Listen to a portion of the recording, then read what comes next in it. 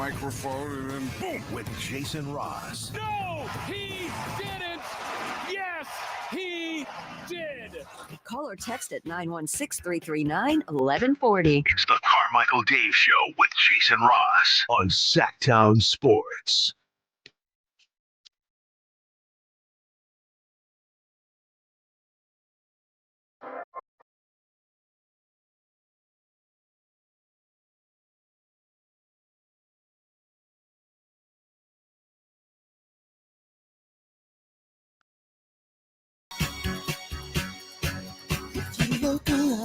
It's an early edition of the Halloween show.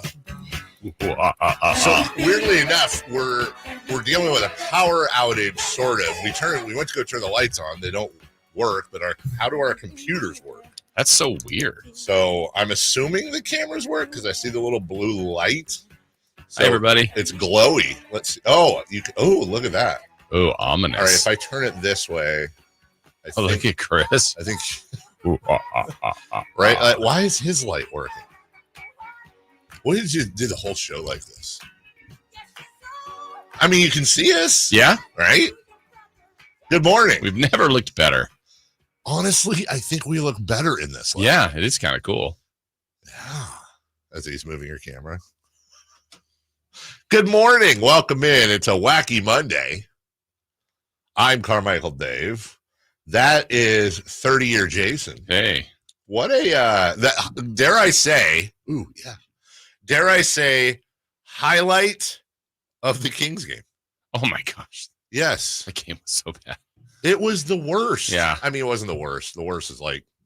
If it counted. Yeah, if it counted. Or like the worst was game 6 in 2002. Okay. Right? That was sure. The worst. Is there a worse? Hey. What happened? Let's start this on a Monday. Yeah. Which was worse, game 6 or game 7 for you? Wow. I have never thought of that question. I honest to God have never thought of that. I think I'll say 7. But I mean those are both on a stink platter. I mean 6, there was some hope afterwards. Yeah. You weren't done. You weren't eliminated. It was like, all right, you're still going home. Oh, there was apparently not hope in that locker room. Yeah, but then game 7 was game 7, man. I hate saying it because like we know some of these people and are friends with some of these people, but like God, I hate saying it, but you can't let personal relationships get in the way. Right. By definition, purely by definition, that was a joke.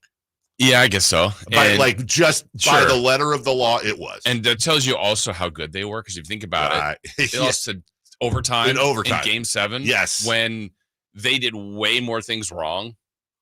Right? Yes. We could push that one direction, one slight little nudge. It's a W on just a couple of things. There are numbers I will have embedded in my head for the rest of my life. My social security number, I know you put that out on socials all the time. Yeah. My kids' birthdays, my high school student ID number. Did you forget your daughter's one this last time? No, I came home. Oh, gotcha. Ass. Why do you have your high school student? I don't know. 997041119. I don't know why. You know what I can do with that? Yeah, go for it. You can get my transcripts. Good luck. There's a lot. I'm going to roll in math. There's a lot. There's a lot of half moons. What else? I have a credit card number I have memorized, the one I always use. Mike Ramey's phone number. No. Don't give it out. No. Here. Oh, his office number? Yeah. Okay. Wait. Mike Ramey's office number that he didn't work at. That's true.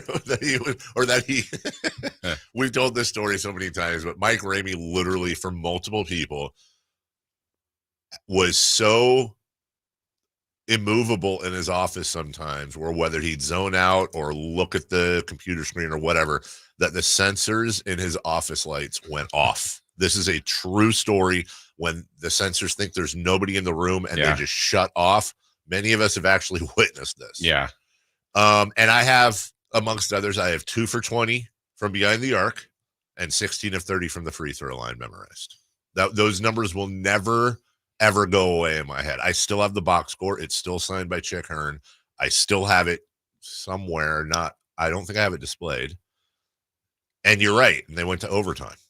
Why did you bring this up on a Monday? My bad. But congratulations to you. Thank you. They got me good on that. They Did you know? Did I know? Yeah. Okay, you did. I'm not going to answer that. Okay. Oh, they just must be asking me to come down here to give my thoughts on the Kings. I mean, that's not that's it used to happen all the time, and I thought, well, this is weird. Now they say radio. Yeah. Where's that at? I go, well, it's the pregame. I'm supposed to be on the air, but all right. This is just weird. I'm supposed to be on the air, but oh, hold on. All right. That's me. I got it. I got it. Weird. Don't mess with anything. Hold on. And shut up. And here's what it sounded like to everybody. Or in all of your years, they're going to hand you back a microphone. Let's see if that one works. Sing a song. Go ahead. You want me to sing? No, I don't want Don't make me sing. Don't make me dance. I would like you to think back these 30 years in the past. I'm going to ask you the hardest question ever. What is that signature moment that you have here affiliated with this organization that you take with you? That one memorable, shining moment. What is it, Jason Ross? Dave on the ladder? Was it Dave on the ladder? I didn't hear it. Was it me on the ladder? It was me on the ladder. Yeah, you know what's funny? For me, in hindsight now, the look Moat gave me. Oh, I am intrigued now. I have not heard this audio. Here we go. Guess what? Tell me. It's coming. It's coming? It hasn't happened yet. What do It's you in mean? front of us. It may be this year. It's still happening. Oh. There's a title to be won at A some ring? point. Yes. Oh, I love that. That's the vision. The people love that too. Yes. All right. Gotta I have love it. I like that. Tell us about a surprise we're going to see. I know you got to get back up to your duties, but tell us about one surprise we're going to see leading into this season. Something that we're all going to be shocked by. Okay, I didn't know where to go there, but in my response to like Moak looks at me like, what does he know? Like in hindsight, now I'm playing that in my head. I was like, no, we're chasing like. What do you think he thought? I have no idea. Like, did he know this was? I had no idea what was going on. But I'm trying. Let's go positive. Like, there's a championship to be won at some point. I love that answer. Yeah. That's a great answer. I mean, I was thinking Bibby. I was thinking Dave on the ladder. Fired me, of course. Fired me up. The Denver Nuggets mascot descending unconscious. That was a on the Kings list. moment, but it's got to be there. DeMarcus Cousins dunk on Danny Green. Oh, that was great. DeMarcus coming back out of the tunnel after being ejected. Puke guy. I was just going to say Puke Walton. Well, I think at this point, there's someone that's waiting to develop themselves on the bench. I like what we've seen from Isaac Jones. Yeah. He's the kind of fit, the size, the frame, the wingspan that they need. I did not have you talking about Isaac Jones. I didn't either, but I didn't have that. Or wing or frame or whatever. Right. Yeah. Oh, okay. So, look, they've developed some players. We've seen Keon Ellis develop on this team. But Isaac Jones could be a guy to watch that could get in this rotation and play with all those good, top 6-7 guys they For have. sure. Love that. All right. By the way, that answer from Moat means he's moved on to other things. Yeah, it's like, let's go. He just blew you off. He completely, I know him. You know him. He blew you off. Jones could be a guy to watch that could get in this rotation and play with all those good, top 6-7 guys they For have. sure. Love that. All right. Going to be another exciting one here. Do you like seeing the Murray brothers go up head to head? It's always a little funny if you watch their faces when they're around each other. It's funny to see them connect that way. You have to call their names out. Could do. you tell if they switched jerseys? Would you know? Yes, I absolutely You would? I would. You How would would too. you identify? I don't know. You could just You tell. just There's know? a little bit of a tell. Nobody's ever noticed, by the way, that Chris, the very easy way to tell is Chris Murray has a mole on his upper neck. Yeah, and he wears a Blazer jersey. I would say the easier one is that Chris Murray's on the bench. Chris Murray. Wow. I hope he's not listening. All right. Hey, look at this. Actually, I hope he is listening. Screw those guys. Here, if you look to your right, your favorite Slamson. Ladies and gentlemen, Jason Ross, 30 years with the Sacramento Kings.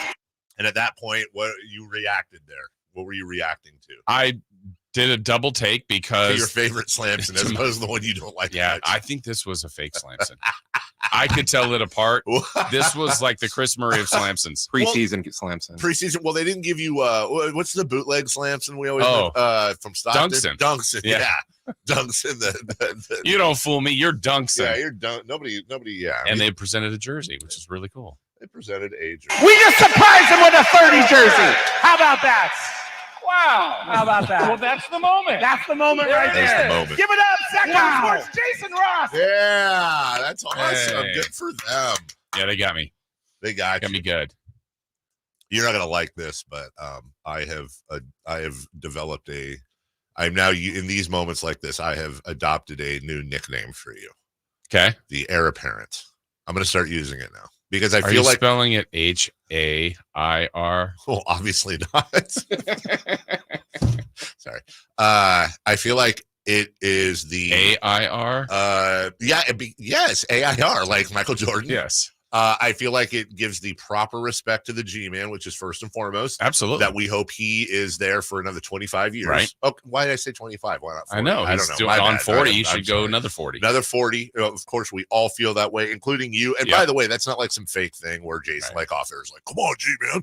No, we all Absolutely. feel that way. Yeah. But when he's done, you're too humble and nice to say it. But when he's done, then it's like the crown prince, the heir apparent. Like we already have our next voice of the Kings. We do. You're already I like there. the sound of that. You are, and I course you love should. working with G. I mean, he is Yes. absolutely the best. Maybe there's someone young behind you that's just ready to Maybe it's take Chris's you from time. behind. What? Whoa. What? Hold on, let me go back through the transcript. Yeah, let's rewind that. Play that back. Maybe there's someone young behind you that's ready to take you from behind. Yeah. Thank you. People don't know we have a stenographer. Yes. They're busy. It's hard in the dark, too, but they've done great work. Wait, what? Hold on. Hello. Can you read that back? They're busy. It's hard in the dark. Ah. Remember that movie with Steve Carell when he was a the wrestler? Oh, speaking of wrestler, we have Nicholas. Not Nicholas Who? Cage. You'll Not get it. Johnny Cage. Yeah. I don't have the paper in front of me. We have a wrestler from AEW. Yes. And his name is Brian Cage. Hey! I don't know. Acting like you don't have anything in front of you. I Good know, one. I know, right? Oh, I thought we were going to have Billy Ocean. Did I? So Ocean Billy. that's a whole different thing. That was I don't know who it was, but it was, That wasn't William Ocean? it was, but it was somebody who sounded a lot Yeah, like it did. him. And I just thought that was hilarious. It started playing. I was in the back with talking to people. I was like, "Oh, I gotta go do a video real quick for Jason." Hang on. How great would that have been if that was actually Billy Ocean? I would have been upset that you weren't on stage. It's actually Garrett Lake. Why is that funny to me? And I don't know why I'm laughing. When you said Garrett Lake, I thought of who was the guy on SNL? Garrett Johnson? No, that's the golf guy. Oh, There Garrett was Morris? Yes, Garrett Morris. Thank you. That's what I thought. Who's Garrett Lake? Billy Ocean. Garrett Lake. Oh my Johnny God. Rivers. I get. Oh. Okay, I got you. Sal Stream. Thomas Fjord. Timmy Tributary. Are we Wow. really going to do this? No. Well, Ivan congratulations. Inlet. Paula Pond. Oh my God. Are we doing our mountains? Yes. Bodies of waterboarding? Yes. It's not even summertime. Paula Pound had a special on HBO in the 80s. Yeah. Paula Pondstone. That's fantastic. Seth Shower. Shower? I don't know. Water. Showers a body of water. What? Bobby Bath? Yes. Is that what we're doing? Yeah. So they're twins, Bobby and Billy Bath. I mean, Billy Bath and Sally Spa. All right, we'll take a break. Philip Puddle. No breaks. No breaks. Yeah. Well, you're the 30 years guy. Let me ask All you. gas, I no will. breaks. I will ask you one last question. I think I know what you're going to say, and I get it. Game 7. But did it at all? See, I know how I would have reacted. Yeah. And I know this is not how you reacted. Was there any part of you that was like, oh God, it started? Like you had the 25-year thing last year. Now you have the 30-year thing this year. It's like when people start getting in the Hall of Fame and Lifetime Achievement Awards. Was there any part of you is like, God, I'm getting old. That's why they're next thing you know, I'm going to get a watch. People are going to start. I paid my They're going to taxes. start raising their voices when they talk to me and slow. Congratulations. Excuse me. What? That's all of my conversations with Tom. We will. Oh, Ricky Lake. Yes. That's pretty good. We'll take a break. Why does it say cabaret? Oh, because we have cabaret lighting. Sorry. yeah. That's the text line at 339-1140. We'll take a break. We'll see if we can't fix this light situation by flipping the switch. When we come back, leading off, I don't know, I don't have anything in front of me, but I'm just going to guess. Leading off is next. The quest for ring number 6 happens here on Sacktown Sports 1140. Bob Bolger went up and caught the ball. Touchdown! San Francisco! Listen on Sacktown Sports for all the 49ers action. Jennings went up and took it away. What a catch by JJ! He scored 3 touchdowns today. Quest for 6 lives here on your local sports leader, Sacktown Sports 1140. I'm Bob Burke, founder and chairman of Burke America Parts Group, a family of brands that includes RepairClinic.com, an appliance and HVAC parts solution company that's grown into an international brand. Before AmericanEagle.com, we partially launched a new technology platform developed by another firm. American Eagle helped take our technology to a whole new level with digital marketing, software development, and business insights into our key markets, appliances, HVAC, and outdoor power equipment, and did so both on time and on budget. AmericanEagle.com has the resources, experience, and talent needed to produce solutions. Our new technology platform, developed by AmericanEagle.com, has produced tremendous results with higher traffic, conversion, engagement, and online revenue. If you have any home repairs you need to take care of, check us out at RepairClinic.com. If you need a world-class website or technology project, then I would highly recommend AmericanEagle.com. Call AmericanEagle.com at 773-NETWORK. That's AmericanEagle.com, 773-NETWORK. It's homecoming for Sacramento State football this Saturday, 6 p.m. versus Weber State. Stay for the post-game fireworks. Get your tickets at HornetSports.com. Let's do it. Leading off, the 3 top stories in the morning. Huge news. This is very important. Here's cut number 1. High screen for Colby Jones. Ball knocked out of his hands. Fitting that the Kings end the game with another turnover, their 27th of the contest. The horn sounds to end it. This was not pretty. This was not a great afternoon of festive enjoyment for Sacramento Kings fans as they get pummeled 105-85. That's the final score. I just wanted more. I wanted a surprise for you on my account. I had so much fun at that game yesterday. Did you? No. Oh. By the way, hey, Chris, anything to the fact that every single time the Kings have celebrated Jason Ross's 30th anniversary, they get completely blown out by what's supposed to be a bad team at home? That's how you know that Jason is really part of the Kings community. I'll never forget when Mitch Richmond got his number retired and they're up by 6 with like 40 seconds to go and lost the game.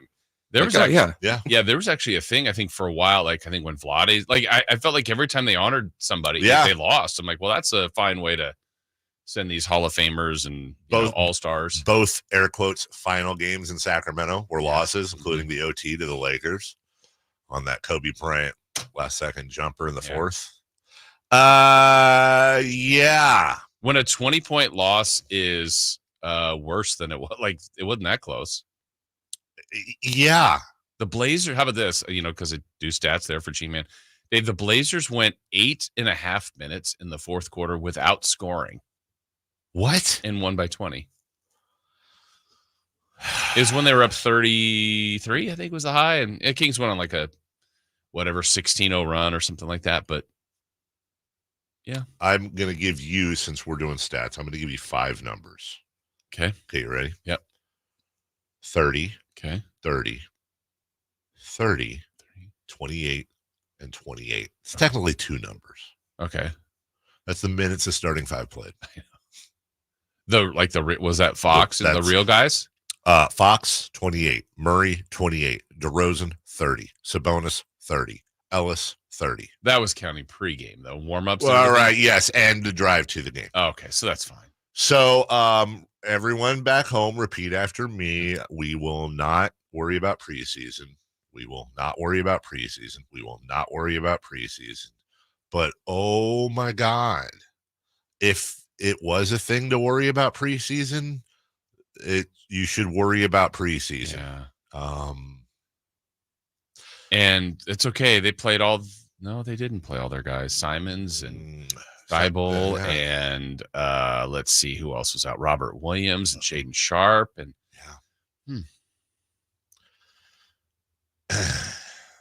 Can I worry about preseason? I mean, if there was a time to worry about preseason, I wasn't until yesterday. This would be it.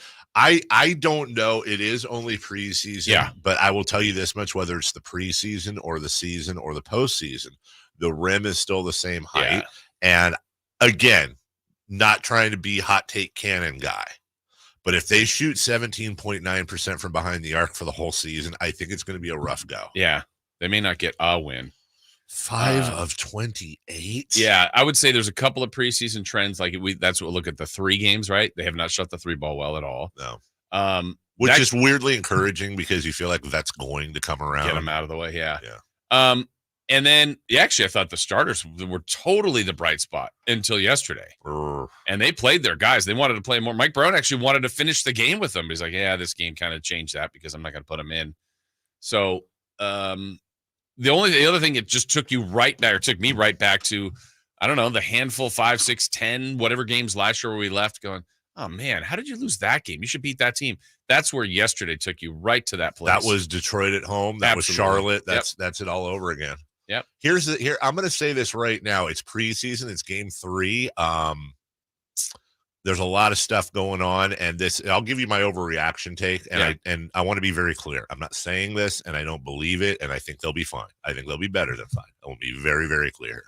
If they have another year like they did last year and they lose all those games, they have to fire Mike Brown. That's my overreaction. Okay. Like, literally, you have to fire the coach. Because you don't, the players, right? You're stuck, dude. Yeah. You're stuck, and you can't do that 2 years in a row. Right. So it better be preseason stuff. And you get, I don't know what a comfortable number is. You get 2, 3, maybe, but last year was not a comfortable number. No, because it happens. It happens. And we're not explaining. That's not last night, but if you're doing it from last year, the number was too high. I don't even know what officially what the number was, but we all know it was too high. It was like, honestly, I mean, we had these memorized last year, but I want to say it was 7 or 8. That's way too much. Yeah. Yes. Yeah. Like over under 5. Yeah. at most. And by the way, to be clear, because I love how people take stuff out of context. Mike just re-signed an extension. It was well deserved. He is. If there's a hot seat, Mike is on the okay, if Greg Popovich is on like a seat of ice cubes, I feel like Mike is on a shaved ice seat. Okay. Yeah. Right. What I'm saying is that you can't fire the play. You can't do that 2 years in a row. Right. So they better get it all out of their system right Absolutely. now. Because and you know, look, you start the season off. You got Minnesota at home. And nobody cares. You start winning and nobody cares at all about preseason.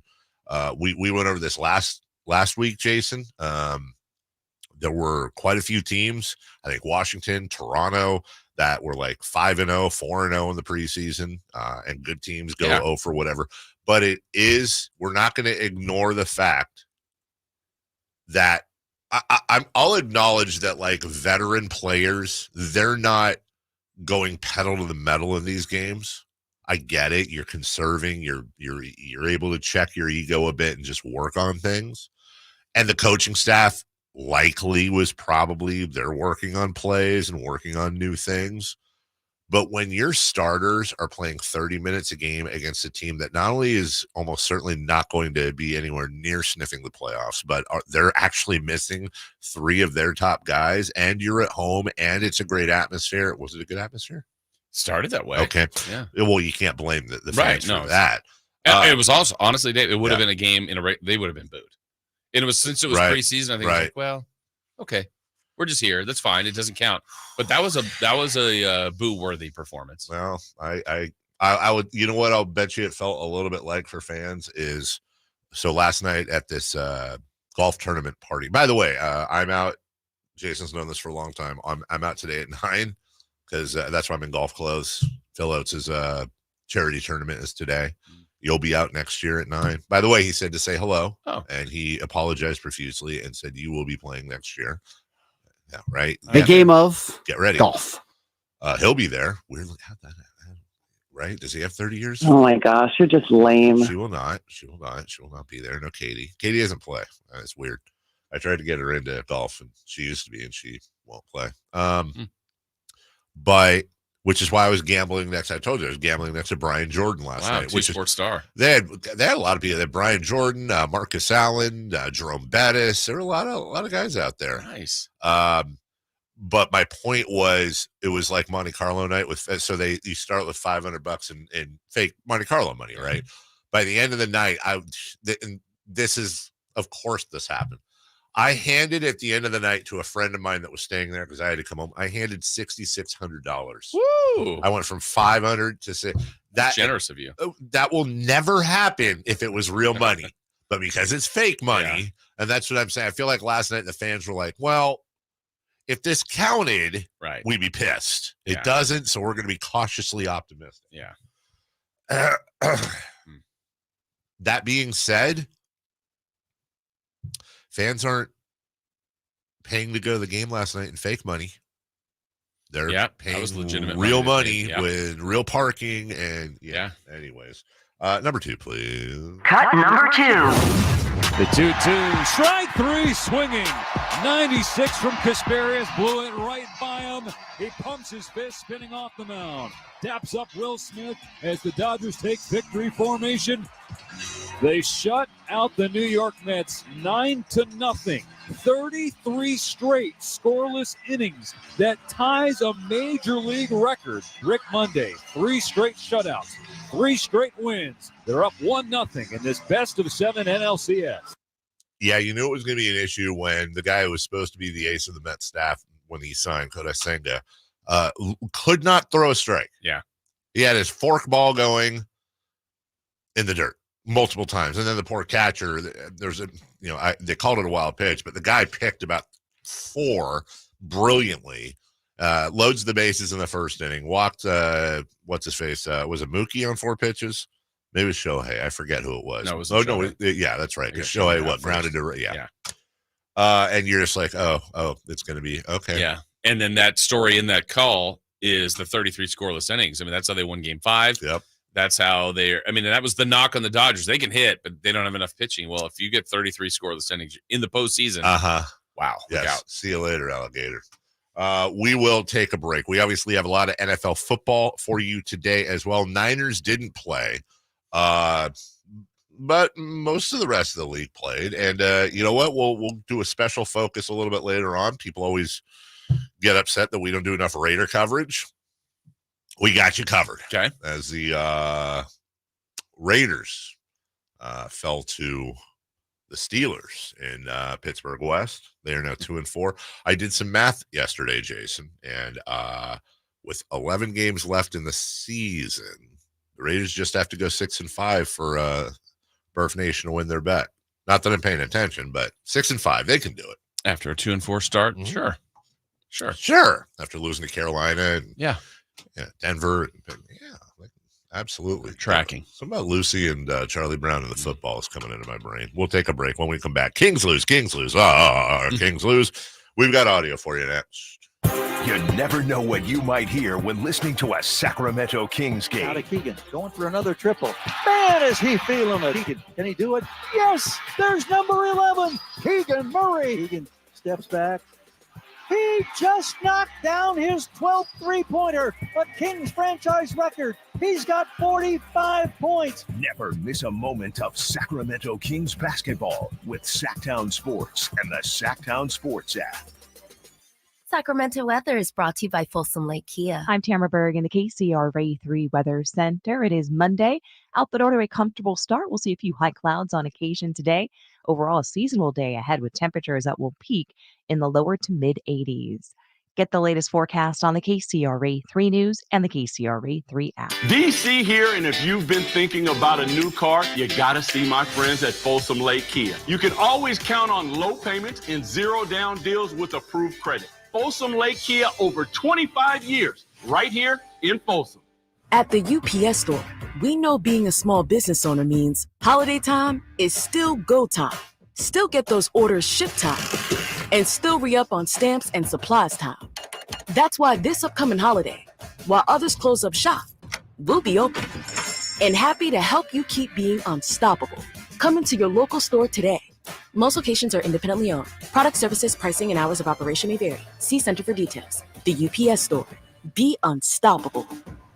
Want to keep your gas-powered engines running like new? Stable's proprietary formulas are proven by third-party testing to outperform the competition in keeping fuel fresh, preventing corrosion, and cleaning the entire fuel system. With Stable, you can have confidence you are doing the right thing for your engine's long-term health. Just pour into your gas can or fuel tank, then top off with fresh fuel. At every fill-up or when you store, start with Stable.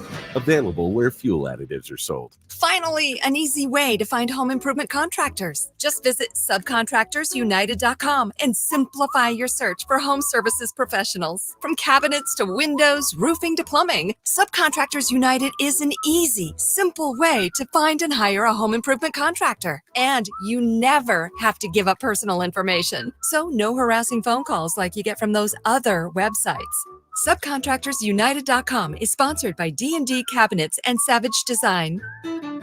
Don't you deserve healthcare you can count on? Well, you can count on United Healthcare with Medicare plans that fit your life today and as your needs change tomorrow. You can enjoy reliable coverage and low out-of-pocket costs with a Medicare Advantage plan from United Healthcare. United Healthcare Medicare Advantage plans, made for California, trusted everywhere. The Medicare annual enrollment period ends December 7th, so go to uhc.com/Medicare today.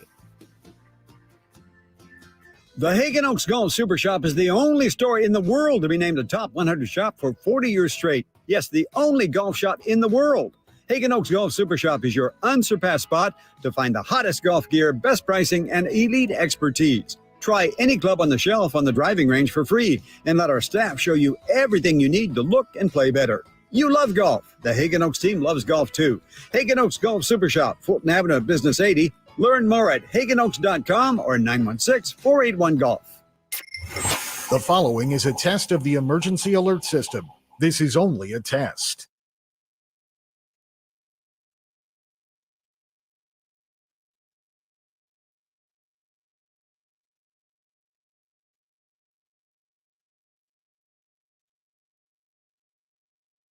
It's homecoming for Sacramento State football this Saturday, 6 p.m. versus Weber State.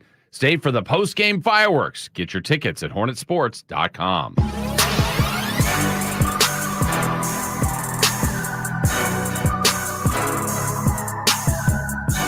The Carmichael Dave Show with Jason Ross Call or text at 916-339-1140. on Sacktown Sports. Sabonis on the left angle, takes the left-hand dribble strong inside. Euros away from the defender. Across his body, flips up a soft little runner at the rim. It is good. Kings lead by 3 at 5-2. And that's how the game would end. 5-2. Kings win. Easy win. Yeah, Kings win. By the way, I mean, we're talking about a Kings loss, so it's not like I'm stopping down and nowhere way to segue in and out. But I did want to mention, by the way, for those of you a little bit older, the very first TV voice of the Sacramento Kings, Tom Curran. Yeah. So he passed away. Somebody sent me that note. I want to say a week ago. He was in Florida. He had moved on in his career and done TV stuff. But once upon a time, the games, I want to say they started out on Channel 13, then moved before or after the switch. I think before. Yeah. Then they moved to 31, KRBK. Still the one, still the one, blah, blah, blah, blah. We're still having fun. Channel 31. Oh, yeah, that was the old jingle. In Sacramento. And the Tom, God, somebody said it yesterday, and it sounds right, that his first partner was Lucius Allen. Oh, wow. Yeah. When did Ted Green come in? Ted Also, Green. RIP. So did Ted pass? Oh, yeah, a few years back. Oh, I didn't know. Yeah. I knew that, speaking of Kings color analysts, so I think it was Ted Green and then Derek Dickey. That sounds right. Derek had a stroke a couple years ago, right? But years and years ago. Yeah. I didn't know about Ted. I probably did know about Ted. Ted had the earring. That's right. Ted had the earring. And then, Grant was with Ted and Derek. Correct. I think Tom only did a year, maybe two. But he was definitely the first, right? Yeah, he was the first one. And that was back when the games were broadcast on KFBK 1530 before we got them. And then the first 9 years were on KFBK. The next 31. 31 and been here, Channel 31 on KHTK, either Hot Talk or Home of the Kings, depending on how you want to parse that. So a little Kings history for you. So thoughts with Tom, and Tom was great. I obviously was very young, but that's it's the first year, the first voice, first TV guy. It was great. And then it's like, who's this redhead weirdo coming in? And then that obviously went forever. Now we've got Mark and Kyle. I saw Kyle last night, by the way, out at the event. Kyle got introduced. Had Lance Woods and a couple other guys on stage introducing all the celebrities for Phil's tournament today. And Kyle got introduced. Meaning what? You didn't get introduced? Yeah, it's okay. What are we doing? What are we doing? Lisa Gonzalez introduced? No. Is Scott Marsh? Marsh was not there, which shocked me. He was working at the game yesterday. But what time did it start at 6? Oh yeah, he could have made it. Yeah. Oh, he was probably watching the Dodgers. Oh, well, Moke wasn't there. Moke not introduced either. Now the way it worked is, so here's. By the way, were you winning too much money? Is that why? No, I will tell you the thing with why Kyle got introduced. Now, not the Kyle shit. I'm messing around. I saw Kyle there yesterday. We had a great talk. Kyle's always great. But so Kyle is a celebrity playing in the tournament. I am 100% not a celebrity playing in the tournament, and I'll tell you how the conversation went. So every year I have this convo with Phil. Hey, I've got you set up as if you're a celebrity, you're the 5th person in the group. Right. You're paired with 4 other people and you go do your thing. Now, I don't know what it costs to play, but I'm 98% sure it's $25,000 a foursome. Woo! Because it's all for charity. All charity. It's all charity. Phil, they do amazing. Oh, man, I'm out of cash. Yeah, exactly. It is Richie Riches here in a lot of businesses and stuff like that. It raises a ton of money for great causes. Phil is just the best. Yeah. Phil, giving you a run for the money is best human. I mean, definitely he's the best. And my whole thing is this, as I mentioned earlier, Jerome Bettis, Marcus Allen, Tim Brown. I mean, there's a lot of people. That Mike Bibby was there. Lot of celebrities there. Imagine paying $25,000 for a foursome, and it, on the little sign-up sheet, it says, "Hey, expected to attend," and you see the list of all these celebrities. Now it's a random draw how you get the celebrity. Imagine paying $25,000 to play in this tournament. And you're like, oh man, I hope I get Bibby. Oh, wouldn't it be great? Brian Wilson, Giants reliever. Like, anyways. Oh, who's our celebrity? Who is Carmichael? Carmichael. Who? Oh, he's okay. He's a radio. Well, okay. He's a DJ. He's a radio DJ. Well, but he's probably really good. He's probably really. At least we got a chance to do well here. Probably the best golfer here. That's why they put him. Maybe he's a former pro golfer. Yeah. And then I show, hey guys, what's going on? Everyone's like fake polite, but they're like, oh, you're not Mike Bibby. You're not. Yeah. You're not Jerome Bettis. That's a mortifying experience. Mortifying if there were Rick and mortifying. Yes. And then I go up to the tee, Shankopotamus, and then everyone's like, great, there's gonna be a great 18 holes. Yeah. I don't want any part of the pressure. So what I did, what Lisa did, and a few, Scott Moak did, a few of us, also, so we're like, no, I'll play, I'll show up, I'll hang out. Like, absolutely not as no chance, dude. Yeah. Kyle, right, who is the LeBron James of the station, as he says. Kyle's just like, I'm a celebrity. Yeah. Let's go, baby. Deal with it. Let's go. Yeah. People get Kyle and they're like, yeah, TV voice of the Kings. Yeah. Let's go. I think I know I've told you this before. There was a tournament, I don't know how many years ago, but I was the 5th person, but I was deemed the celebrity. The celebrity. And I don't know, we're 6 holes in. Maybe someone running the tournament comes by and they go, everything good, guys? They're like, yeah. And the group is totally great. They're like, hey, we didn't get a celebrity. You did tell me that. And like, what is what is the reaction there besides me like crawling into the that? Yeah, I would just want to crawl away and die. It's like and he's like, that's him over there. You should have said like, yeah, where is our celebrity? I did. It's like, yeah, guys. That's probably how you played it off, right? I think it's supposed to be me, right? Air but quotes. Whatever. I'm sorry. And then did they try to? Were they like, oh, I guys? remember. I think the next word I just was in shame. If you would you go with morning show host on Sacktown Sports, long time.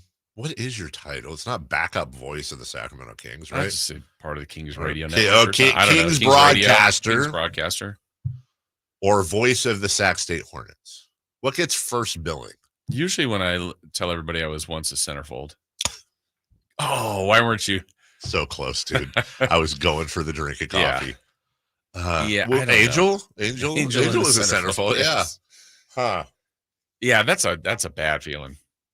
So today you're going to be with someone else. I'm in that'll the be, fun. It's me. Like Sugar Ray's going to be punching you again, It's or what? me. No, it's me, Lisa Gonzalez, Scott Marsh, Scott Moak. Oh. And a fifth. Do you know the fifth? I do. Are you not saying it on purpose? You don't have to say it. You guys are going to have a great time. We are going to have a great time, and I'll tell you who the fifth is off the air, and you'll understand why I'm not saying it, but we're going to have, let's put it this way, we're going to have an even better time because of this fifth. Is it going to ever be said on the air? It's not that I don't want it. I have no problem. I just don't want to hear it. I don't want to hear the crap. I just don't want to hear it. Huh. I have no idea. I'm intrigued. Rick Fox, the fifth player. I will say this. The ocean. Local grown celebrity. That's all I will say. That's all I will say. Local grown celebrity athlete. Okay. We'll take a break. By the way, Kings lost. Notice how we just went through the highlights. We covered it, though. I think we covered the whole thing when we come back. And we'll have, obviously, more on the Kings. And we'll freak. It's too early to freak out. We'll freak out a little later in the show. Okay. I will. But no, I'm not freaking out at 6:40. When we come back, safer out. Let's get to some baseball yesterday. Dodgers and the Final Four in baseball and all this fun stuff. And we'll question Jason's morality in this one. Mr. I'm a great human, 30 years. When we come back, safer out next. You know how it goes down, man. Sacktown Sports 1140 has you covered all year. Listen to every Sacramento Kings game and stay up to date on all Kings news on sacktownsports.com. Or listen to our live and local shows. The Carmichael Dave Show with Jason Ross, Stiles and Watkins, and the Drive Guys. We are your home of the Sacramento Kings. Sacktown Sports 1140. Despite having no experience, Gavin Newsom made Jessica Morse his, quote, wildfire specialist. The result?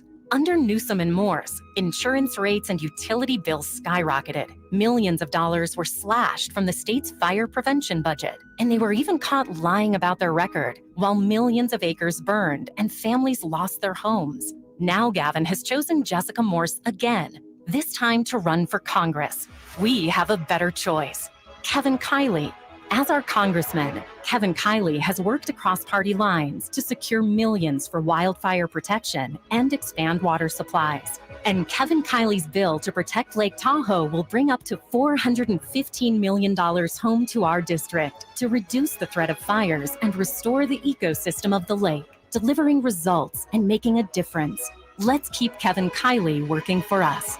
I'm Kevin Kiley. I approve this message. Paid for by Kevin Kiley for Congress. Carmichael Dave here from my good friends at American Energy. Cool weather, if not cold weather, is in our future. You know that. It'll eventually get there, and American Energy wants to make sure your system is operating safely and properly. So now is the time to take advantage of the $49 fall tune-up inspection. That's regularly $119, but includes a full safety and duct inspection. And if your system's over 10 years old, it's free. The tune-up is on American Energy. Give them a call right now. They're offering $50 off your first recommended repair, or if you need a new furnace, that's half off the price of a new unit. American Energy been serving the greater Sacramento area since 1981. A+ with the Better Business Bureau. You can check them out at theaeway.com for an instant quote. That's theaeway.com. Tell them Carmichael Dave sent you. Call 916-520-9998 now. When an overwhelmed injury victim calls Ashton or Price, we immediately remove their legal burden and introduce them to the very best medical care in the region. They focus on their health, and we handle all the rest. When they reach the end of their medical journey and are reunited with happiness and hope, we unleash our decades of legal experience to obtain maximum compensation. We are real, local, experienced litigators and snappy dressers too. Consultation's free and there's never a fee until we win. Remember, for the best advice, don't think twice. Call Ashton and Price. If your passion is bass fishing, only one radio show has the action, information, and excitement of your favorite outdoor sport. Ultimate Bass, hosted by Tournament Bass Pro and California Outdoor Hall of Famer Kent Brown, takes you live to where the fish are biting every Saturday morning. Only Ultimate Bass feeds your passion with the latest news, products, tips, and advice from the pros. Ultimate Bass with Kent Brown, Saturday mornings at 5 a.m. on Sacktown Sports 1140, part of SEP's Saturday Morning Outdoors. Fall's right around the corner, and there's no better way to experience nature and everything that Northern California has to offer than in a Jeep. And right now, it's Jeep Adventure Days at Sacramento Chrysler Dodge Jeep Ram. And they've got the deals and selection for you. From sales to service, they're going to prove to you why they deserve your business. Their GM, Chuck Dean, he has this talent of not only getting you the best deal in town, but he also is able to build an inventory that other dealers are jealous of. SackSuperstore.com and located off of Business 80 across from Hagen Oaks Golf Course. Sacramento Chrysler Dodge Jeep Ram. Safe or out? It's time to go around baseball. 3 pitches, 3 swings. It's safe or out on the Carmichael Dave Show with Jason Ross.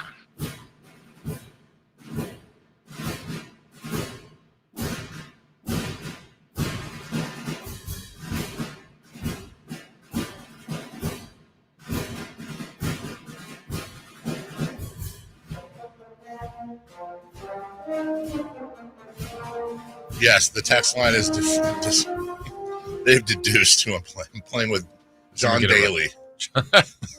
You nailed it, guys. I guess we'll take your drive. Right? By the way, this Sunday is Jags and Patriots in London. Mm-hmm. It's Sunday. Right? You sound like you're from London. I don't go to football games here, but for some reason, I'm really, really, really thinking about going to that one. I didn't think you could make it. I thought you had Yeah, something. I thought you went over it. It's on Saturday. The game's on Saturday. Oh. I don't know why I had the days messed up. Huddersfield Town plays on Saturday. That's Okay. at Rex. I think at Wrexham. How far away are you? That's a bit of ways. It's about an hour 45 on the train. Okay. I mean, it's not terrible. I've done it a few times. It's Yeah. just, the train system's totally different there. Big Jags guy? Huge Patriots guy. Yeah. I don't know. I got to look at what tickets go for there. You and Nick could go. Yeah, Nick across the pond. Uh-huh. That would be fine. That's a respectable job. Yeah. It is a respectable job. I don't know. I'm thinking about it. Okay. Just to say I did. Sure, it. absolutely. But, it's not like I care about either team. I don't know if it's a situation where the tickets are insane. Like, by the way, see your Oasis guys on Saturday Night Live over the weekend? Yeah. Did you see the British people flipping out about it? Because the accents were wrong. I guess. Do not use a London accent for someone from Manchester. Right. Everyone knows that. Freaking Scousers or whatever they call it. Is that Liverpool? Liverpool. Yeah, I don't know. Cockneys? Whoa. London. Oh. Watch it. By the way, speaking of cockroaches, if fruit flies hang out on fruit, horse flies around horses. Anyway, safer out. Question 1. Just wondering. Safer out. It's going to be the Dodgers and Yankees, isn't it? Safe. Of course it is. Of course it is. We get all excited. Oh, hey, the Cinderella. Not their name. The Cinderella Guardians, and it would be so neat. And blah, blah, blah. No, it's gonna be the Yankees, and at least Yankees and Mets. And the Mets kind of came back since Grimace threw out the first pitch, and it'd be a Subway Series. No, it's gonna be Yankees and Dodgers and Yankees, Yankees and Dodgers. Like it always? No, it's not always. If it's the Yankees and Dodgers, obviously I'm. You and I, big Yankee fans. You and I. You have a lifelong Yankee fan. You and your love for Mickey Mantle will come through. Absolutely. Dork. But yeah, I say safe. Yes, it will be. I hope so. Safe. That's what I want. You wouldn't want a Mets? I just want the Yankees in the part of the equation. $200,000 briefcase question. Yeah. Is that who you're putting it on? Sure, they're already ahead 1-0. And the Yankees too. Yeah. Yeah. Okay. Question 2. The top 3 payrolls in the game are in the final 4. Safe or out? This is a problem. Yeah, it's safe. And I understand. I understand the whole like, well, but look, they're in this in Tampa Bay. And remember, Arizona was but it's literally the top 3 payrolls. Baseball is broken and nobody cares. I have a problem with that. All right, here's my pushback. I say out. So I don't know. Let's take the bottom. Honest question here. I mean, and maybe we're too close to it, but I'm going to just give you the A's and the Pirates make it through. Yes. The story is amazing. Yes. Or is the nation engaged in A's and Pirates in the World Series? That doesn't make baseball more broken? Does that make it better? Well, how does that make it better? Well, I think it's the same as if it was the Knicks and the Lakers in the NBA Finals. Right. I mean, that's great for those cities and ratings, but it's not great for your small markets. It's not great for. But what about it's one time? This doesn't happen every year. No, but when you look at, like, for example, when you look at over the years, you look at your. Wouldn't it be great to have? I think the 2 biggest stars in the game, my opinion, maybe I'm wrong, are Judge and Ohtani in whatever order. If you had them in the finals of your sport, how is that not better for your sport? That part is great. Star versus star. Yeah. The problem is other teams don't have access to those stars. True, but if this was a 5-year run, I think it'd be like, this again? Shohei's never even been in the postseason. No, he was in because he was with the Angels. Right. And my problem is, I think once, and I'm going back as far as I can. I want to say once since 2004 has there been a team that won the World Series that didn't have a top 10 payroll. Now, here's where I will push back on my pushback. Yeah. Top 10's a big difference in the top 3, though. Very true. I don't blame the Mets, Yankees, or Dodgers. Right. It's not their fault. I blame the way baseball is set up. And I've said this before. I'll say it again. They need to have a cap overhaul. There's no cap. There's just no real cap in baseball. But what they need to do is they need to say, okay, there is a $300 million salary cap in baseball, whatever you want to put it, right? And the Players Association always says, no, you're limiting our guys. Okay, cool. But the minimum is 125. You need to take 51%, like the NBA does, of baseball-related income. And you take that chunk and you divide that by all the teams, and you come up with a mathematic that says, okay, yeah, you can go to 300, but guess what, Oakland A's? You've got to go to at least 150. There is a floor, and if not, you need to redistribute it. I'm not necessarily saying limit the high teams, although you should limit the high teams, but you also have to bring the lower teams down. Well, I agree with that, but I just think why would owners agree to that? Huh? Why would owners agree to that? I don't know that they necessarily would is the problem. I don't think. Why would they agree? I think we're all in the agreement that the owners are what makes the game worse. They are. And they're think about it. In football, they have a hard cap. In basketball, they have a hard cap. In baseball, it's like, just do what you want. Yeah, but there's a lot of problems with football. I'm not saying there isn't. They should have guaranteed contracts. I'm with you. Yeah. I just don't think we could say baseball's done a terrible job highlighting their stars, and we could have the 2 biggest stars there, which to me would be the biggest possible boost for the game. And you've got the 2 biggest markets. Yeah. I mean, these are absolutely all right. Great things as long as it doesn't happen like 10 I years just feel in a row. bad for Billy Johnson in Pittsburgh that has his little Pirates hat. He's 8 years old, and he knows going into next year. Yeah. There's nothing there. They're the Washington Generals. Right. Except for one. Safe or out. Question 3. On the other hand, Cleveland sits 28th out of 29 major league teams in payroll. Safe or out? Everyone should be rooting for the Guardians, especially people known as one of the nicest humans in Sacramento. Oh, wow. What is that? We put that in there. Well, by the way, nobody caught. I put a little funny in the question. Anybody catch it? Dang it. Because the Guardians are 28th out of 29 major league teams because the A's aren't. Yeah, they don't count. The Oakland Triple A's, as we'll call them next year, or the Sacramento Triple A's. Yeah, I don't count the A's as a major league team. They're an outlier. But yes, this is really David versus Goliaths.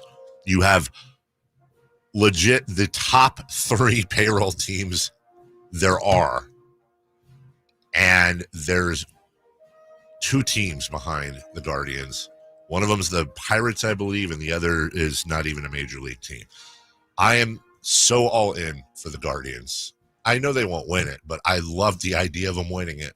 I love the idea of them they get to spend 25 cents in gift cards on their players. And meanwhile, their payroll, Jason, is the payroll is like, what, 60 something million? And the Yankees, it's 300 or close to. A little more. It's less than it's like a fifth. In no world is that equitable. In no world. What if it was like that for the Kings? I hope the Yankees sweep them and give them a parting gift of a few bucks in cash. I mean, honestly, I think they'd take that too. They need the money. We'll take a break when we come back. Let's get to some football a little bit. Wow. Remember when I said I think the Cowboys are going to be different this year? Well, I was right. And we'll throw a little bone to the burst. The Raiders, we will cover that. We'll do it next.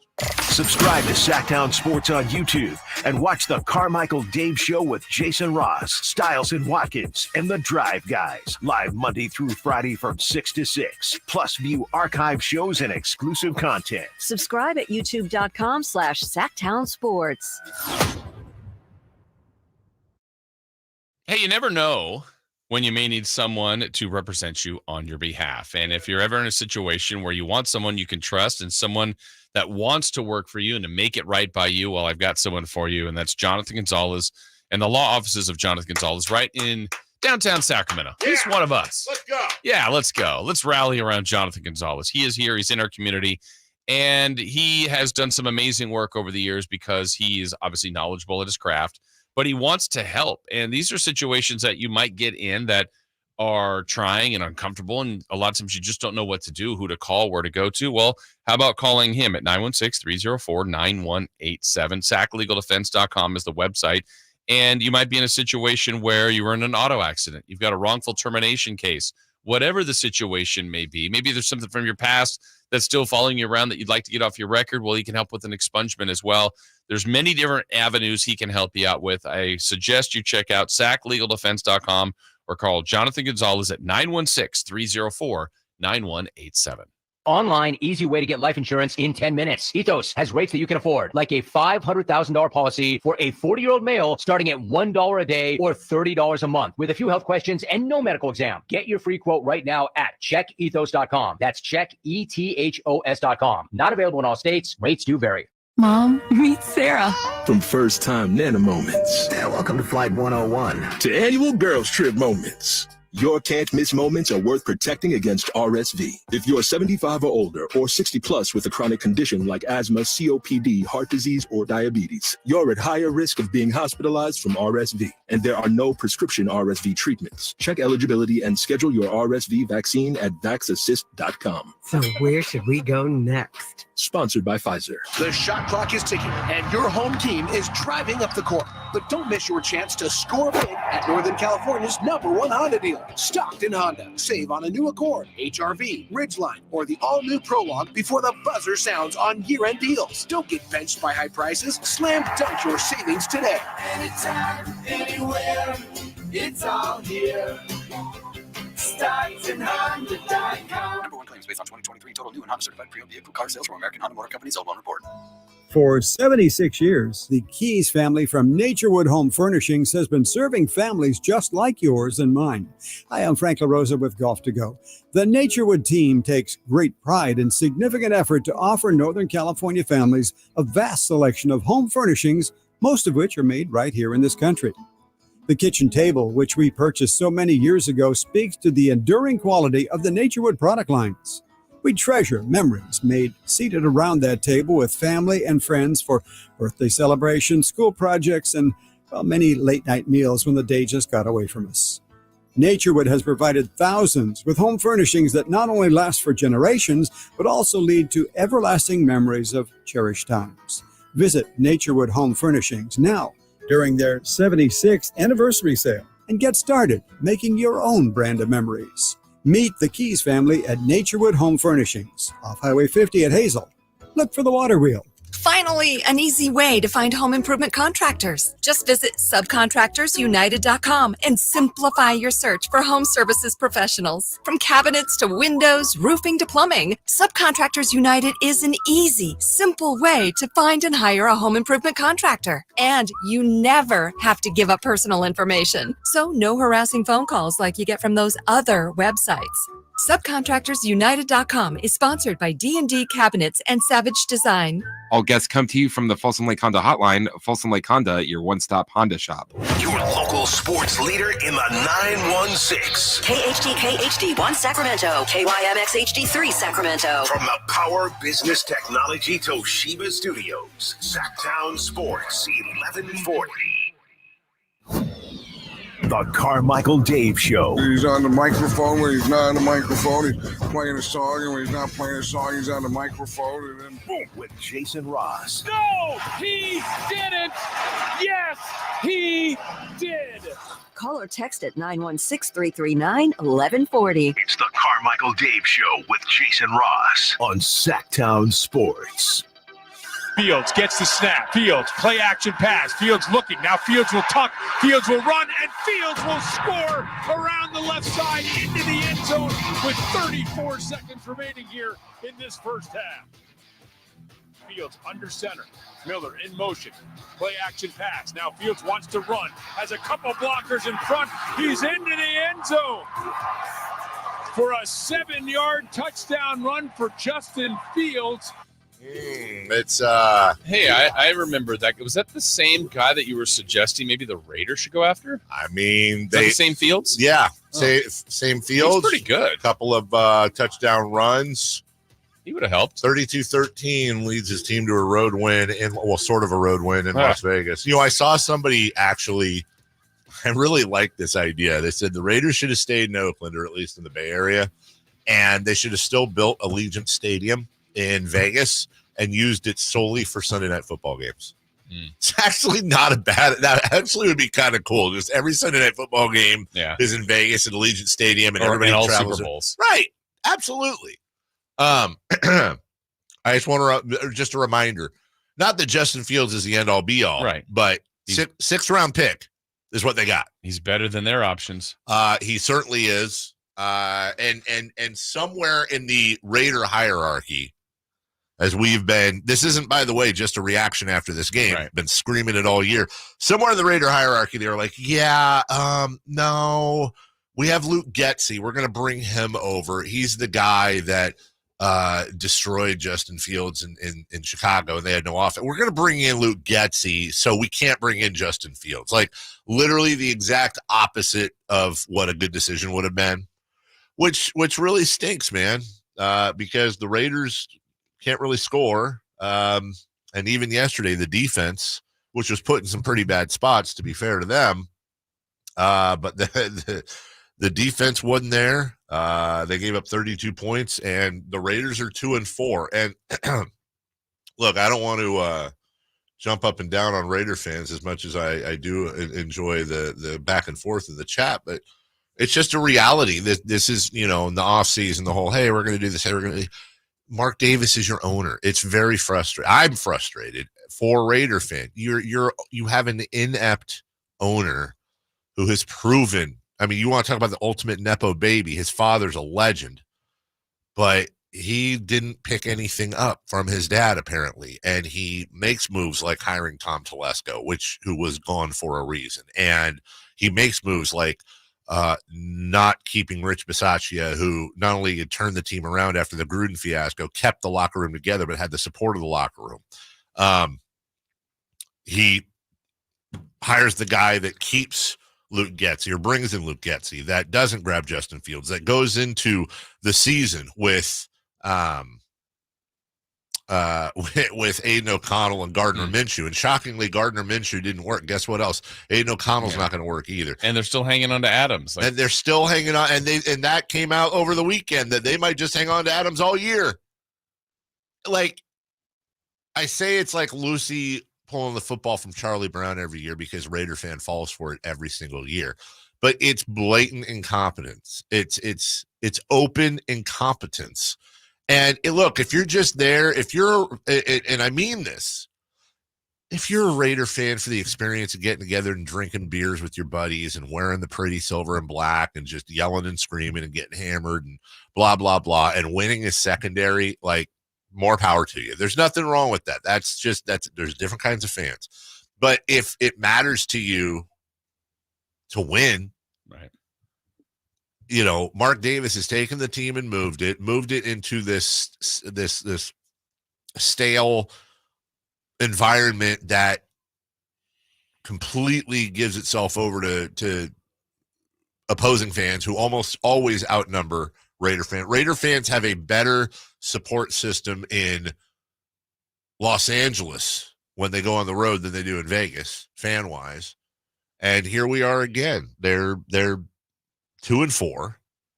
They're on pace to win around 5 games, maybe 6. If I'm doing the math right, let's see, 7, 14.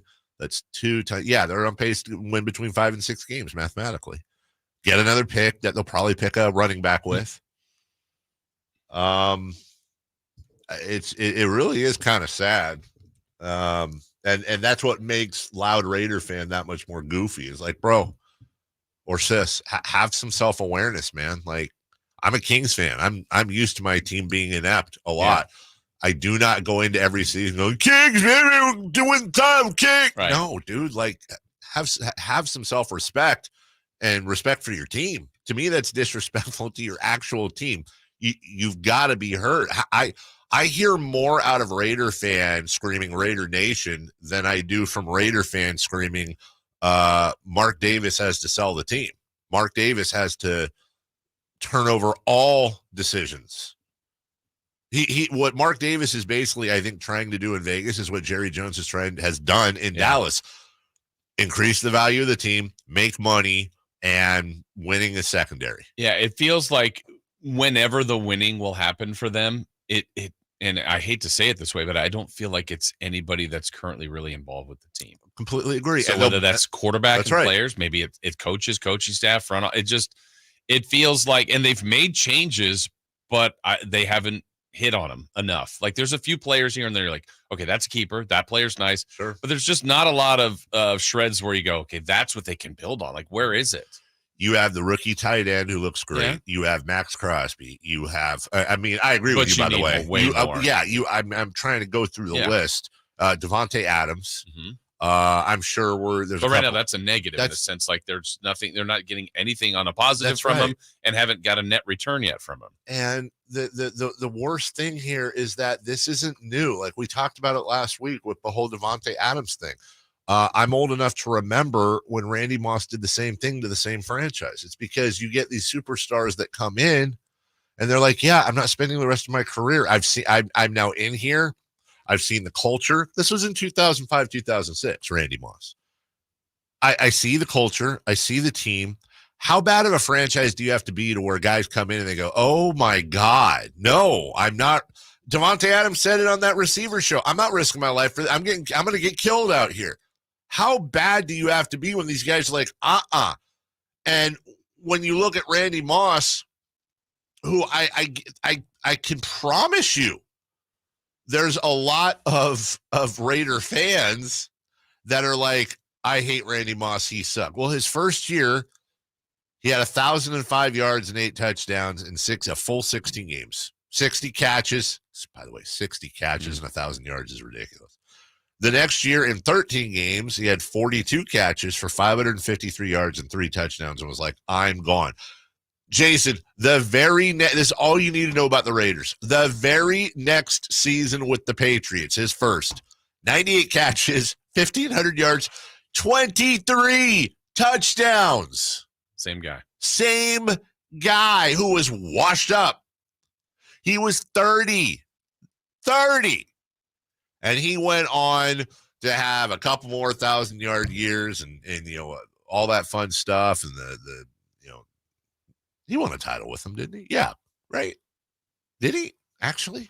I think so. Crap, did Randy Moss win? I feel like I should. Well, there's a little bit of a drought where they didn't win, but God, did he win a title with them? Did he not win a title with them? I guess he I don't know. No, I don't see it. Okay. Anyways, at some point, it's just one of those things where, like, let's take Curtis, for example. We go back and forth, but I think this is really interesting. Dave, as a Raiders fan, I don't drink, me neither, Curtis. So it's all about loyalty. When we finally win, just like the Kings, it will be glorious, patiently waiting for the glory. My question is this, and I mean this with respect. I truly mean this with respect, Curtis. I respect you. I do. I respect you as a listener and as a fan. That's the definition of a sheep. You're a sheep. Yeah, but what if that? I mean, that's your team. As long as he's not being delusional, but if that's your team and you root for, but that's the thing, is they're delusional. Maybe he's not. Maybe, I don't know. I think Curtis is one of the guys in on the 8-win bet. Okay, that's delusional. I feel bad. I'm gonna feel bad collecting. Well, 8's better than saying like we're going to the playoffs. That's very true too. Yeah, but you get Raider Ted and the rest of these guys in here, and I'm saying Curtis and the rest of you, like you gotta be heard. You have to come back at the owner. You got to go at them. We're patiently waiting for what? They haven't won a playoff game. People that were born the night they last won a playoff game are a full year plus into legally drinking. That's insane. Coming from a fan of a team that literally broke the NBA record for not even winning a playoff game, making the playoffs. I am the Raider fan of basketball in that sense. But it was never, like I said, go Kings, patiently waiting. No, it's like we're yelling and screaming at ownership. We're making our voices heard with us not being there and going crazy on social media or with our wallets or without our, like, you're basically just like, well, it's another year. I hope it's going to happen. Nope, it's not going to happen. Like, why is Mark Davis not feeling pressure? I understand you can't make an owner sell, but why? Yeah. It's like he's insulated himself out there, and everyone's just like, well, that's just how you accept it. Well, that's how it is. It's how it is. Nothing we can do. So why does that get your loyalty? Like, why is loyalty a one-way street? He ain't loyal to you. He left. He left you. He left you for Vegas and has no ability to put together. When was the last time Mark Davis apologized for never winning a playoff game since his dad died? Al Davis has been dead a while. Mr. Davis has been dead for a while. His son has never won a playoff game for them. Why are you loyal to that? I don't get it. I don't get the blind, like, we're loyal to the Kings. It's the same thing, but we will take ownership and the coaches and the team, take them to task constantly. It's just so weird. Yeah, I think it's tough to. Again, I'm not speaking to all Raider fans. I'm just speaking to fans in general. Like right now, this year, your team, Florida State's having a really difficult year. You're going to stay with them for now. Maybe you're not as. Are you watching every minute, every down, every snap? Maybe not. Maybe not. Maybe it's like, man, this is a tough year. But next year, you'll be excited when the year starts. 100%. And then if it's going well, great, you're all in. If it's going worse again, you're like, oh man, there's another tough year. Whatever. It's going to be tough to shake that. But I get your point on, like, but I would be going off about the AD. I'd say Norvell's got to go. This is, there's not an owner. It's not that easy in college. But to your point, yes, of course, I'm not gonna switch teams, because my team. I'm not advocating that at all. That's bandwagoning. No chance. I admire the sense of loyalty, but it's like, guys, what are you're just taking it. Yeah. Every year you take it in the shorts and then you're screaming Raider Nation every year. You're taking it in the shorts and screaming Raider Nation while it's happening. Yeah. Say something. Stop. It's embarrassing. I mean, I guess it's not embarrassing. If you see something, say something. Say something. Come on and party tonight.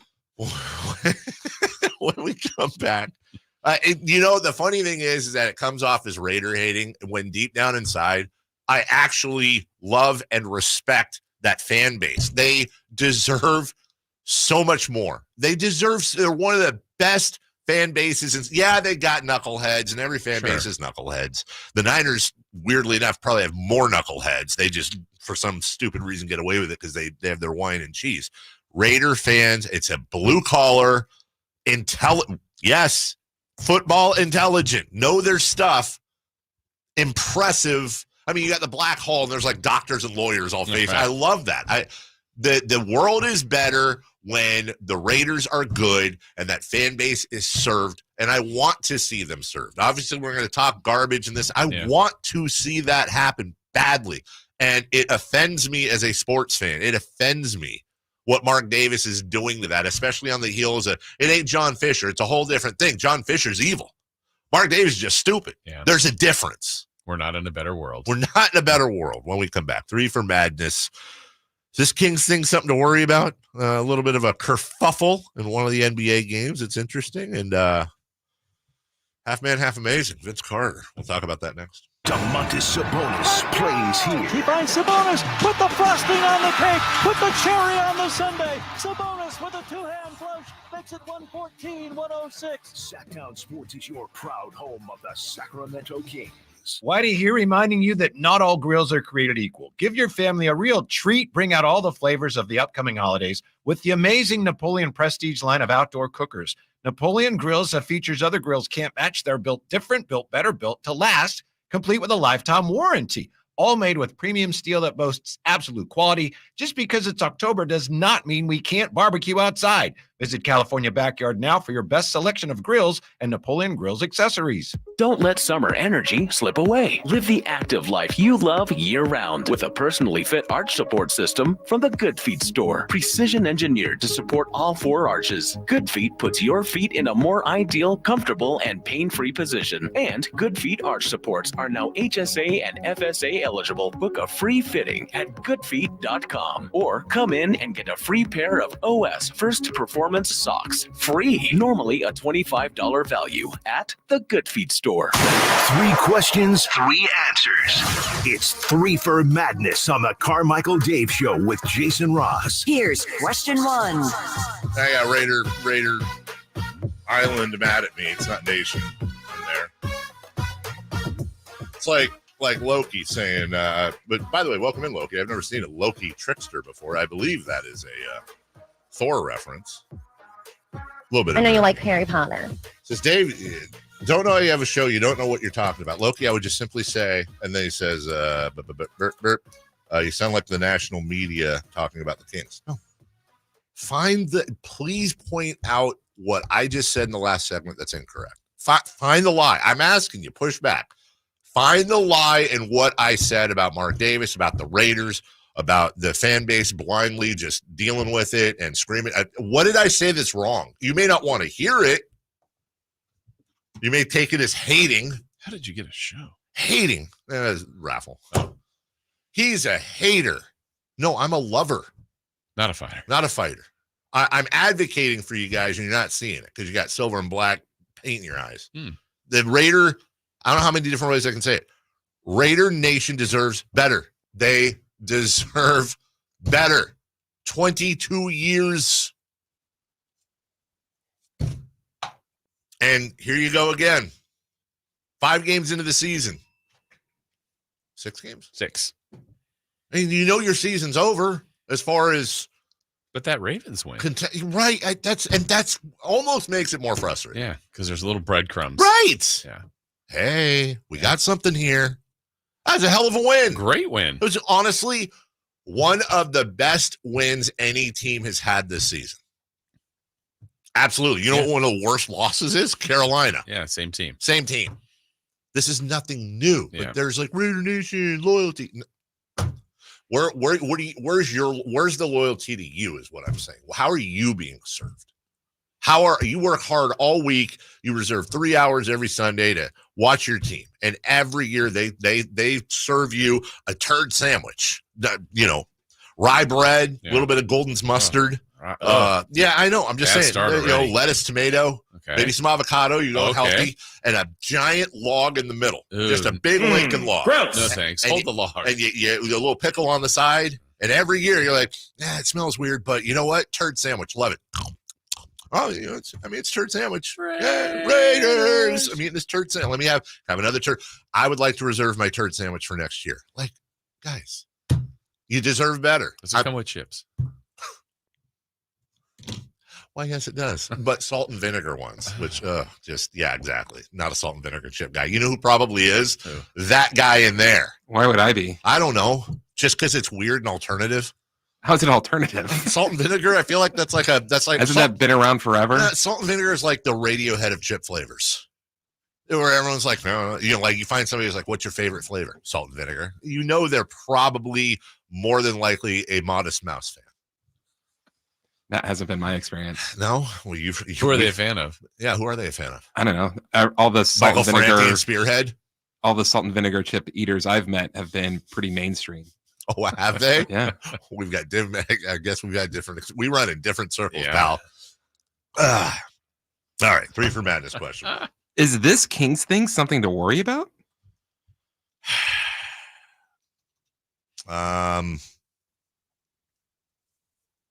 I'm worried. Yeah, I am worried. I really am. Now, I'm not freaking out yet. I really am not, because it's preseason, and that's the only reason I'm not freaking out. Yeah, I didn't even have an ounce of worry before yesterday's game. I like what Family Schlegel said in the chat. I'm not worried. That's the right answer. Yeah. I'm not worried. But literally, like, if this question was asked 5 minutes before tip-off, I'm like, no, this team's looking good. Like, the starters look great. This team's fine. Then the last game we just saw, which was last night, was awful. And so, again, I said it before, this is where the worry comes in. It just takes me right down to the path of last year and those disappointing games that they were at home, that they were favored heavily, or who was it? Charlotte came in losing 11 in a row. Detroit, worst team in the league. They lost they lost to everybody. All these teams near the bottom. And when you end up in 9th and you need 2 wins, basically more, to change your outcome, you can't lose games like that. So in the big scheme of things, I don't care if they win or lose in the preseason. It's how you play. So if it's how you play, they were awful. They were terrible. Yeah.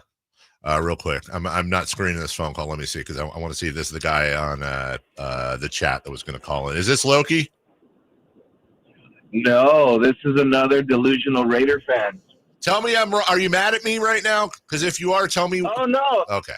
Oh, no, I you know what? Like you said, and what we deserve better. You do deserve better. We do.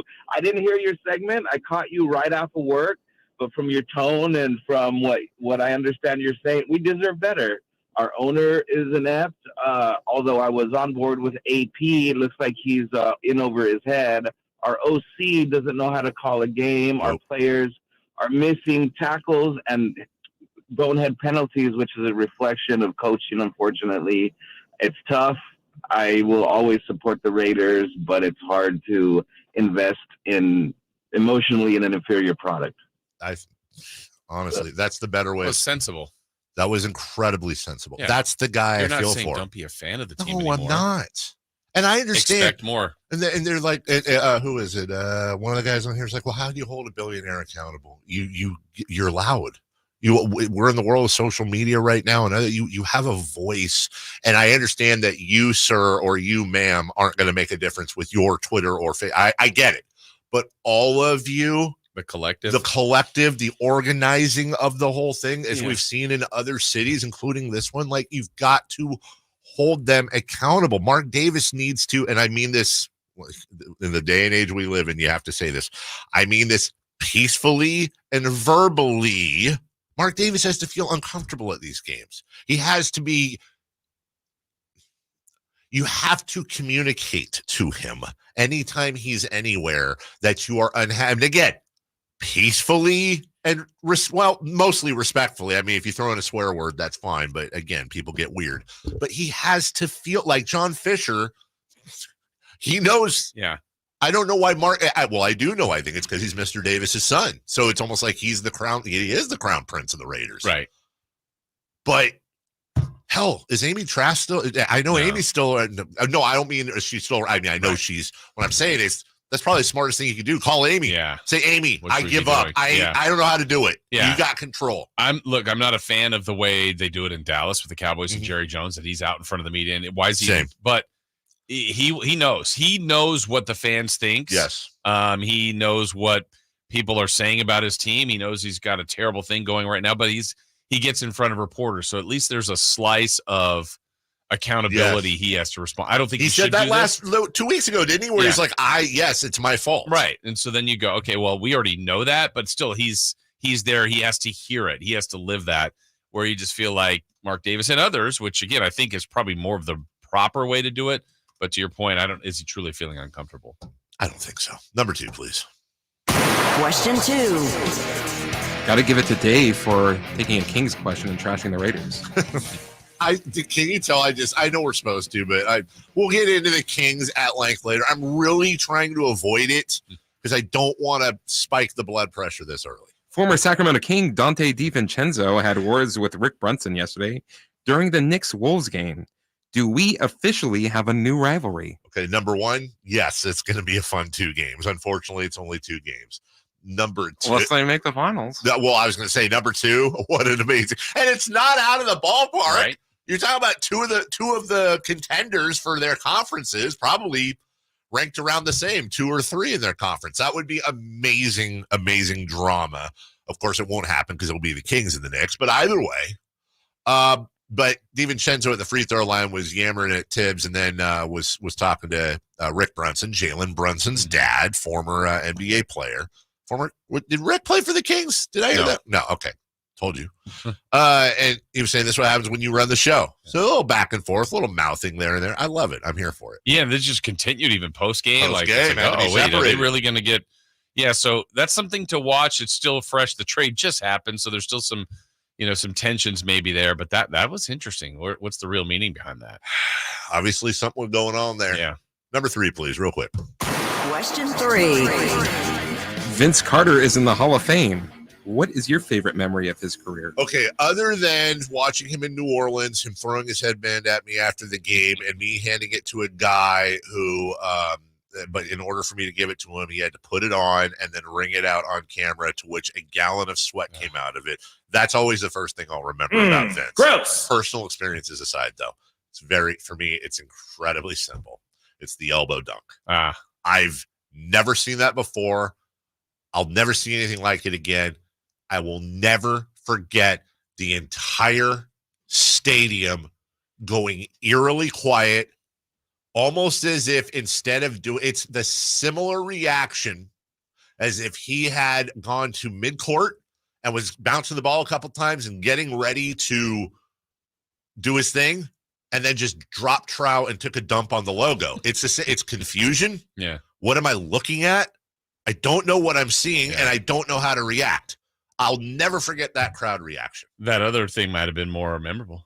I think it might have been. That's been a highlight. Yeah, it's his dunk. To me, it's anything about a dunk. So the dunk contest is probably it, but also how about the dunk over, what is it, Frederick Weiss? Oh, man, literally which he didn't like to talk about either. Over a man.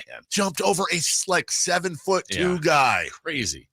Which, by the way, in retrospect, I don't think about this enough. In another world, that's an incredibly dangerous dunk. He could have gotten seriously hurt on that dunk if Weiss had stood up or done anything differently, and he pulled it off in a game. Yeah. Congratulations, Vince. Couldn't happen to a nicer guy either. Absolutely. One of my favorite, your favorite 2 basketball interviews of all time. We'll take a break. When we come back, a scary situation with former Niner coach and current Charger coach, Jim Harbaugh. And oh my God, the North. The North is coming. The NFC North. We'll talk about it next. Did you miss any part of our live local shows? Don't worry, you never have to miss them again. Check out sackdownsports.com and search our podcast page and play our shows when you want. The Carmichael Dave Show with Jason Ross, Stiles and Watkins, and the Drive Guys. Plus, other podcasts like Return of the Empire, Return of the Roar, the Stingers Up podcast, and Golf to Go with Frank LaRosa. They're all available right now on sacktownsports.com. Hey, guess what? Sacramento State football is back this Saturday. It's homecoming as the Sacramento State Hornets will take the field. They'll be in action this Saturday, October 19th. Hornets take on the Weber State Wildcats. Come join everybody out there at Hornet Stadium Saturday at 6. Tickets are on sale right now for a homecoming game at hornetsports.com. And remember, Stingers up. Sacramento weather is brought to you by Folsom Lake Kia. I'm Tamara Berg in the KCRA 3 Weather Center. It is Monday. Out the door to a comfortable start. We'll see a few high clouds on occasion today. Overall, a seasonal day ahead with temperatures that will peak in the lower to mid 80s. Get the latest forecast on the KCRA 3 News and the KCRA 3 app. DC here for Folsom Lake Kia, where they make car shopping easy with a huge selection of new Kia models, low payments, and zero down deals with approved credit. Folsom Lake Kia, your trusted dealer in Folsom for over 25 years. FolsomLakeKia.com. Don't you deserve health care you can count on? Well, you can count on United Healthcare with Medicare plans that fit your life today and as your needs change tomorrow. You can enjoy reliable coverage and low out-of-pocket costs with a Medicare Advantage plan from United Healthcare. United Healthcare Medicare Advantage plans, made for California, trusted everywhere. The Medicare annual enrollment period ends December 7th, so go to uhc.com/Medicare today. Have you heard you can listen to your favorite news podcast ad-free? Good news! With Amazon Music, you have access to the largest catalog of ad-free top podcasts included with your Prime membership. Enjoy shows like The Daily, Up First, and Consider This, available ad-free on Amazon Music. To start listening, download the Amazon Music app for free or go to amazon.com/ad-free. That's amazon.com/ad-free to catch up on the latest episodes without the ads.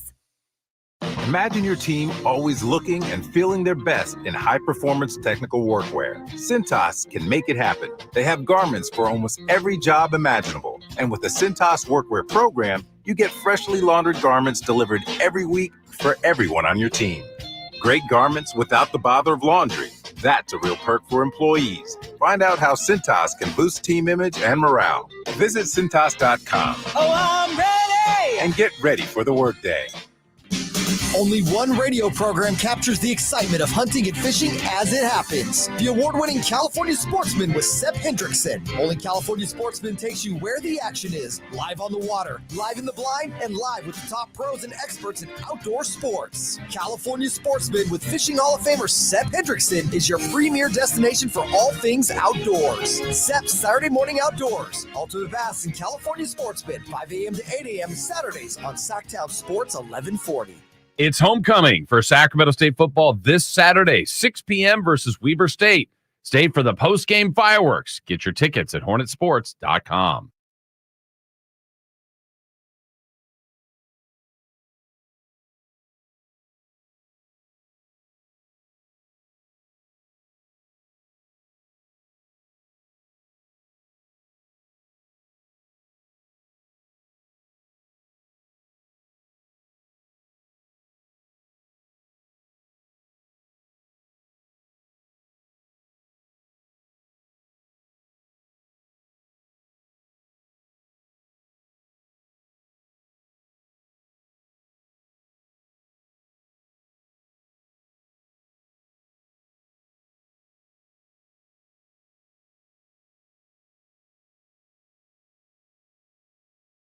Which is cool. I'm here after every win and loss, no matter what. No, when the Niners lose, do you not hear me going off on the night? The only thing I've said, and I even acknowledge it's copium, is like, guys, this does happen every year, it seems. I'm not going to lose my mind and call the season over. I'm calling out the Niners constantly for their dumb stuff. My team, same thing with the King. That's just, yeah. Call me what you want and say the thing, but be right about it. That couldn't be less than the truth. I get more crap over being Debbie Downer or being too negative on the Kings or the Niners or the Giants. Think about it. Those are my three teams. So the Giants, I literally bet people money. Wow, shots at Huddersfield Town. That's a whole different Florida State. It's a whole different thing. I said after game one when Florida State lost, this is a terrible team, guys. I'm not even mad. They're a bad team. Mike Norvell took the summer off recruiting. I literally made cash bets with people, including former King Olden Polynice, that the Giants would not make the postseason before the season started. I said to the GM to his face, I think we're lacking in front court depth. Are you worried about that? And I've said it on the show, to which I get a lot of people are like, oh, I thought you were the home of the Kings. Why is it always down? Niners. Shanahan, what are you doing? He chokes more than any other coach in the game. What are we doing with this whole deal? Where's this? Where's that? Like, I don't understand that. Like, can't win.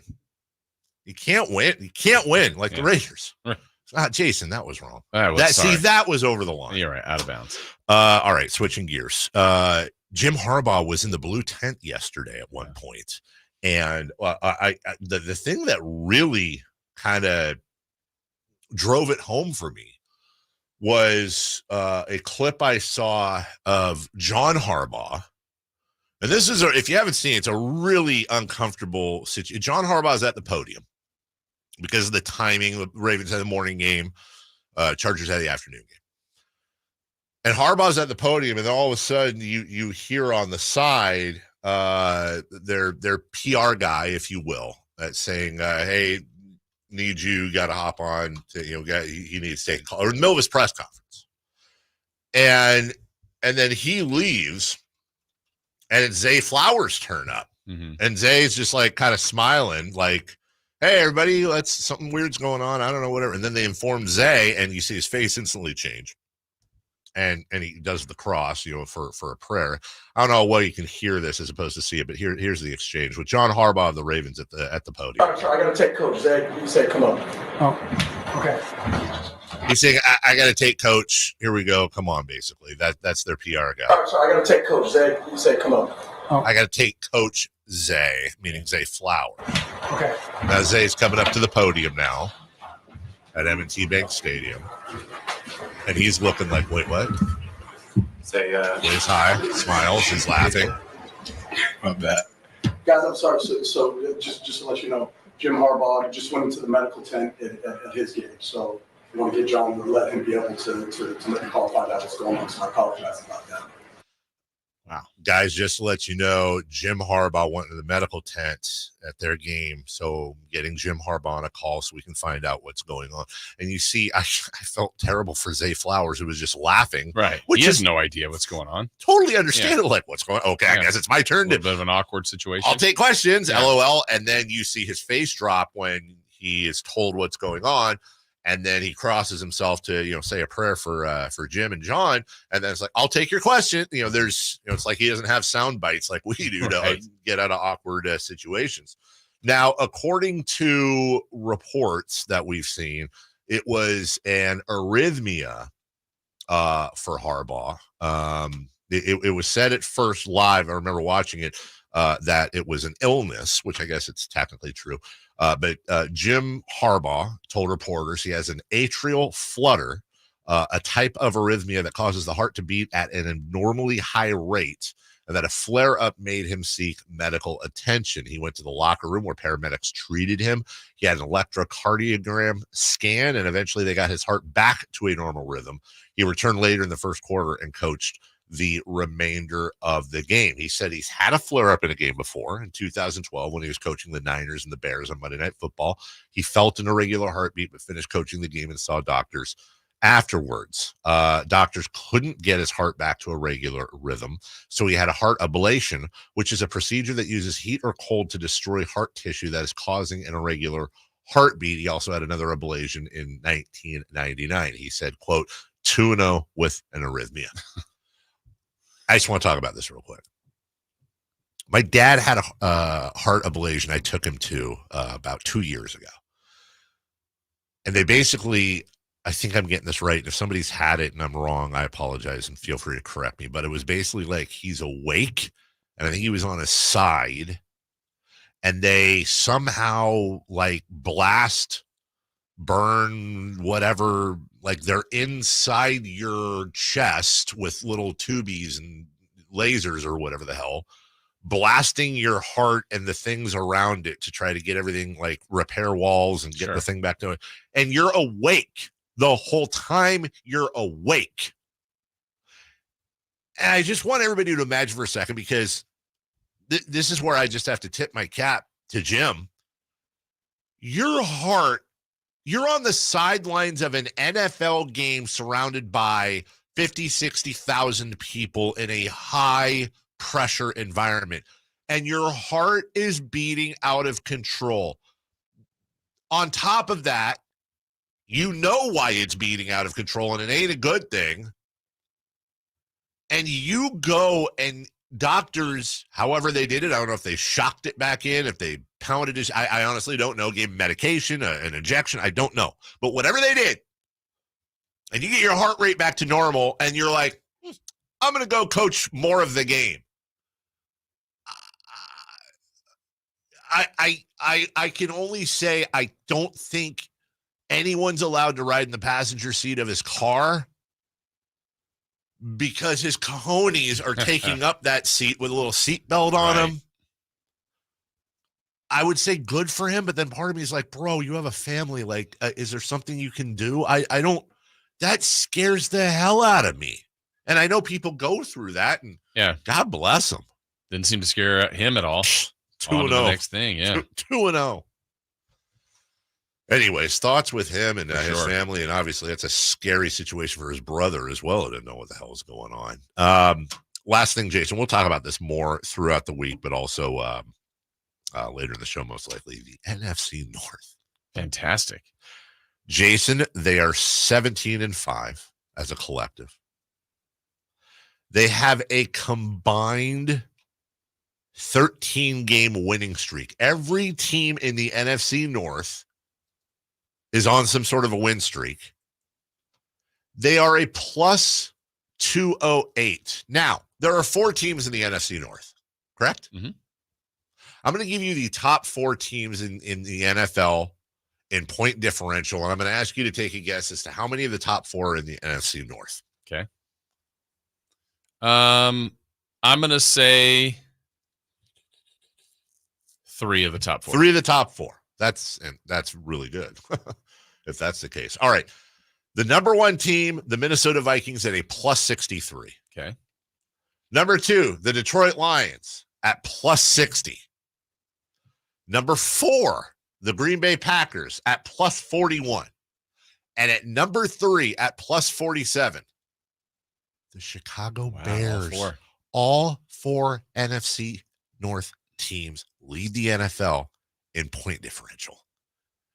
That's bonkers. By the way, I went ahead and took a look at their schedules too. No, it's not the whole way around, but there's a lot of good teams they've beaten in there or played. Yeah. Like, especially Minnesota. Minnesota has not played an easy schedule. Detroit just went in and beat the holy God out of Dallas. In Dallas, who we thought was good.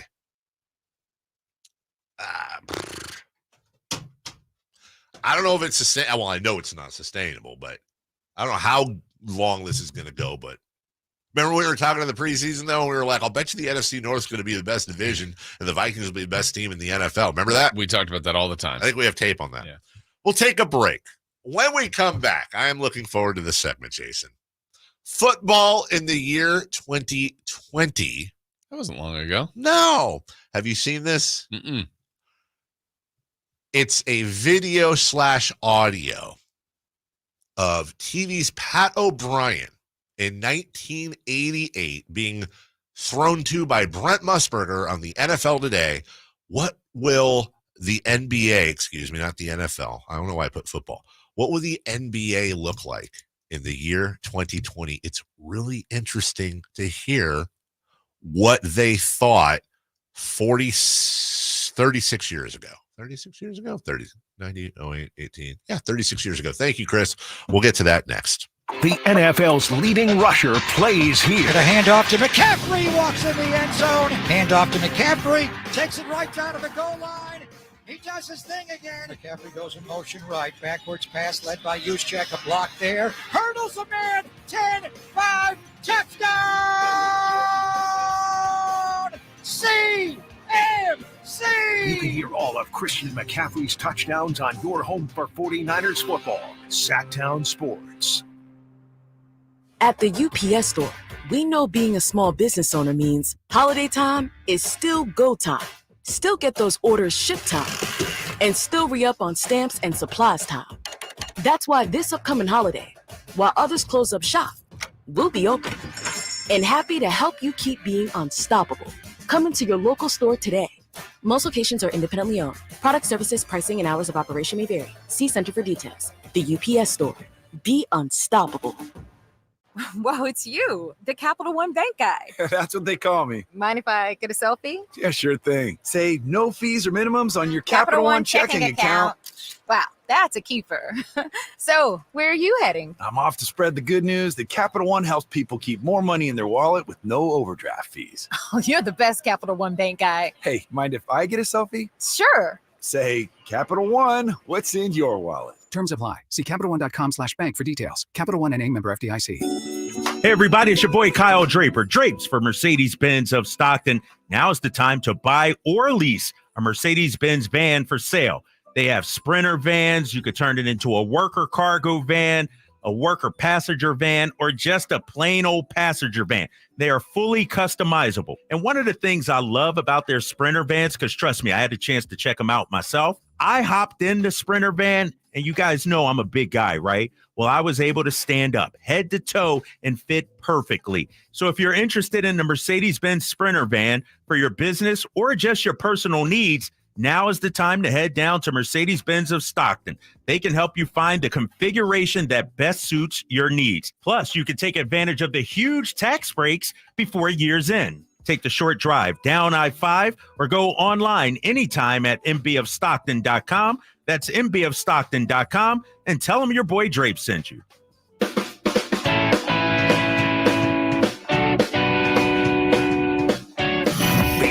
Place in the morning to get your sports fix. Live and vocal. The Carmichael Dave Show with Jason Ross.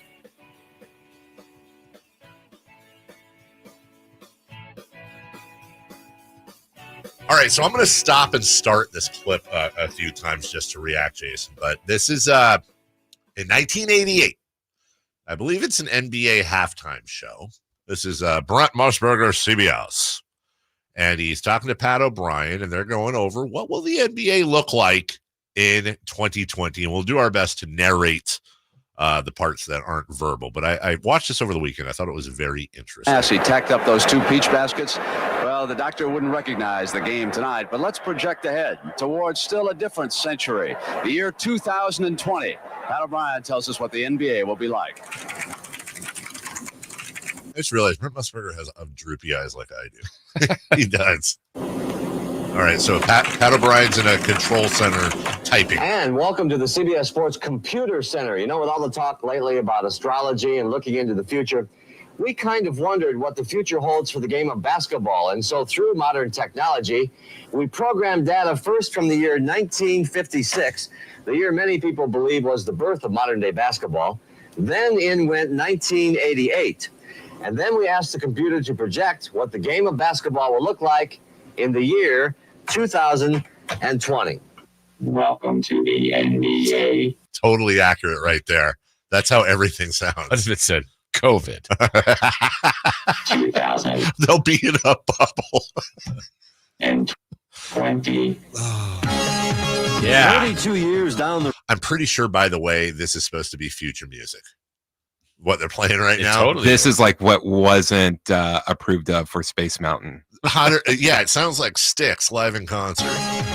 32 years down the road, and not surprisingly, the players will be bigger and stronger. The average height, 6'10". Guards will come in at 6'6". Okay, that's pretty accurate there.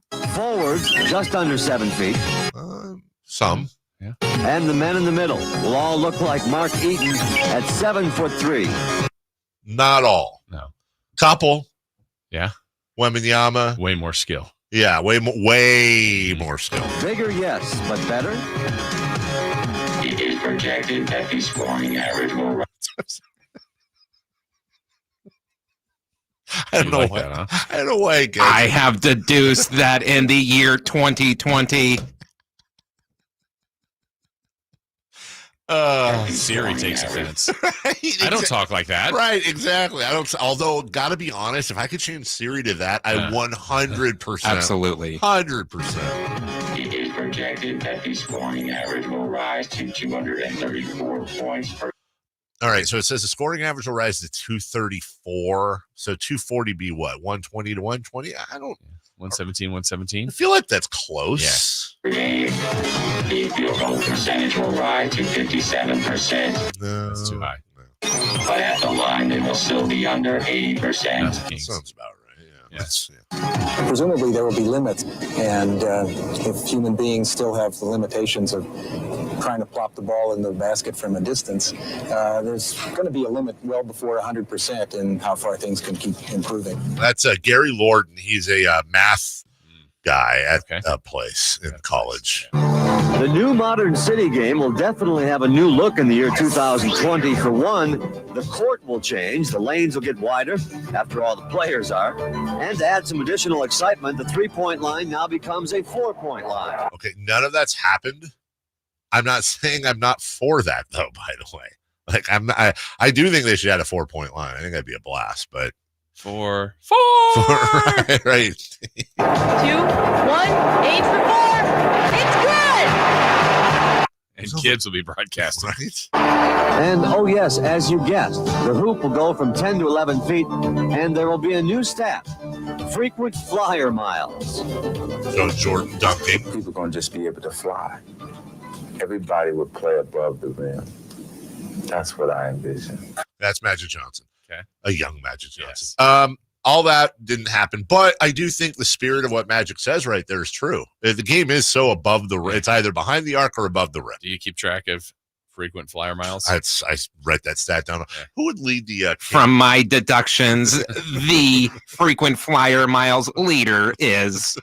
Who would be for the Kings last year? Malik Monk. That's probably a great point. And what will get them off the ground? Fuel-injected sneakers of molded thermoplastic. By the way, if you're just tuning in, I know people tuning in and out. This is Pat O'Brien in 1988 predicting what the NBA will look like in 2020. And the uniform, temperature regulators, hang time extender bellows, and fatigue warning devices.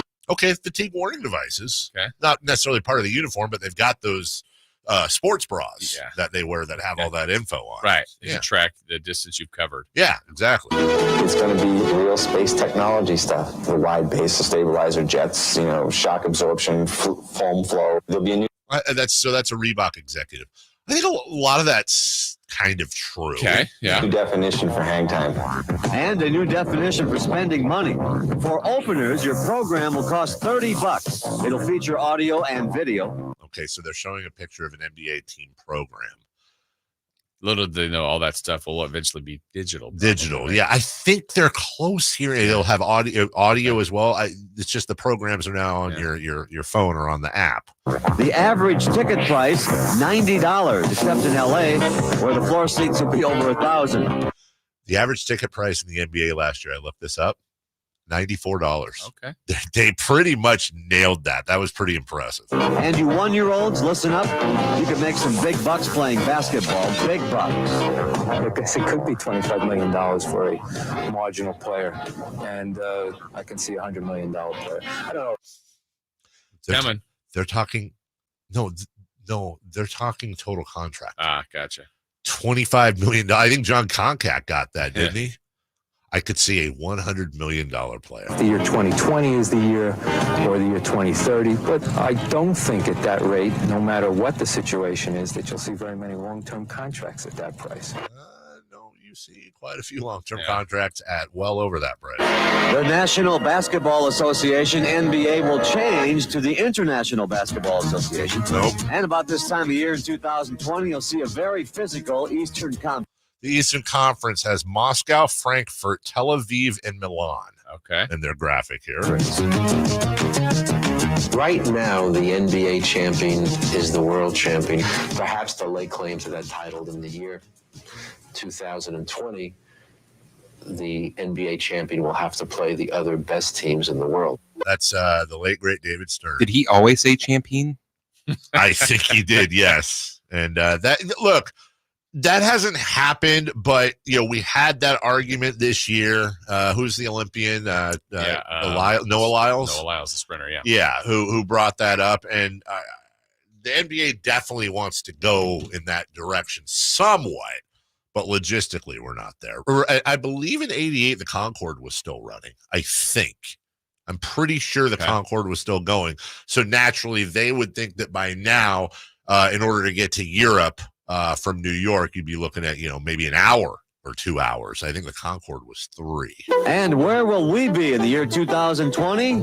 Right where we always are. And welcome back to At the Half, recapping our...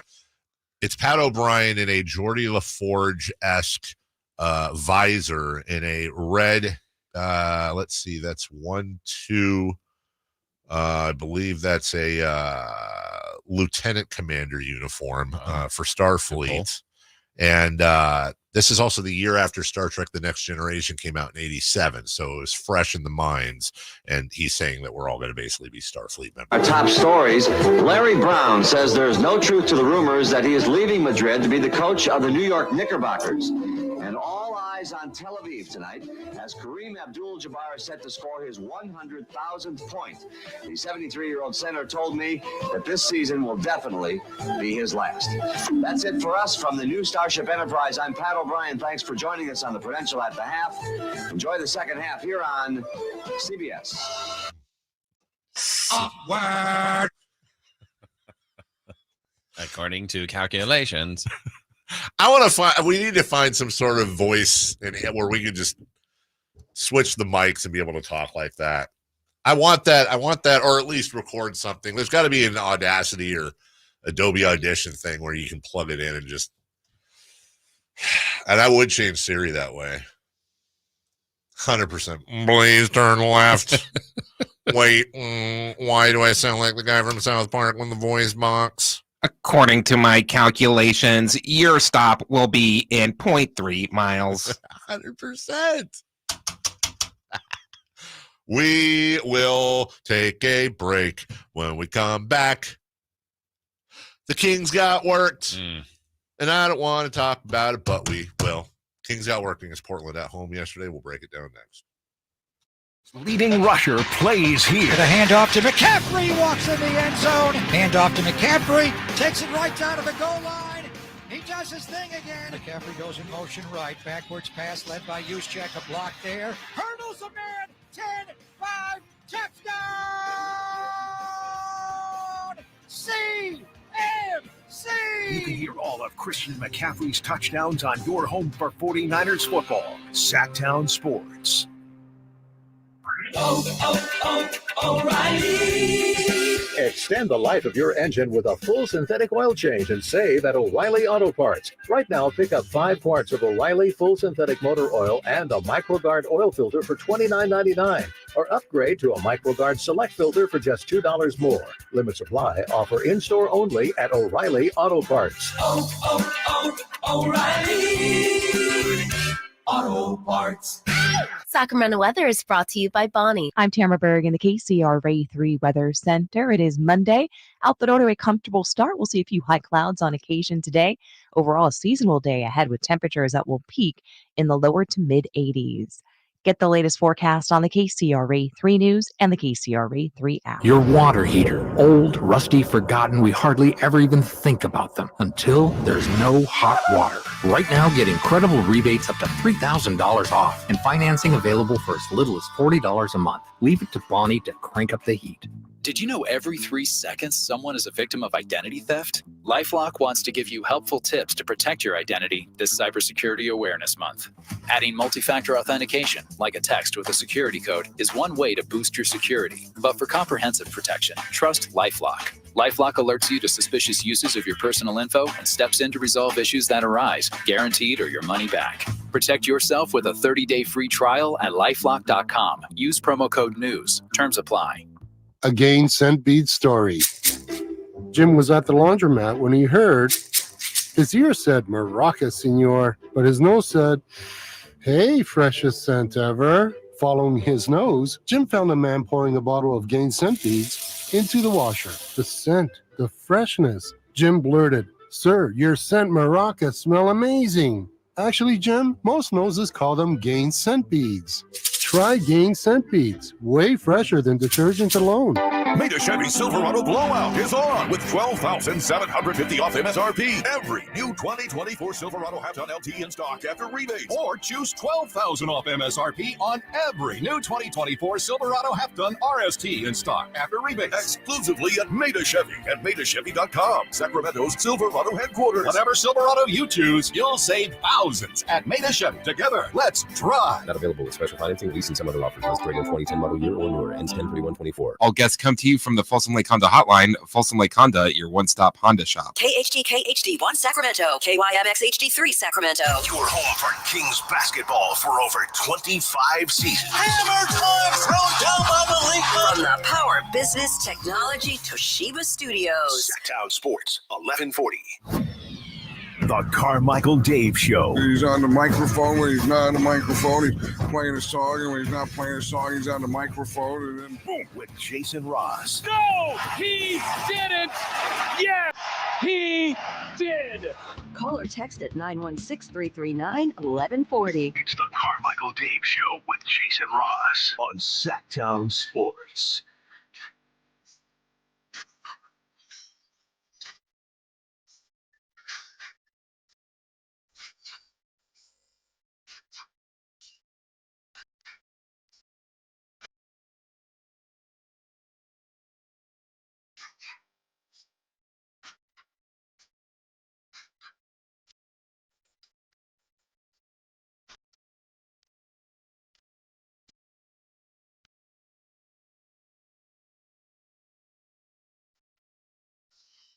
We have a saying in our house with Gus the bus, our Frenchie, one of our two, the one that's not a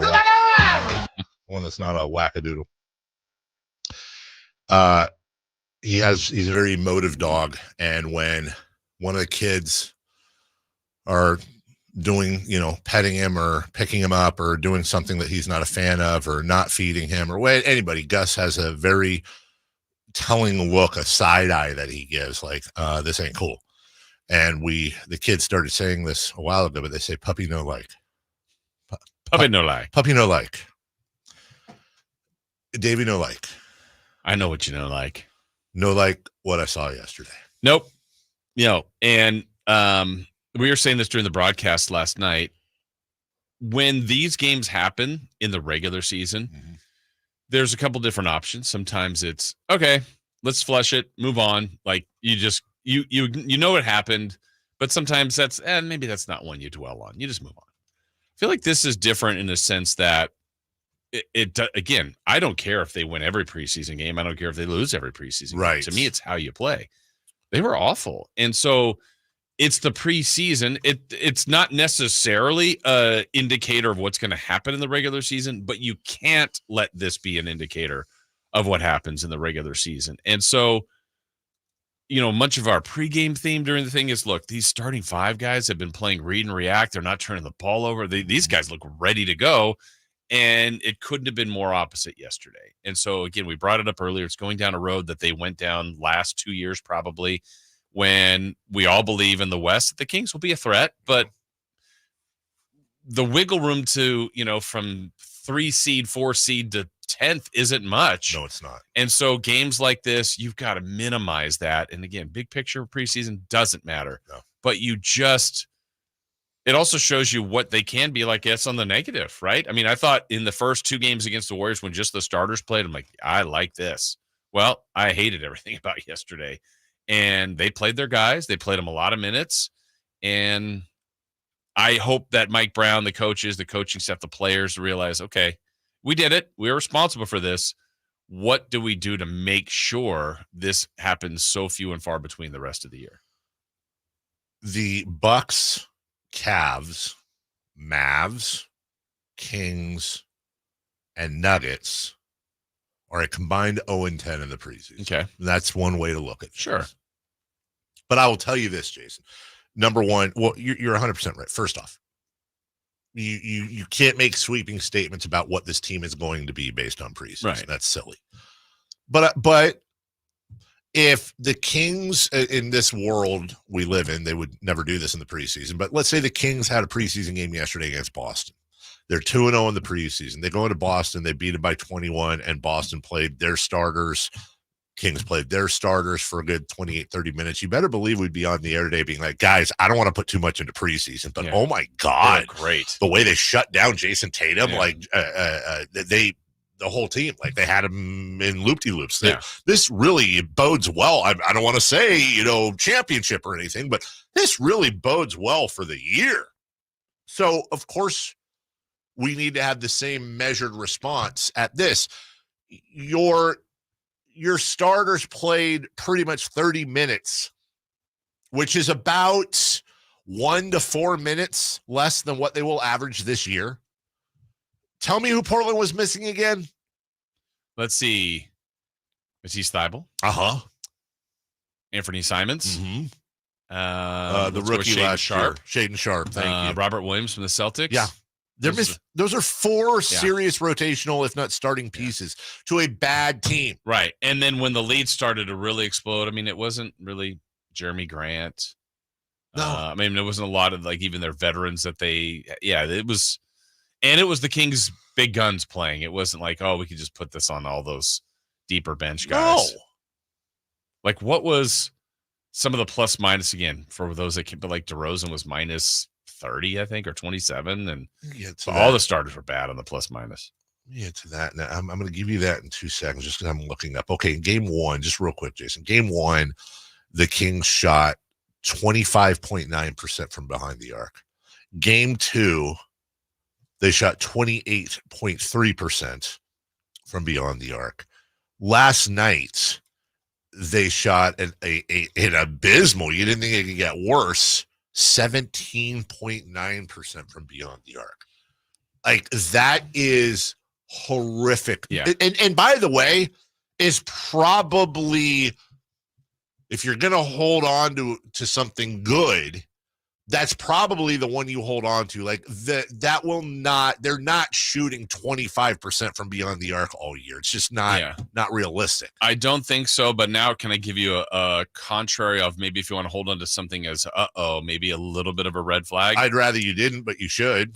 Because it's something you've brought up. And so I think it's fair to bring up. Yeah. And it's one preseason game. So again, let's not all panic. But one of the things you're concerned about, and I think it's a fair criticism, is the size of the team. Yes. It's going to be a smaller team. They're going to play small. Yes. When you watch the game in person, you go, oh, man, Portland's kind of big.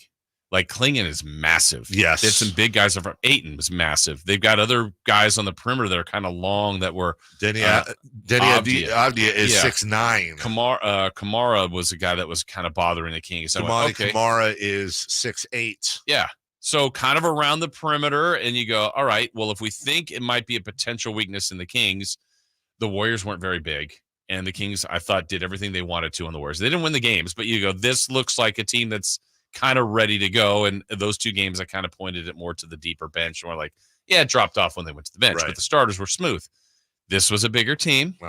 It was one game, and I went, they're kind of off their rhythm. They don't look as smooth. They're turning the ball over. So just something to watch, I would say. And again, I'm not putting Portland as a 2 seed. I think they're going to have a long year, but it's a bigger team, kind of like a matchup problem last year was with New Orleans. New Orleans started a team that was 6'8", 6'8", 6'9", 7 foot, and Scoot Henderson at 6'3". Yeah.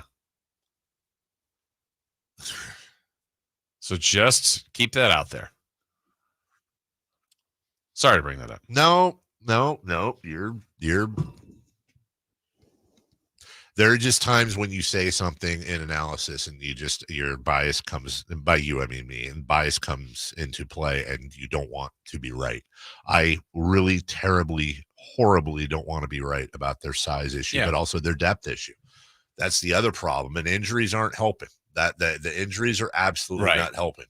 But when you look at this roster and you look at their depth chart, you're bringing Len, McDaniels, McLaughlin off the bench past Malik Monk, maybe Keon Ellis or Kevin Huerter, depending. But once you get past that 7th guy, I'm thinking here, right? Monk, let's say Monk's 6. Well, you got to, are we saying if they're healthy? That's different. Well, because you've got, then it would be 8, right, with Trey Lyles? I think I think I have more. So let's just say the starting 5 is Ellis and the other 4, right? So you got Monk, Herter, yeah, Lyles. Who am I forgetting? Probably, I would say Len and McLaughlin. I think there's 10. But whether you play all 10. Yeah, I mean, that's me today. But I know what your point, but right now Herter's not healthy. And Lyles isn't healthy. Monk just came back for this game, and you just go, oh boy, that's thin. Like the other night, again, in San Francisco, at that game, you're watching them going, I like it. Then they go to the deeper bench. You went, okay, there's a drop-off. It's noticeable, and I'm not faulting that. It just is. And so I don't think it's as deep of a team as maybe people think, but I think if they stayed healthy, which is a big if, that's kind of a tough thing to hold on to because just teams get injured. But I think they're about 8 to 9 comfortably deep. But anything changes off of that, it's significant. No team is prepared to lose a star. Right. But we've talked about it before. As much you could argue Fox is the most important part of this team. But if they lose Sabonis for any length of time, and hell, even if they lose Sabonis and Murray, right, you can't lose. You basically have to hope that everybody in the front court plays an average of 78 games. Yeah. Because they have no depth. And I don't know what's out there. I don't. But Monty got to start looking. He had what you have available again, assuming Murray, DeRozan, Monk, Fox, and Sabonis are not going anywhere, which I think is very safe to say. That doesn't give you a lot of ammo, but you have a backcourt. I don't want to say that their rookie Carter and Ellis are duplicates, but you have some duplication in that backcourt. And you have, I won't say it's as bad as before the Halliburton trade, but you have a real big imbalance from front court depth to backcourt depth.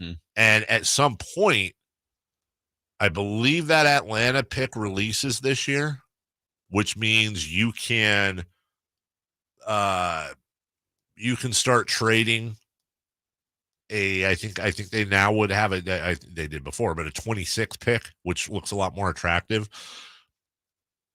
I do fear before the season's out, they're going to have to take an Ellis or a Herter or I don't know, and slap a pick or two together. They need, you look at a team like the Knicks that is just adding and adding and adding. They've got depth, they've got size, they've got 3-point shooting, they've got inside play, and that's with Mitchell Robinson out. And that's with Randall not even being a factor. They just brought in Karl Anthony Towns to go with Mikal Bridges, who they just brought in, who's surrounded by Jalen Brown. Like, they're adding and adding. They're loading up. Does not feel like the Kings loaded up. It feels like they added. But I'll say it for the billionth time, as much as I love DeMar DeRozan's addition to this team and everything that goes with it, that was not, I think, in a top 3 of glaring weaknesses. Free throw shooting, hell yeah, it's going to help. Mid-range, absolutely it's going to help. Another scoring threat on the floor at all times with Fox, absolutely. But to me, their 2 biggest problems going into the season, going into the offseason, were defense, although they look a lot better towards the end, but is that sustainable? Right. And front court depth. Yeah. They don't have front court depth. And Trey Lyles, God bless him, I love him, but it's almost to the point where is he even reliable? Right. Because Trey Lyles seems to have spent a lot of time injured. Let me just fact check myself here real time just to make sure I'm not being stupid. 58 games last year, 74 the year before, 24 the year before that. Trey Lyles, since 2017-18, his 3rd year in the league, where he averaged around 75 games a year, has played 64, 63, 23, that was COVID, 51, 24, 74, 58, and he's hurt right now. That is by definition, apologies, Trey, I mean this with total respect, but by definition, that's injury prone. That's an injury prone player. And he's an important piece to this team. He's an incredibly important piece to this team for many reasons that go beyond the numbers. So yeah, not good. Turn it around. Figure it out. Nobody's throwing in the towel on the season or nothing stupid like that. But some of our fears are being massaged in this preseason, and hopefully they can figure it out. We'll take a break. When we come back, 4 down territory. Best and worst of the week. We'll do that next. Can Mike Brown build on last season's Coach of the Year award? Can the Kings exceed 48 wins? We will be better prepared to make the run that we expect to run come next playoff. Tune into every Kings game this season on Sacktown Sports and sacktownsports.com.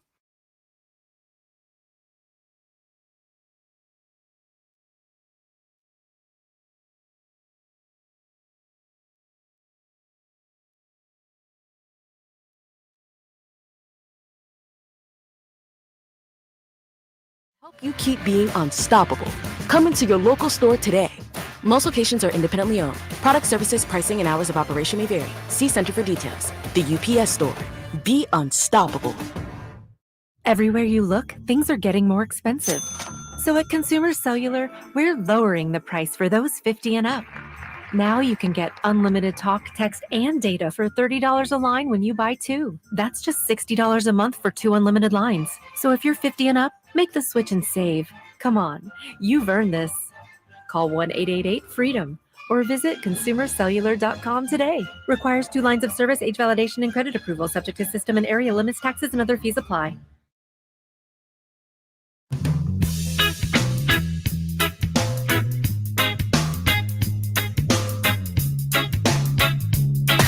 Carmichael Dave. He has very good sources, and he just kind of tells it as it is and gets to the point. Jason Ross. He has a lot of pretty smart things to say. He's good at what he does. On Sacktown Sports.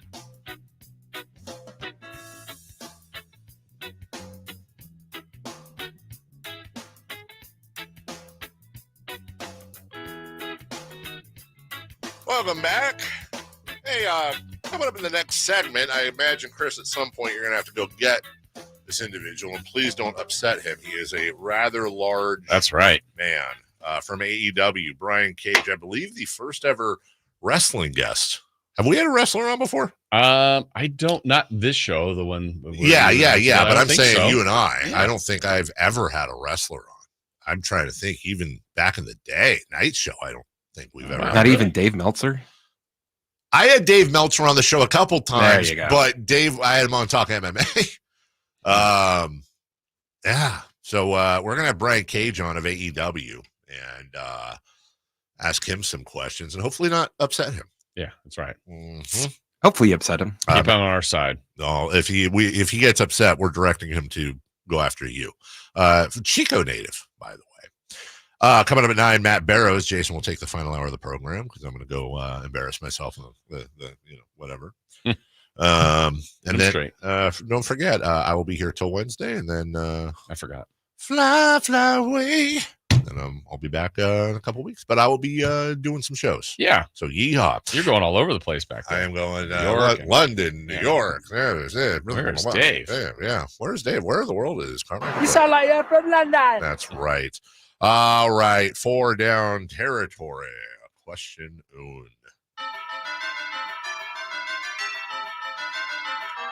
Which team had the best week 6 in the NFL?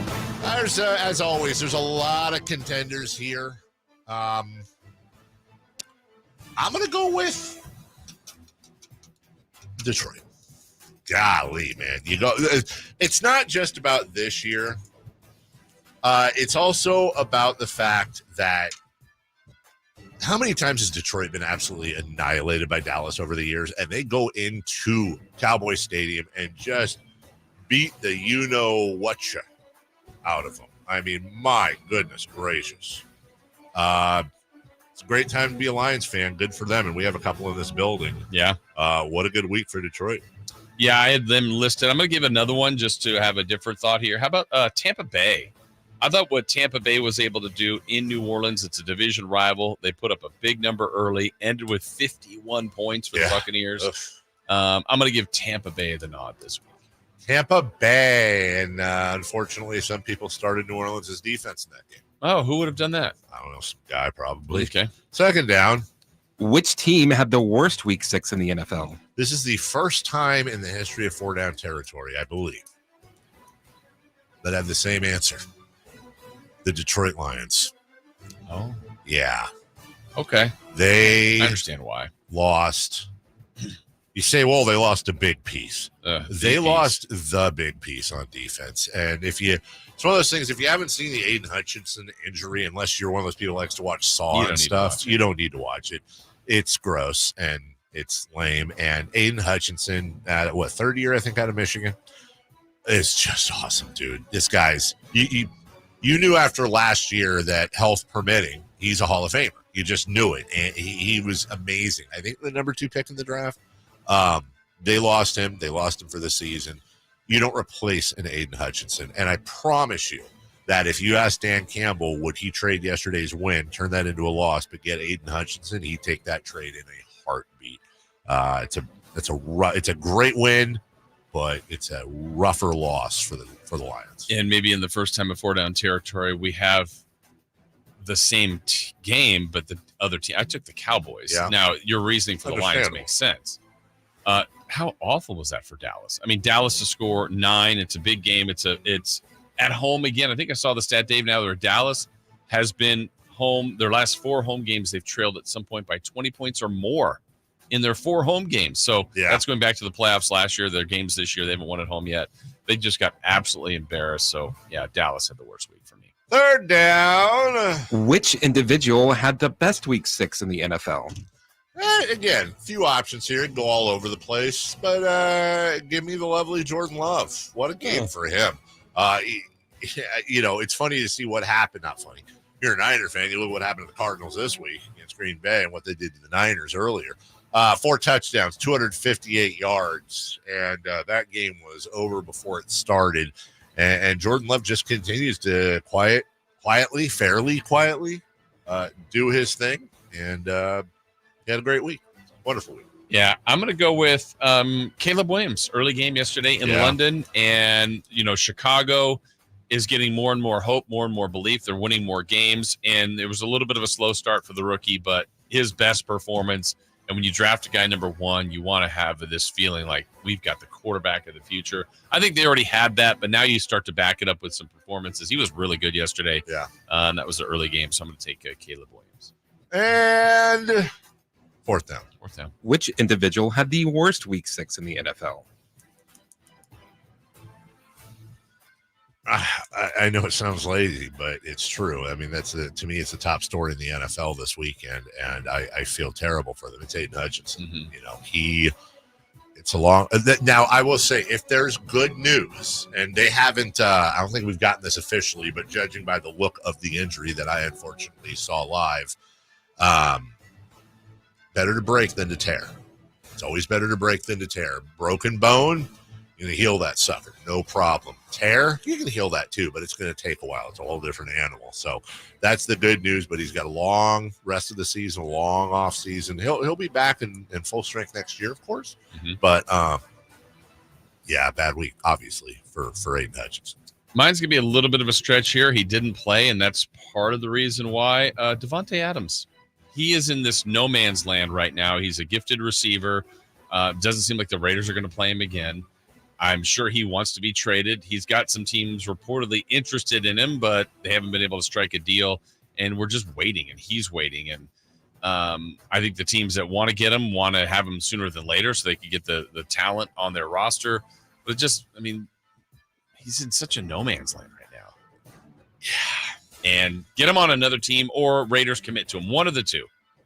And to be fair to the Raiders, we don't know what's out there. We don't know what's going on. I mean, for sure. On the surface, you don't just do a deal like if it's terrible. 100%. I think people want him. You just got to make the right deal. That's exactly right. On the surface, it seems like, guys, trade him, get something out of him. What are you doing? But we don't know. And it's life's a negotiation, as the great David J. Stern said. We'll see. But that's just. And by the way, ain't out of the box that he stays with the Raiders either. Right. A lot of talk there over the weekend. All right. Chris, can we what do you want to do here with Brian Cage coming in? Looks like we're about 2 minutes early. Can we keep going, or do you want to take an early break? Totally up to you. It's up to you. We could go for a couple more minutes. All right. Okay. All right, fine. We can come up with other stuff. What did I want to? Oh, this what here. There's a 2-minute segment right here, if that. The Ryder Cup will be played at Bethpage Black in New York, and the Ryder Cup has, needless to say, caught on. Because Jason Ross, in order to get into any of the matches that matter, that's Thursday, Friday, Saturday, Sunday. Thursday's a practice day. Friday, Saturday, Sunday.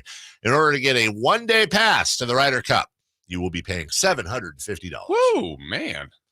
This seems like a cash grab. The problem with that, other than the obvious, but the problem with that, one of the many problems with that, is you're pricing out the good fans. Not that there aren't any rich good fans, but you're pricing out the ones that have a couple pops and go for it and make the Ryder Cup that type of crazy atmosphere. That's what the Ryder Cup's all about. It's about America versus the world, or Europe, and this and that, and yelling and USA chants and all that other stuff that happens in Europe, and the singing and all that. Right. You start, and I'd really like to know. I'll take some time to look it up at some point, Jason, what the prices are in Europe. Bet you it ain't close to that. Yeah. Bet you say what you want about Europe. They're pretty damn good about price regulations. For sure. So, well, but the thing is, when you put a ticket price at that, you're likely going to get it, right? Yeah. By just enough people. We talked about the NFC North earlier. Mm-hmm. The NFC North is a combined 17-5. It is the first time in NFL history a division has had a 750-plus combined winning percentage through week 6 or later in an entire season. Yeah. Well, at some point, they're going to be playing each other, beating each other up. I'll just stay away from the Niners. We'll take a break. When we come back, AEW's Brian Cage joins us. Beats up Chris, I hope. Yeah. That would be fun to see. We'll do that next. Did you miss any part of our live local shows? Don't worry, you never have to miss them again. Check out sacktownsports.com and search our podcast page and play our shows when you want. The Carmichael Dave Show with Jason Ross, Stiles and Watkins, and the Drive Guys. Plus, other podcasts like Return of the Empire, Return of the Roar, the Stingers Up podcast, and Golf to Go with Frank LaRosa. They're all available right now on sacktownsports.com. Hey there, you and aisle 2. I see you by the fiber and laxatives. You still using those to manage your constipation with belly pain? If your symptoms keep coming back, you may have irritable bowel syndrome with constipation, or IBS-C. So you may need more than over-the-counter treatments to manage it. Ask your doctor about how Linzess can help you get ahead of it. Linzess linaclotide is a prescription medicine that treats IBS-C in adults. It's not a laxative. It's a once-daily pill that helps you get ahead of your symptoms. It's proven to help you have more frequent and complete bowel movements and helps relieve overall abdominal symptoms, belly pain, discomfort, and bloating. These symptoms were studied in combination, not individually. Do not give Linzess to children less than 2. It may harm them. Do not take Linzess if you have a bowel blockage. Get immediate help if you develop unusual or severe stomach pain, especially with bloody or black stools. The most common side effect is diarrhea, sometimes severe. If it's severe, stop taking Linzess and call your doctor right away. Other side effects include gas, stomach area pain, and swelling. Learn more at linzess.com or call 1-800-LINZESS. Get in zone, AutoZone. Welcome to AutoZone. What are you working on today?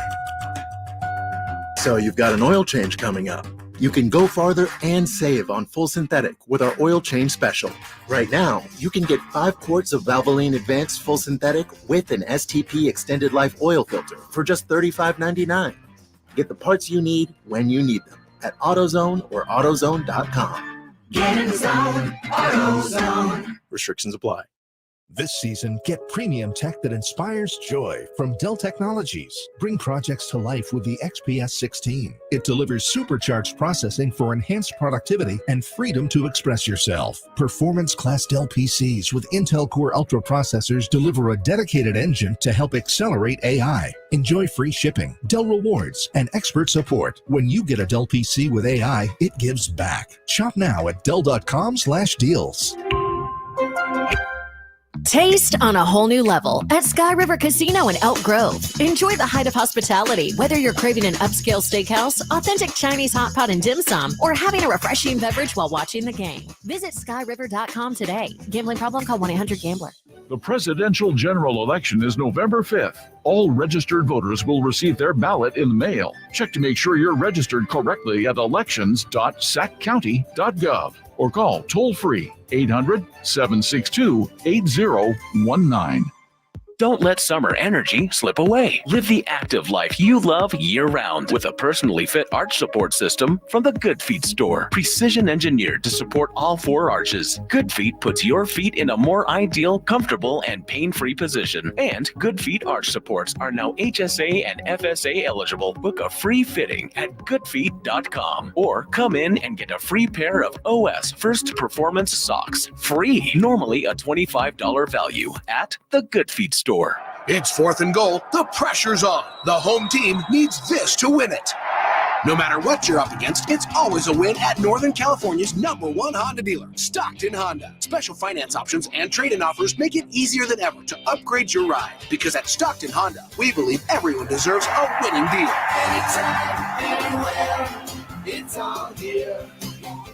StocktonHonda.com. #1 claims based on 2023 total new and Honda certified pre-owned vehicle car sales from American Honda Motor Company's L1 report.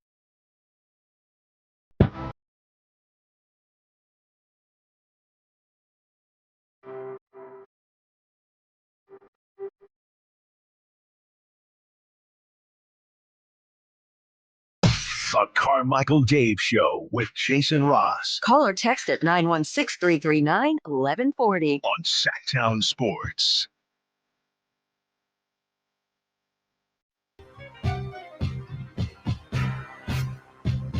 Welcome back. Carmichael Dave, Jason Ross, a very large, muscular individual, which with a belt, and hopefully not one to beat you with. I mean, we're all for him getting Chris. Chris is the wrestling diehard. Yeah. And what was it a couple years ago? We had another host on who had an athlete in who, what was it? He claimed that like the figure 4 didn't hurt. Wouldn't hurt. And then they actually tried that and it looked like it hurt. Yes. Joining us right now, Brian Cage is the current Ring of Honor TV champion. He won the title Oh, look at you. Oh my gosh. It's heavy, right? Yeah. Look. Well, yeah. Well, have you seen this guy's guns? Oh my, actually, Jesus, that is. I told you. Very. Yeah, putting the bag in the overhead bin now is not. Yeah, how do you quite work? And it probably doesn't feel good in a seat either. Like you're sitting. No. Yeah, exactly. How you doing, Brian? I'm doing pretty good. You know, I mean, hey, the new king of television just walked in. I know we're on radio, but it's all right. I can be the king of radio. You can be a king of radio too. King of whatever you want to be. Let's be honest. Give me whatever you want with us. Like we're good. Like whatever's good for you, we're good with. So are we doing figure 4s again today? No. Unless he wants it. Yeah, no. Okay. We no. We quickly say no to that. Yes, exactly. Now you aren't that far. Oh, let me hold this up for everybody. Yeah, you're not that far from Chico. That's where I'm from. Chico, Matter of California. fact. That's where I was. Grew up as a little kid, wanting to be a wrestler, wanting to be on radio. That's been the dream. Yep. Was to be right here, asking to put people in figure 4s. This is what we're living in. And who were you?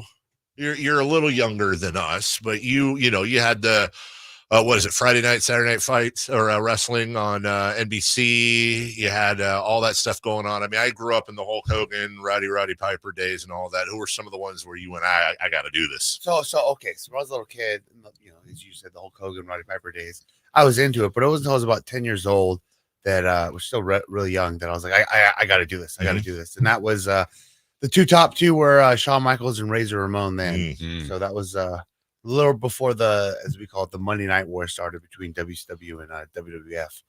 Yeah, and you've been involved in all sorts of different things. So you could join AEW, I think around 2020 or so. What was the thought process then, and what's it been like for you?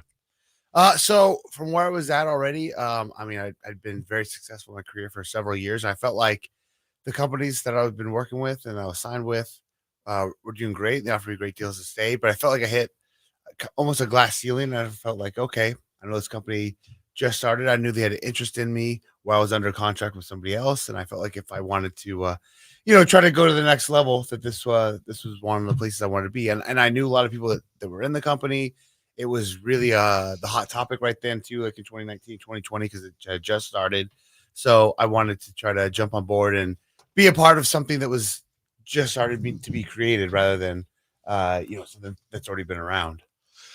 So it's always fascinating to me. And by the way, I want to get this plug out a couple times. Brian's going to be a part of AEW Collisions Thursday at Adventist Health Arena down in Stockton, the 209, getting some pro wrestling in their face. Tickets available at AEWTix.com or Ticketmaster.com. And that will be a TNT show Saturday night. So very cool national TV. Look, I'm sure there's so many interviews you do where it's like, so is wrestling scripted and and you've got a bunch of ignoramuses like we are. I mean, we're ignorant a lot to it, but one thing that is not in question ever is the athletic ability and the just pure, we are fans of athletes. Wrestlers are athletes straight up. I don't care if every move is in a script. It's amazing the things that you do, but how much do you spend time on the non-athlete stuff, the character, a catchphrase, a finishing move, what you're going to say in the mic? I'm curious about the production values of the character himself. So, I mean, I guess that's not like a to each their own, so to speak, in that, sure. in that response. But it is I've always looked at it as you want to progress in every aspect of wrestling. So there's obviously the in-ring ability and skill. There's the character. There's the mic work. There is your look as far as your body, your physique, your gear, your entrance gear. So the whole 9 yards. And like whenever I do like some sort of seminar, for instance, that's one thing I always tell everyone is like, hey, your job is to go there and make them not have, and they're still going to find a way. Sure. Because they're going to critique you and tell you what you're missing, what you're lacking of, what you need to improve on or whatever, if you're doing some tryout for a company. I go, and your job's to have everything, taken care of so that you can put it all on the table. Yeah. And be like, oh, let's go. So going back to your question though, to answer that, it's I don't know. I definitely feel like I've done way more work like on myself physically and stuff like that, because I feel like the character stuff though, you can't sit there and you cut promos in your bathroom, you cut promos in the shower. Right. You know what I mean? You're like, oh, that's pretty good. I've done that before plenty of times where like I'm just washing my hair in the shower and like something just starts going in my head and I keep saying, I go, hey, that's pretty good. And I usually have a pretty good memory, but then even you like take your phone out and like voice note it or voice record it. Sure. Like, oh, because I might forget that. That's actually, you mentioned Roddy Piper earlier. He actually did that too. He would write down stuff that come to his head all the time. He had this big notepad just full of promos and one-liners and go-to things. So like to refresh his memory, he'd be like, oh, okay. He'd have it in there, then he'd shoot it out. So I just want to follow up on that. So, like trying to look at it as a pie, and forgive me if I miss things, but the way you look. Yeah. Your athletic ability, like you're crazy. Like, are you the dude that's doing flips off the top rope or whatever? You're the character, you're speaking and all that. Like, if you were to come up with like, let's say like, again, limited knowledge here, but like your people's elbow, like the greatest finishing move or whatever, and you were to come up with like the greatest character ever, right? Can you make it at or near the top of the wrestling game by being not as great at the other things? What's like the most important? So like everything. So sure, everything can get you over. It's a wrestling term. If you really excel at one thing. Now, sure, if you're a phenomenal talker, I mean, you can definitely get over tremendously just by doing that. But I mean, if you can't really hold up your end of the bargain in the ring, so to speak, it's only going to get you so far. I mean, you can still, you can get booked to kind of be protected in some regard, but like you can be great at one thing and go far as long as you're pretty good at a lot of other stuff too. But if you're like, if there's a huge discrepancy, then it's still gonna be a little tough. Easier for the company to take care of you ring wise, as opposed to the company taking care of you character and attitude wise. Like, I feel like that's more coming from you. Yeah. I mean, probably. Okay. I mean, though, if you're, and this is like kind of the magic and art of wrestling. If you're wrestling somebody, if you're just the dog. And it's awful in the ring. Yeah. But you're wrestling when it's really good. Yeah. They can make you look like you know what you're doing. Wow. Okay. Yeah, there's an art to it. If you're really good, you can work people that are horrible, and you can make them look like they know what they're doing. Yeah. So there is that aspect as well. So like if you're super charismatic, super great on the mic, just got all the energy in the world, and you're like, whoa, in the ring, but like you're the guy they're choosing, sure, and you're working with top tier guys, and they're going to be absolute professionals and help you become that guy. Surprisingly, and even I, knowing that it can happen, so surprised how well certain people can really hide how bad that person could be in the Interesting. ring. What's the best part for you? I mean, your travel demands, your schedule, the things all you have to do to be who you are. Like, what is your favorite part of the job? Oh, it's definitely not the traveling. You said that first. You put that out there like that. It's so funny too. That's not like, a perk. When I'm like, when I was driving up and down freaking I-5 and 99 and going to the Bay Area and stuff and joining indie shows for little to no money. All you want is like, man, I can't wait till I get my first booking where like I'm flown out. Will you pay for my ticket to fly me out somewhere? Right. And then as soon as that happens, you're like, what? That was crazy. And then that becomes the absolute worst part of the job. Like that's so I've said this before. What I do, and all wrestlers I'm sure feel majority the same. What we do, we love so much. I feel like we'd be willing to do for free. We just get paid for the inconvenience of having to travel to do it. So that's like that. Because like everything else about it is awesome. I mean, going out in the ring, and that's for me too.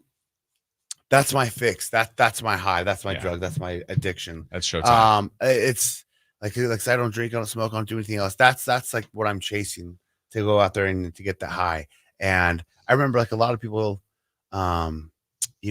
stopped doing independent shows, obviously when the pandemic happened, and we were still doing shows in front of no crowd, right? And then as stuff slowly started turning back around, I still wanted to go do more and more indie shows, especially when we didn't really have much of a crowd, because I was like just yearning to get that fixation from the crowd. You know what I mean? And people are like, "What? Why would you want to go do that?" Because it's like I feel like I'm missing it. I'm having withdrawals. I need to hear that, and it's too, even when you work those little intimate shows, like a little independent, third party booking where it's not in a big stadium, there is almost an added different appeal to it as well. Like it's a different, intimate. It's like going to watch an amazing comic at a small, like awesome little local bar compared to like a big stadium. They're both great, but there's a different vibe to both of them that are both entertaining for sure.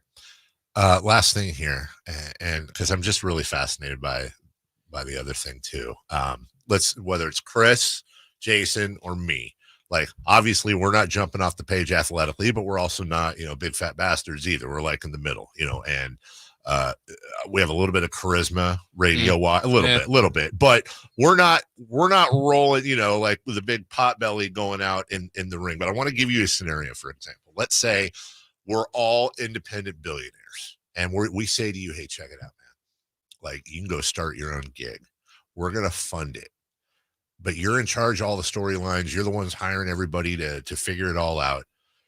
Can you get us, like, could you have the ability to make guys like us popular as far as by taking care of us with storyline and all that stuff? Or is it like, no, guys, you got to, you're lost cause. You're 100% lost cause. So that's why there's managers, because you guys would fit great in a manager role.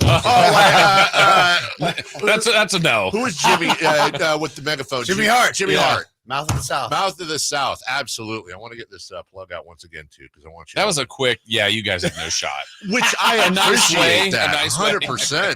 Brian's going to be part of AEW Collision this Thursday at Adventist Health Arena in Stockton. Tickets available via AEWTix.com or Ticketmaster.com. Saturday night. TNT. I'd say good luck, but looks like it's hard work more than anything. You're right.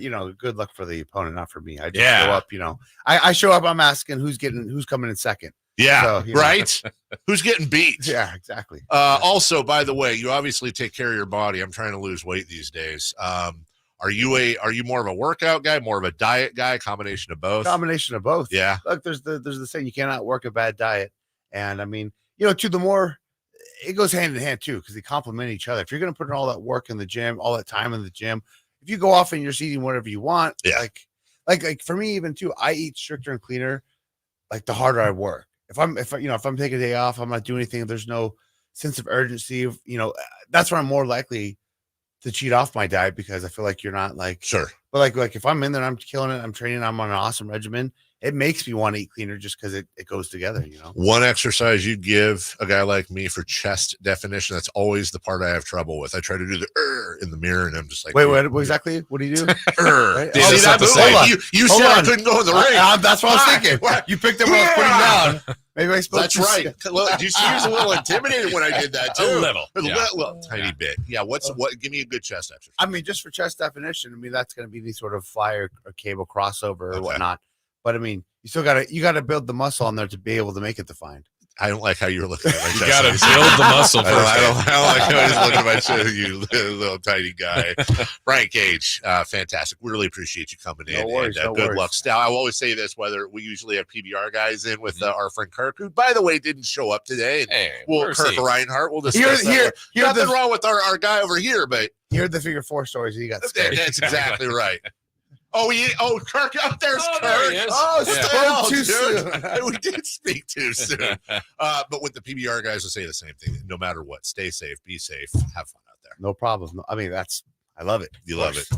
That's Chico's own Brian Cage. We'll take a break. Awesome. When we come back, who's on, who's not, we'll go streaking right after this. The only place you'll find Kevin Herter is Sacktown Sports. Herter's open, steps into 3. He's got the triple. Hey, Sacramento, it's Kevin Herter, and you're listening to the home of the Sacramento Kings, Sacktown Sports. Your local sports leader. Don't you deserve health care you can count on? Well, you can count on United Healthcare with Medicare plans that fit your life today and as your needs change tomorrow. You can enjoy reliable coverage and low out-of-pocket costs with a Medicare Advantage plan from United Healthcare. United Healthcare Medicare Advantage plans, made for California, trusted everywhere. The Medicare annual enrollment period ends December 7th, so go to uhc.com/Medicare today. What sets Ashton & Price apart from other injury law firms? I'll tell you. From beginning to end, all important legal decisions are made directly between our clients and their experienced local attorney. A gate agent flying the plane, the receptionist performing surgery, not a chance. There's simply no substitute for the unique power of the direct attorney-client relationship offered by Ashton & Price. And there's never a fee until we win, and between you and me, we win a lot. Remember, for the best advice, don't think twice. Call Ashton & Price. Thunder, feel the thunder. It ignites something inside of you. Lightning and the thunder. Sets alight an elevated state of being. Days are pure exhilaration. And the nights, they're simply electric. See it, hear it, feel it. Thunder, feel the thunder. Lightning and the thunder. Thunder Valley Casino Resort. Feel the thunder. Only one radio program captures the excitement of hunting and fishing as it happens. The award-winning California Sportsman with Sep Hendrickson. Only California Sportsman takes you where the action is. Live on the water, live in the blind, and live with the top pros and experts in outdoor sports. California Sportsman with Fishing Hall of Famer Sep Hendrickson is your premier destination for all things outdoors. Sep's Saturday Morning Outdoors. Ultimate Bass and California Sportsman, 5 a.m. to 8 a.m. Saturdays on Sacktown Sports 1140. Daisy was abandoned by her family and placed in foster care at 15 years old. Her life was full of uncertainty. She thought she'd never have a permanent place to call home. Before I was adopted, I felt like I wasn't enough. I had this hole in my heart, and I never knew what I needed to patch that hole. But when my mom asked to adopt me, that hole was closed. It feels so normal now to say that I'm a part of this family. I am surrounded by love. I feel safe. And that hole inside of me is gone. I am whole. I'm finally enough just as I am. The Dave Thomas Foundation for Adoption is changing the lives of teenagers at risk of aging out of foster care. Like Daisy, every child deserves a permanent, loving home. You can help. Learn more at davethomasfoundation.org. What's hot and what's not. Brought to you by American Energy Heat and Air, making the uncomfortable comfortable. Head to AmericanEnergyAir.com to find out more. What's hot? Yeah, hot. Real hot. And what's not? It's not good. Brought to you by American Energy Heating and Air, Sacramento's complete heating and cooling company, and second opinion partner.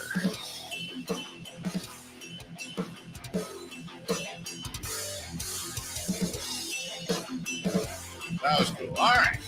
That belt is heavy, dude. Yes. Who? Hold on, I got to take a photo with Brian Cage real quick. Oh. He had good stories off there, too. You know what? One thing that I love is so often like full disclosure. 8:30 on a football Monday. Yeah. Was not a fan of doing the interview then when I heard about it. But right. Kirk Reinhardt's an old friend of ours, does all the Absolutely. PBR stuff. We'll do anything for him.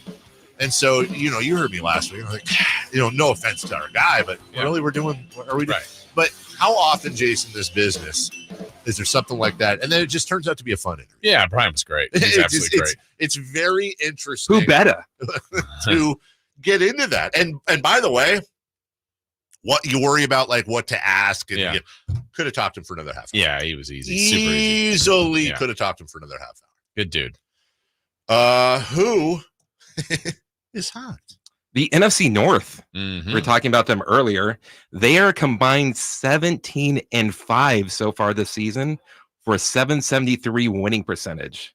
It's the first time in NFL history a division had a 750 or more winning percentage through week 6 or later in a season. That's a great stat. It is. That's a great stat. Yeah. Who's not? Daniel Jones. Oh, boy. The Giants lost yesterday 17-7 to the Daniel Bengals. Jones and me losing all over the place. Sorry, go ahead. That takes Daniel Jones to a record of 0-9 for home field night games. Wait, wait. Hold on. Well, he can't play at night. No, not at home.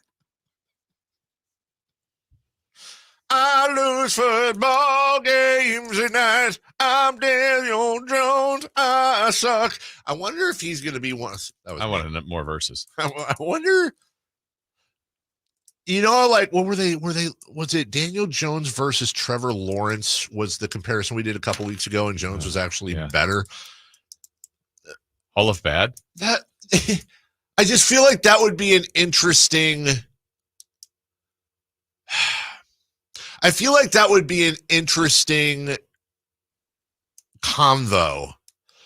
Who going right now would be your number one pick for the Sam Darnold future All-Stars? Oh. Right? Like who sucks, relatively speaking, but that you think has the best chance. Again, let's assume that everybody that sucks right now at quarterback in 2-3 years will be on a much better team that like Sam is. Who could go through the Sam Darnold climb back from obscurity and you go, you know what? He's got skills. He's just not in the right spot. Can I submit Will Levis? So I watched an inordinate amount of that Titans game yesterday. You okay? It happened. I go from thinking Will Levis is the second coming of Brett Favre, just the way he slings it, that arm motion, the whole thing, to thinking Will Levis hit his head on a metal pylon. He's good for about 2 or 3. He's like current Brett Favre. Yeah, exactly. He is good for at least 2 to 3 moronic plays per game. And I just don't know if that's because he's young and stupid or if he's just stupid. And I mean football stupid, not duh. So yeah. I don't, plus the whole Mayo thing, dude. Right. I don't know. It could be Justin Fields. Okay. Gardner Minshew. That was Jason. That wasn't me. That was Jason. The Jaguars are going to have to make a decision on Trevor Lawrence here pretty soon, I think.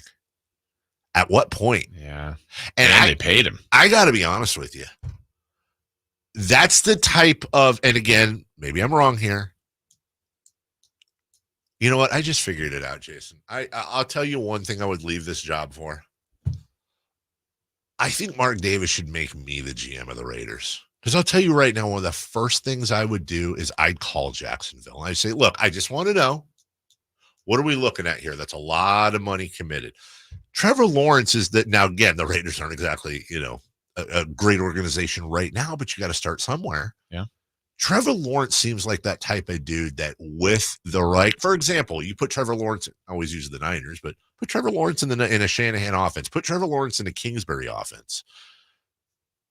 Is he demonstrably worse than Purdy or Darnold? I don't know the answer to that, but I'd like to know. Right. I'd like to find out. Okay. All right, let's go streaking. It's time to go streaking. We're going streaking! Who is the Nostradamus of MLB? Who can keep the streak going? It's time to go streaking. What the hell are you doing? We're streaking. Tina, come get your dinner. Or are we? Well, Dave is at 0.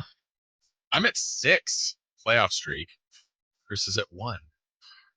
We had one game to choose from on Friday. It was the Dodgers and the Padres. Game 5. We all picked San Diego Padres. We got 2 hits in that game. So we'll start with you, Dave. You took Fernando Tatis Jr. He got it 4 times. 0 hits. Loser! 0. You're a loser! Are you feeling sorry for yourself? Well, you should be, because you are dirt! I hate him so much. I hate you, Fernando Tatis. At a 1-game hitting streak, Chris took Luis Arias. Easy hit. They had 4 plate appearances. Remember, they only had 2 hits. Oh, so we both took Padres. All 3? All 3 of us Yeah. did. Of course. So Arias got 1 hit. 1 of the 2 hits. So Chris is at 2. Mm-hmm. Of course he got a hit because I didn't pick him. But I'm at 6. I need a hit. I took Jurickson Profar. He got 3 plate appearances. Did he get the other hit? No, he didn't. Oh, Jurickson Profar from getting a hit. It's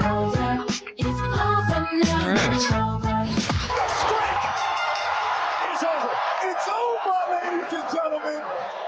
So Dave and I are at 0. Chris is at 2. We have 2 games to choose Shohei from. Ohtani. Shohei Ohtani? Aaron Judge. Ooh, I like this game. Jose Iglesias. Why is it more funny when Chris does it? It is pretty It funny. is kind of funny. So there you go. Ohtani, Judge, and Iglesias. I mean, I'm taking Ohtani, but let's be honest, I'd probably be better off taking Betts. Look, screw the Dodgers and screw everything about them, screw their fans and screw all that. No, you know who I want to take? You know what? I am going to change it, and I'm going to take this person because, again, screw everything about the Dodgers. However, man, I got a lot of respect for Freddie Freeman. Mm-hmm. I already did anyway. He's a good dude. It's documented. He is a good dude. But man, he's walking around like I know this is hyperbole and it's not the same, certainly not age-wise, but I'm watching him play, and it's probably the uniform. I'm getting like Kirk Gibson flashbacks. Okay. Flashbacks at Gibson. He can barely freaking walk. And yesterday when he scored from second and basically fell into Mookie Betts' arms, like So you're switching to Freeman? I am. I'm Okay. switching to Freddie Freeman. I am officially switching from decaf to Freeman. I'm sure that Freeman. won't backfire on you. Not at all. Sure, yeah. Ohtani 9 for 9. Yeah, exactly. All right, we will take a break. When we come back, there is no when we come back. When Jason comes back. Where are you going? Celebrating 30 years of Jason Ross broadcasting for the Sacramento Kings, and I am going to celebrate by going to play golf in a charity golf tournament Good for in you. your name. Yes, thank you. In your name. By the way, did you hear that one of our fivesomes just canceled? Oh, really? Yeah. Yeah, so Nate's going to be taking over here, Jason. It's going to be you two. Oh, Chris, you're going to play? Yeah. Nice. Sorry. So we'll come back with all that and more. Matt Barrows, Yes. Niners at 9 is going to help co-host with Jason Ross. We'll be right back on your home of the Niners Sacktown Sport. On the move? Got somewhere to be? Take Sacramento Kings basketball with you. The Sacktown Sports app will let you stay connected to your passion. Never miss a moment of Sacramento Kings basketball with the Sacktown Sports app. Need to hire? You need Indeed. Their end-to-end solution helps you attract, interview, and hire candidates all year round. Schedule and conduct virtual interviews right from your Indeed dashboard. Learn more by visiting Indeed.com/credit. Why choose Gonzalez Law Offices? Well, for criminal defense, expungements, sexual harassment, wrongful termination. The best thing you can do is to retain legal representation from an experienced defense attorney in Sacramento who helps you obtain the best possible results. At Gonzalez Law Offices, attorney Jonathan Gonzalez has remained undefeated from 2016 through 2019 for jury trials, and this year will be no exception. Contact him at 916-304-9187 or at saclegaldefense.com. Get in zone, AutoZone. Welcome to AutoZone. What are you working on today? So you've got an oil change coming up. You can go farther and save on full synthetic with our oil change special. Right now, you can get 5 quarts of Valvoline Advanced Full Synthetic with an STP Extended Life oil filter for just $35.99. Get the parts you need when you need them at AutoZone or AutoZone.com. Get in zone, AutoZone. Restrictions apply. This season, get premium tech that inspires joy from Dell Technologies. Bring projects to life with the XPS 16. It delivers supercharged processing for enhanced productivity and freedom to express yourself. Performance-class Dell PCs with Intel Core Ultra processors deliver a dedicated engine to help accelerate AI. Enjoy free shipping, Dell rewards, and expert support. When you get a Dell PC with AI, it gives back. Shop now at Dell.com/deals. The garage won't open again. We're all out of coffee. Life has enough surprises. Your car shouldn't be one of them. Stockton Honda keeps your car worry-free, from routine maintenance to that something's not right moment. Our certified Honda experts know how to fix it right the first time. Here you go, ma'am. You're all set. Thank you. Stockton Honda Service Department, keeping you ready for the road ahead. Anytime, anywhere, it's all here. StocktonHonda.com. KHD1 Sacramento, KYMX HD3 Sacramento. Your flagship station for the Beam Team. From the Power Business Technology Toshiba Studios. This is Sacktown Sports 1140. The Carmichael Dave Show. He's on the microphone when he's not on the microphone. He's playing a song, and when he's not playing a song, he's on the microphone. And then boom. With Jason Ross. No, he didn't. Yes, he did. Call or text at 916-339-1140. It's the Carmichael Dave Show with Jason Ross on Sacktown Sports.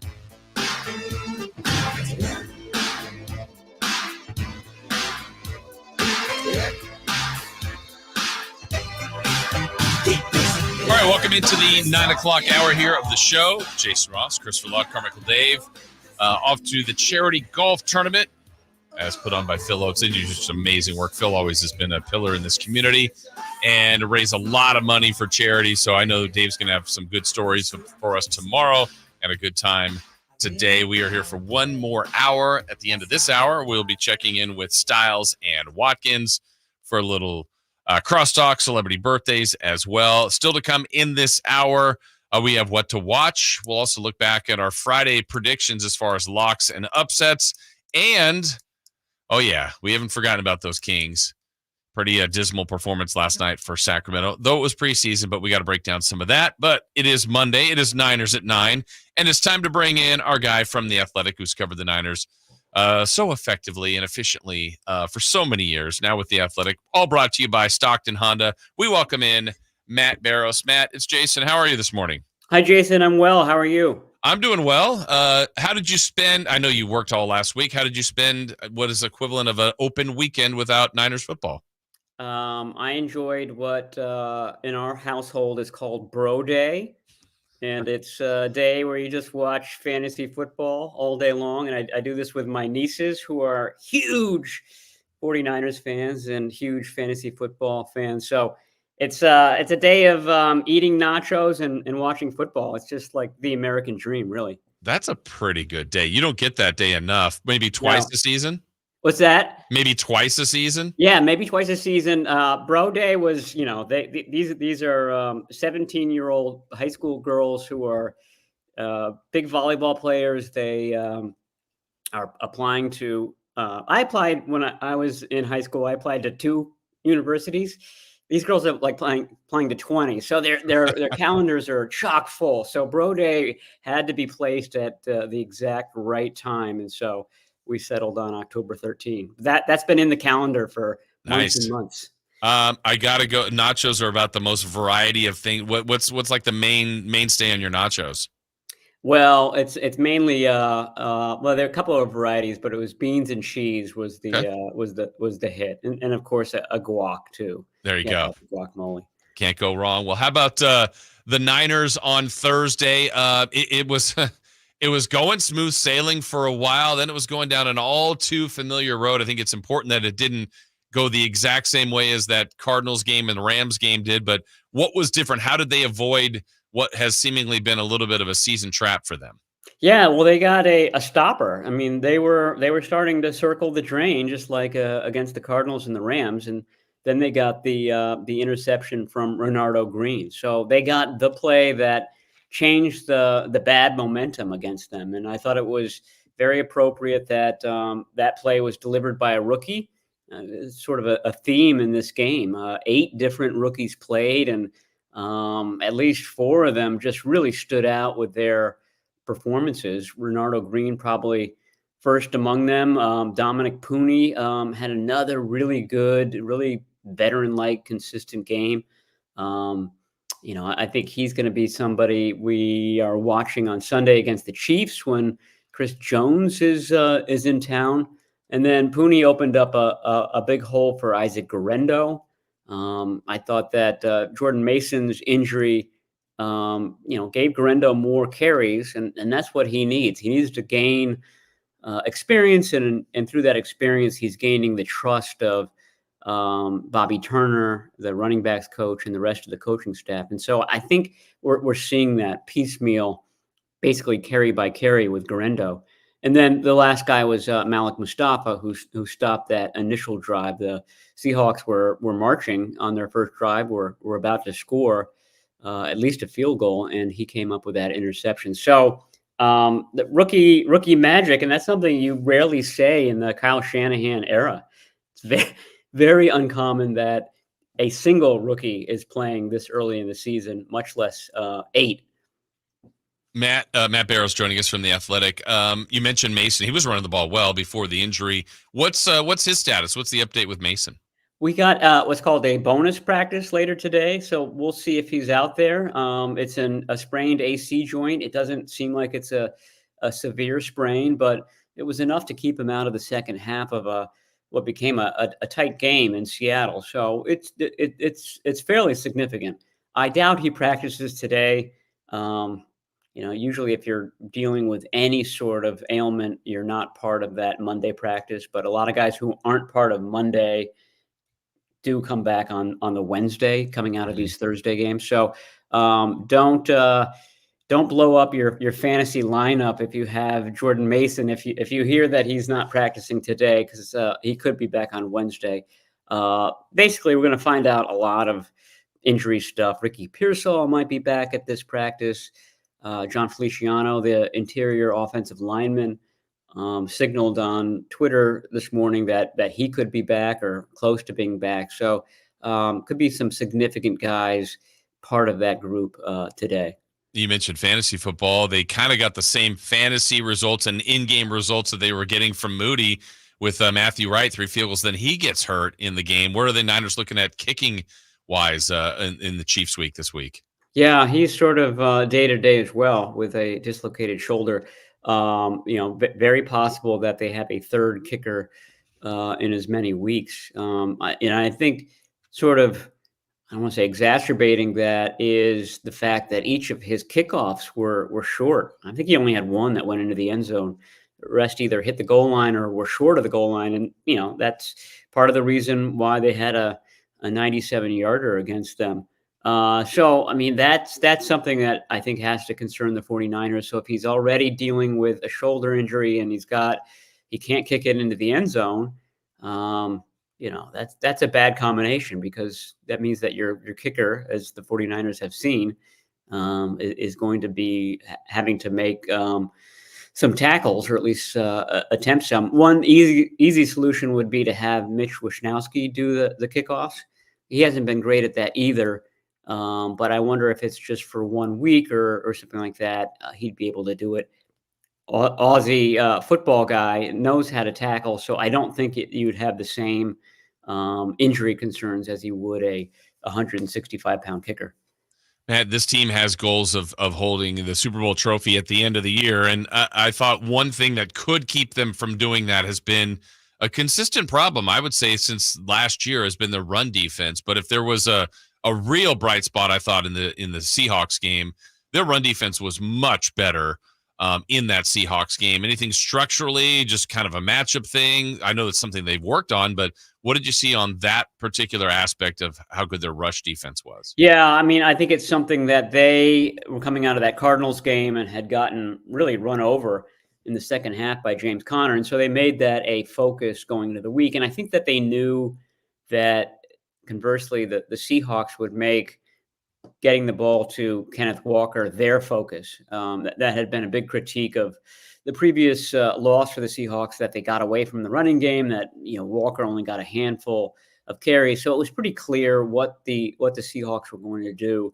what they were going to establish. And usually in those scenarios, the 49ers are good, that they can, they certainly have the personnel to take out one runner. And that was what was sort of bothersome about the Connor game, is that they knew Connor was going to get the ball a lot in the second half. They just couldn't bring him to the ground.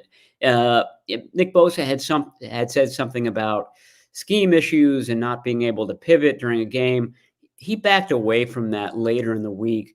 In the Cardinals game, they were there. They were, there were guys around James Conner. They just couldn't tackle him. And so that was a lot better against the Seahawks. I thought that the safeties played a lot better. They sort of stood out in the Cardinals game, not being able to get him to the ground. They were more stout on their tackling. It was just more gang tackling, better tackling all around versus Seattle. So I think that was the 49ers had always looked at those two games as twins, and they certainly did better defensively on the second game than they did the first. So I'm thinking back to a year ago, Matt, where the Niners really had spent a lot of that offseason talking about the loss to the Eagles and, hey, if Brock didn't get hurt and so on and so forth. And I thought, boy, they're talking a lot about a game that they lost, but we knew it meant a lot to them. Then they go and play Philly and absolutely smashed them last year. So now it's Chiefs week. We know what they've done to the Niners in the last two Super Bowls. They'll probably try to make this like any other game, but I don't know how they do that. You know these guys so well, the coaches, the players. What do you think their approach is going to be in trying to make this like any other game this week? Yeah, I mean, the Eagles game was something different, I think.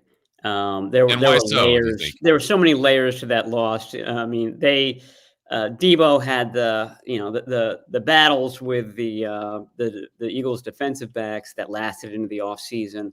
Bad blood. There was a lot of incidents involving friends and family of 49ers in the stands in Philadelphia. This is going to come as a shock to you, Jason, but the Eagles fans weren't very friendly in that game. There was a lot, and they absolutely circled that game from the get-go. I don't feel as if, or at least the week's just starting, we'll have to see, but I don't get that sense about the Chiefs game. I don't know whether it's because they're in the AFC or what, but as far as beating them, I think a healthy Jordan Mason would go a long way to that.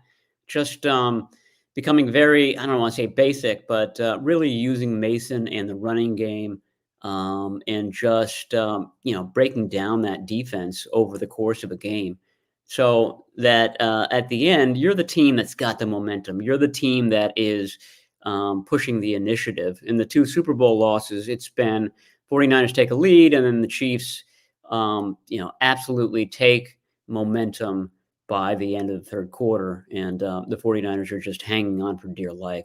So, I mean, you put Patrick Mahomes in that scenario, he wins 19 times out of 20. So you just have to figure out a way to avoid that scenario.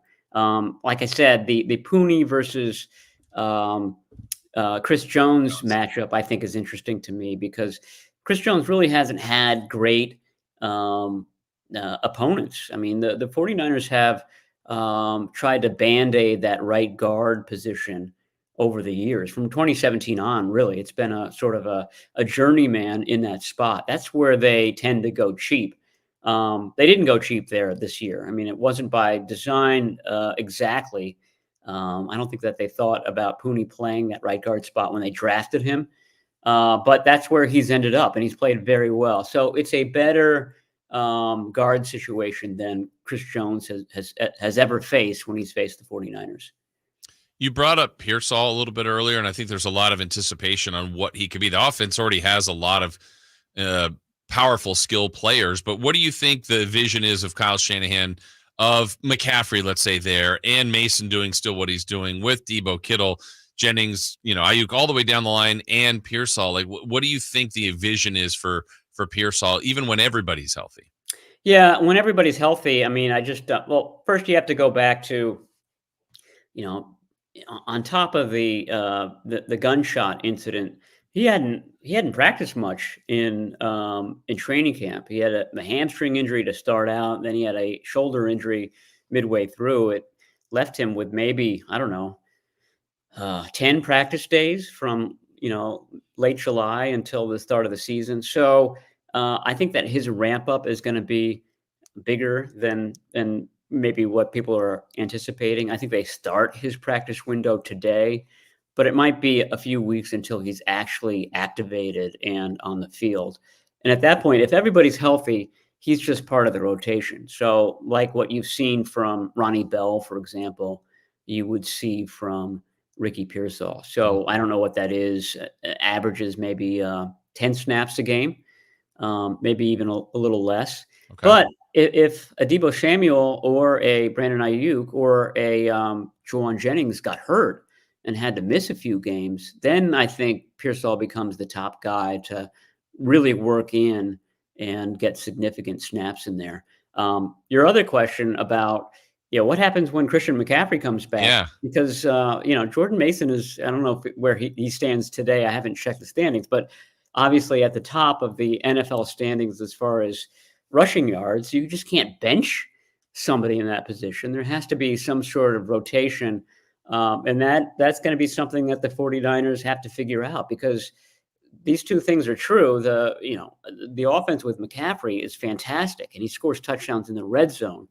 And they really reach a height with him that they haven't been able to reach. At the same time, Mason's been awesome.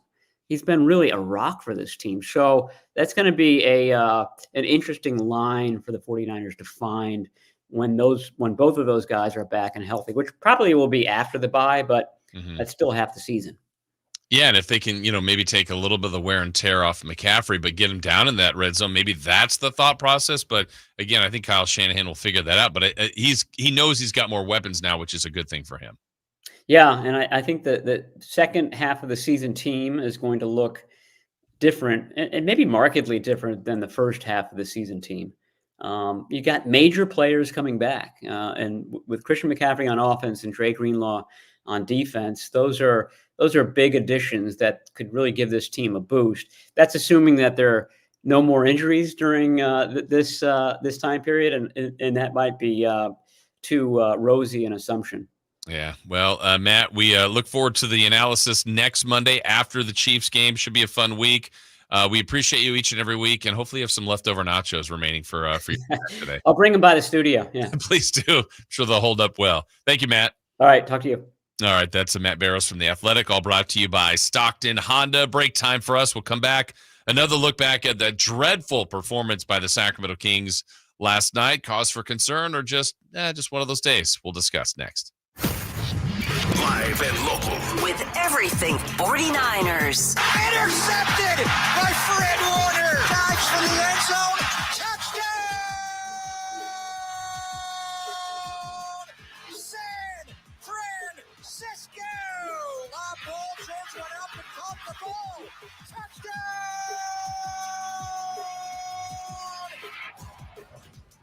49ers play on Sacktown Sports 1140.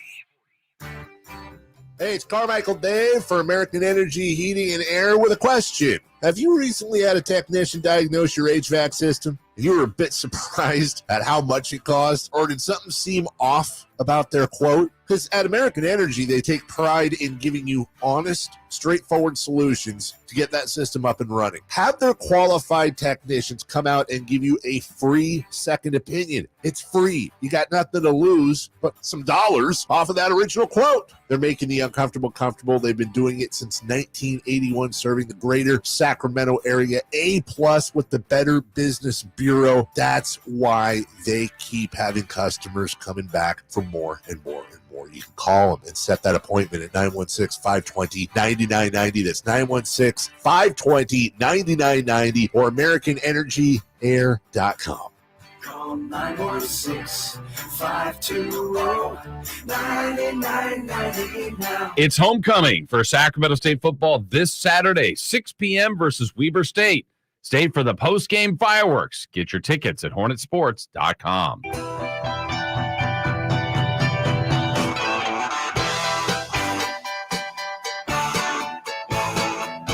The Carmichael Dave Show with Jason Ross. Call or text at 916-339-1140. On Sacktown Sports.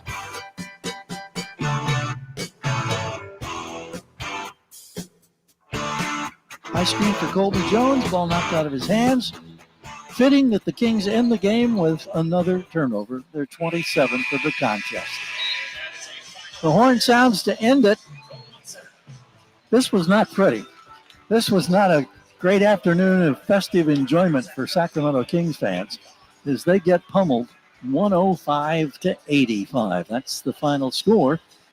Didn't even feel that close. Just a game that went totally awry for the Kings. Starters played a ton. Yeah, we can label it as just a preseason game. And as far as the win-loss record, yeah, that's fine. My stance, I'll say it again. I've always said this about the preseason. They keep score. They keep track. They have a record. I don't know. I don't know what the Kings' record was last year's preseason. The year before, they've had some undefeated preseasons. They've had some winless preseasons. That usually there's a couple wins in there. They don't have one yet. I'm less concerned about that. To me, the preseason is about. Usually, to me, it's about if you've added somebody new, how do they look? If you've added a rookie, how do they look? And then, really, how does the team play? And I would say the first two preseason games, the two games against the Warriors. The theme to me was, man, that starting five looks like they've played together a long time. They look smooth. They look sharp. The bench was a question mark to me, and due to some injuries, I think they were very, very thin right now.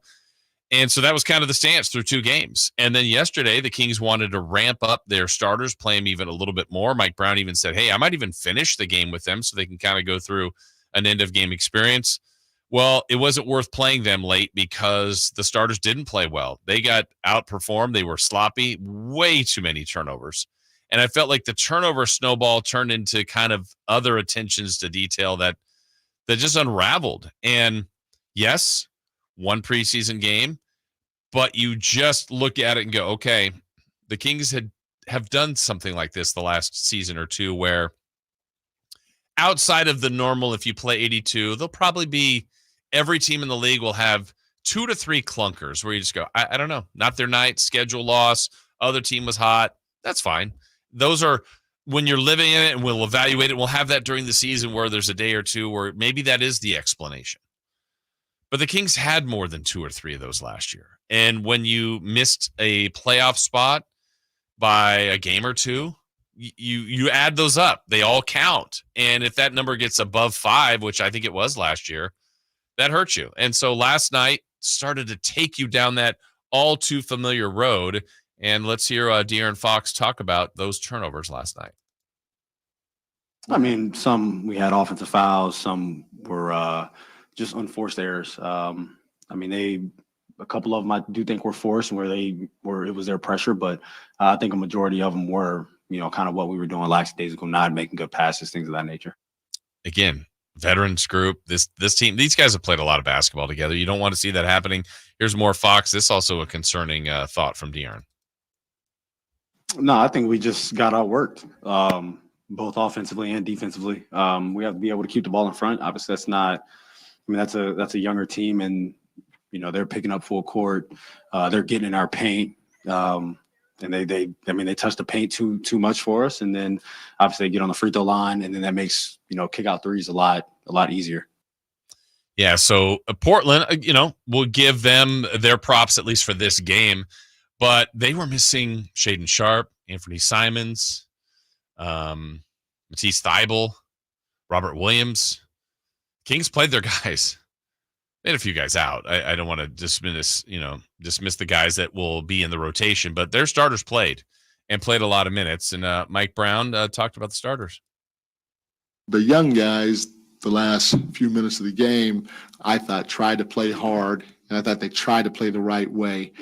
But obviously getting beat by a young team because of how hard they played and how physical they played was a great learning experience. I wanted to play our starters at the end of the game tonight so that they can try to feel what it is like to play in a whole game.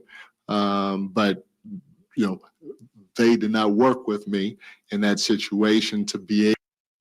All right, there's some comments from Mike Brown. I got one more from Brown. I would say, okay, the little bit of a red flag I brought up earlier with Dave was some of the trouble spots for the Kings last year. We know their kryptonite last year, team-wise, was New Orleans. And I think part of it was the head-to-head matchup of Sabonis and Valanciunas. That was one of the teams that, for whatever reason, Sabonis had some issues with Valanciunas. So Sabonis is really important to this team. Now, I think the Kings can overcome one matchup difficulty on a night.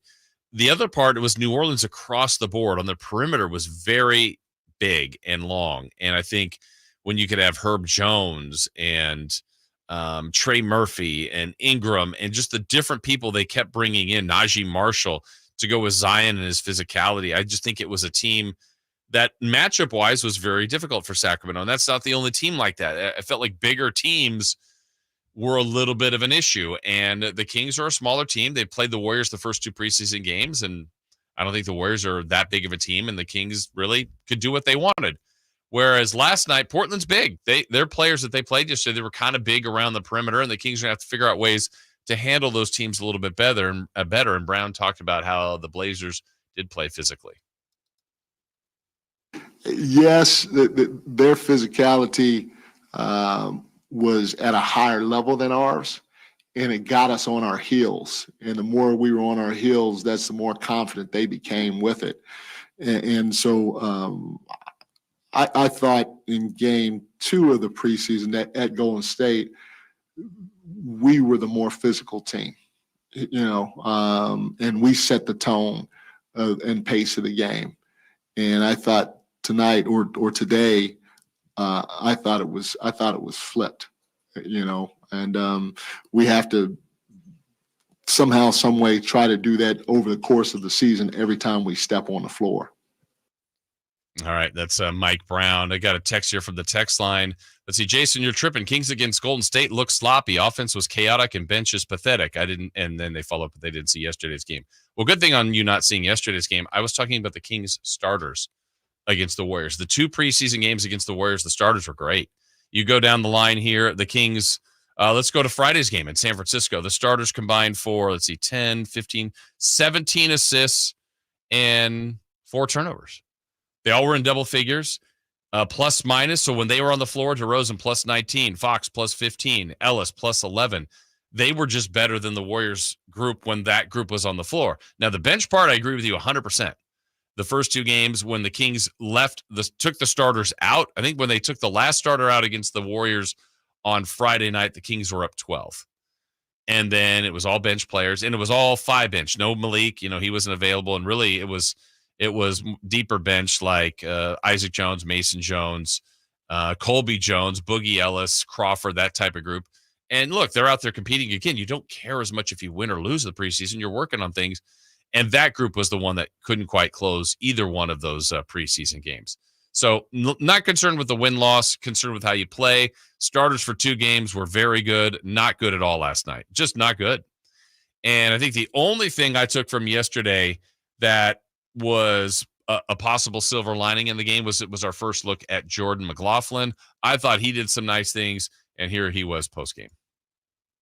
I hate being out. I'm sure everybody does, but for me to get out there, get a little run with the guys, trying to find my way with this team. But it felt good. I think I'll be able to help this team out in many different ways. All right, we'll see him and the rest of the Kings in preseason game number 4 tomorrow against the Utah Jazz. We'll talk a little bit more about that, what to watch tonight. We'll look back at our locks and upsets, and when we come back, we'll tell you how you can get a family 4-pack to Sac State and Weber State this Saturday. We'll have that coming up in our next segment before we bring in Stiles and Watkins for Crosstalk in the final segment. That's the last half hour of the show coming your way next here on Sacktown Sports.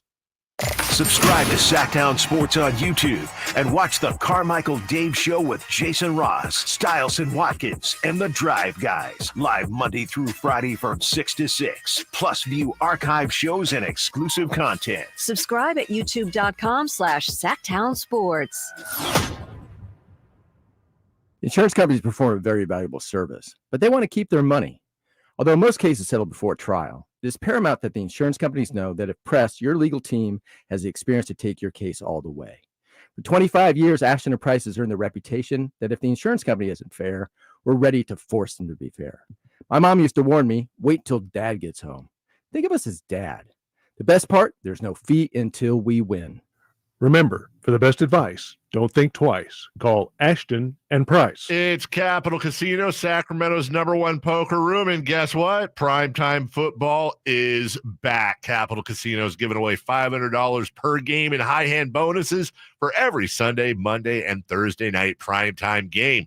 As always, offering the best food, the best service, and the best action with the most variety of games in the region, conveniently located in downtown Sacramento. So check them out, Capital Casino, and always remember to gamble responsibly. 1-800-GAMBLER. Maida Chevy saves you $12,750 off MSRP on every new half-ton Silverado LT in stock after rebates. All of them. Silverado blowout on now at MaidaChevy.com. Together, let's drive. See dealer for details. Ends 10/31/24.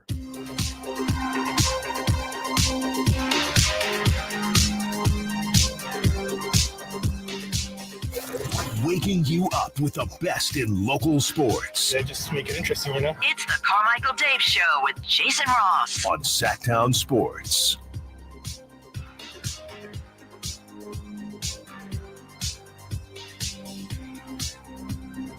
Right back here on the show, rolling right along. Jason Ross, Christopher Laud, Carmichael Dave on his way to Phil Oates Charity Golf Tournament, Celebrity Golf Tournament. And we'll see how his group will get the stories, the report tomorrow, how they play. Hopefully they do well. And again, it's about the charity. It's about raising money. And Phil does a great job with that. All right. Hey, right now, we've got your opportunity. Here it is. For a chance to go see Sacramento State, the Hornets football team at home this Saturday. It's homecoming as Sacramento State will be taking on Weber State. We will take caller number 3 right now as Sacramento State is back in action this Saturday, and the Hornets need you there to cheer them on for homecoming night. As you can hit up the Folsom Lake Honda hotline right now. We're looking for caller number 3 to win the family 4-pack to check out Sac State and Weber State Saturday night, 6 o'clock, Hornet Stadium. Remember, Stingers up. You can get more information at sacktownsports.com. The number is 916-339-1140 or 1-800-920-1140. We'll take caller number 3 as the Hornets lost this last Saturday, so they need to get back in action. 0-2 in league play. This is a spot they've not been in years, so they got to do some regrouping there. As far as what to watch and what to follow, what to check out today, there's some good sporting events today. Certainly, you've got the end of the NFL week, and it's the Bills and the Jets. Both teams really need a win here. You look at the Bills, they've lost their last couple of games after that 3-0 start, and for the Jets, they're the team that's made the changes. I think people will keep their eye on them. How will they look different? What will be different about them with a new signal caller, a new head coach? They made the kind of surprising move, I think, for some, in which they got rid of Robert Saleh, and now it's the first opportunity for Jeff Ulbrich as the coach there, Todd Downing as the offensive coordinator. So Bills and Jets tonight in Monday Night Football to conclude this week before we get ready for week 7. And then we've got playoff baseball today, day baseball.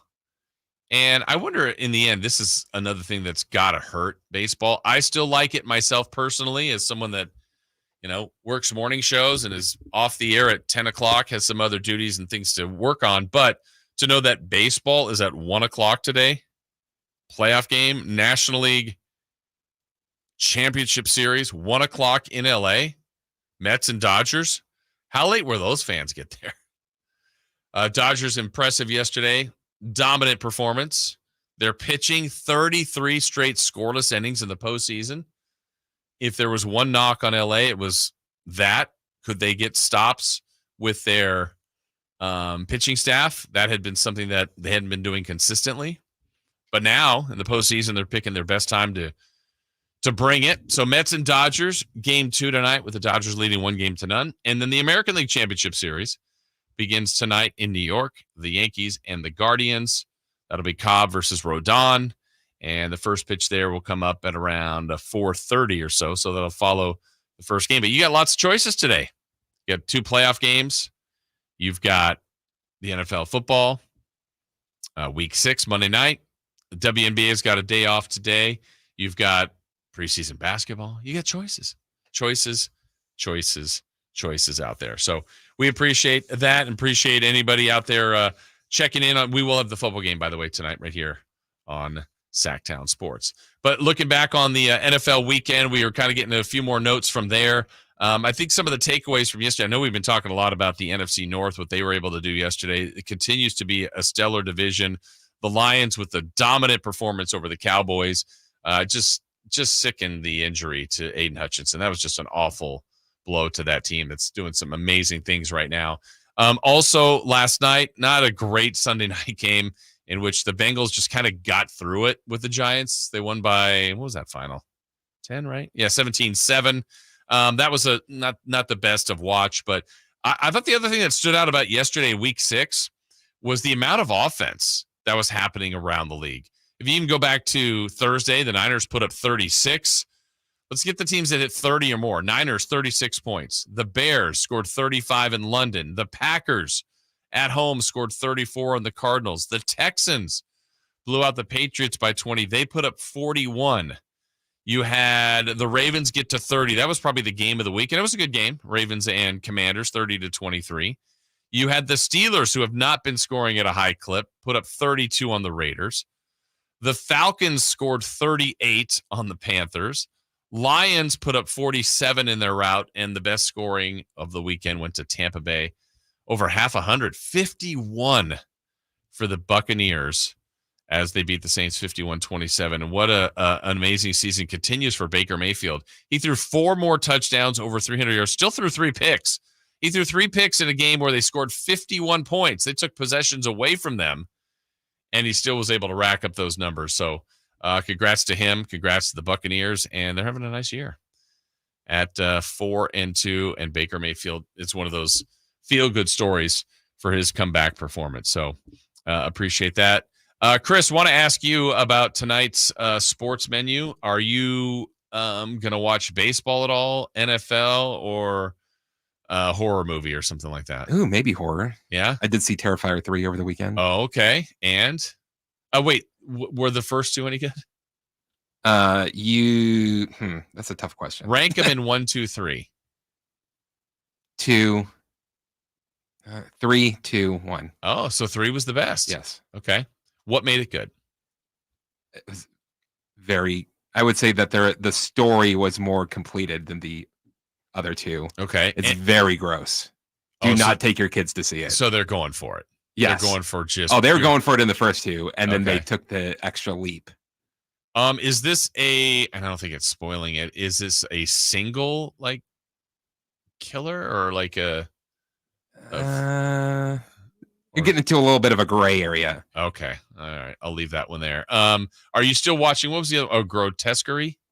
Oh, I haven't finished up on that. Okay. Thank you for reminding me. Well, then here's the problem is Kelsey shows up. Yeah. It's just like, okay, like the show, absolutely incredible. Like I am hooked. And then he shows up. I'm like, ooh. Ruined it? He doesn't really fit in this. Okay. I know that's Travis Kelsey. Like, you're not confusing me thinking that it's like he's just completely into character and he's playing some other person. So he can't. He's typecast too much as like if it was someone else, just a random actor, it would be better. Way better. Like if he didn't even know who the person was, okay, that would be way better. It's like, oh, except it's Travis Kelce. I wonder if he stuck in that. If he wants to become an actor, will he be believable? I don't know. Because some people have made that, like they've done other things, and you're like, he would be great playing Travis Kelce. Yeah, which he did on SNL before, and played his own self, played other characters. But okay. But you would recommend, well, I don't know if you would recommend your movie. I would not recommend it. Just going into it, it's like one of the grossest slasher movies I've ever seen. Okay. So it's very high on the gross horror movie list, but not the best horror movie you've seen. No. Okay. No. And then we always talk SNL. You were a big fan of this week's episode. I was. It was my favorite of the 3 so far. Okay. You were a bigger fan of it than I was. Which I was surprised by. Yeah. It was okay. It was okay. Yeah. It's like you would rank them. How would you rank them? Bargatze, Smart, Ariana Grande. Really? Yeah. Wow. Okay. In that order. We just have completely different. Yeah. I mean, I always get to find something I enjoy. I thought the digital short was fantastic. The smell of digital my best friend's house, or what? Like the pre-produced. Oh yeah. I don't know if it was a digital short. I guess it wasn't. But it was the same guy that did Pongo. Oh, really? Yeah. There's a good feel to that. Good vibe to that one. So, all right. I thought the mom doing the charades was, or the charades was great doing that. The one you didn't get to see, I thought the hotel inspector was great. Is that what that ended up being? Yeah. Okay. So I have to go back. It barely started that skit, and then for whatever reason, my recording cut off. So I'll have to go back. And you forgot Chevy Chase in the final sketch? No. Oh. No. I'm not buying it. Would have heard about that. All right. When we come back, we will have crosstalk with Styles and Watkins and celebrity birthdays. All that coming up next. Malik Monk plays here. Started left, goes right, steps back, launches the 3. Nothing but net. Oh, that was just filthy. Oh, my, that was sweet. Sacktown Sports is your proud home of the Sacramento Kings. At Fisher Investments, we may seem like other money managers, but we're different. Are you really that different than the rest of us? We are. As a fiduciary, we always focus on what's best for our clients. What services do you offer besides investing? We have a team of specialists in financial planning, estate planning, and more. Your clients rely on you for all that? Yes, we ensure clients receive unparalleled service at every step of the relationship. Okay, but you still sell commission-based products, right? No, because we believe that's a conflict of interest. We prioritize service over sales goals. So then how do your fees work? We have a simple and transparent fee that's a percentage of our clients' portfolios. So we do better when our clients do better. Wow, we're more different than I thought. At Fisher Investments, we're clearly different. Learn more at FisherInvestments.com. Investing in securities involves the risk of loss. At the UPS Store, we know being a small business owner means holiday time is still go time. Still get those orders shipped time. And still re-up on stamps and supplies time. That's why this upcoming holiday, while others close up shop, we'll be open. And happy to help you keep being unstoppable. Come into your local store today. Most locations are independently owned. Product services, pricing, and hours of operation may vary. See Center for details. The UPS Store. Be unstoppable. Everywhere you look, things are getting more expensive. So at Consumer Cellular, we're lowering the price for those 50 and up. Now you can get unlimited talk, text, and data for $30 a line when you buy 2. That's just $60 a month for 2 unlimited lines. So if you're 50 and up, make the switch and save. Come on, you've earned this. Call 1-888-FREEDOM or visit consumercellular.com today. Requires 2 lines of service, age validation, and credit approval, subject to system and area limits, taxes, and other fees apply.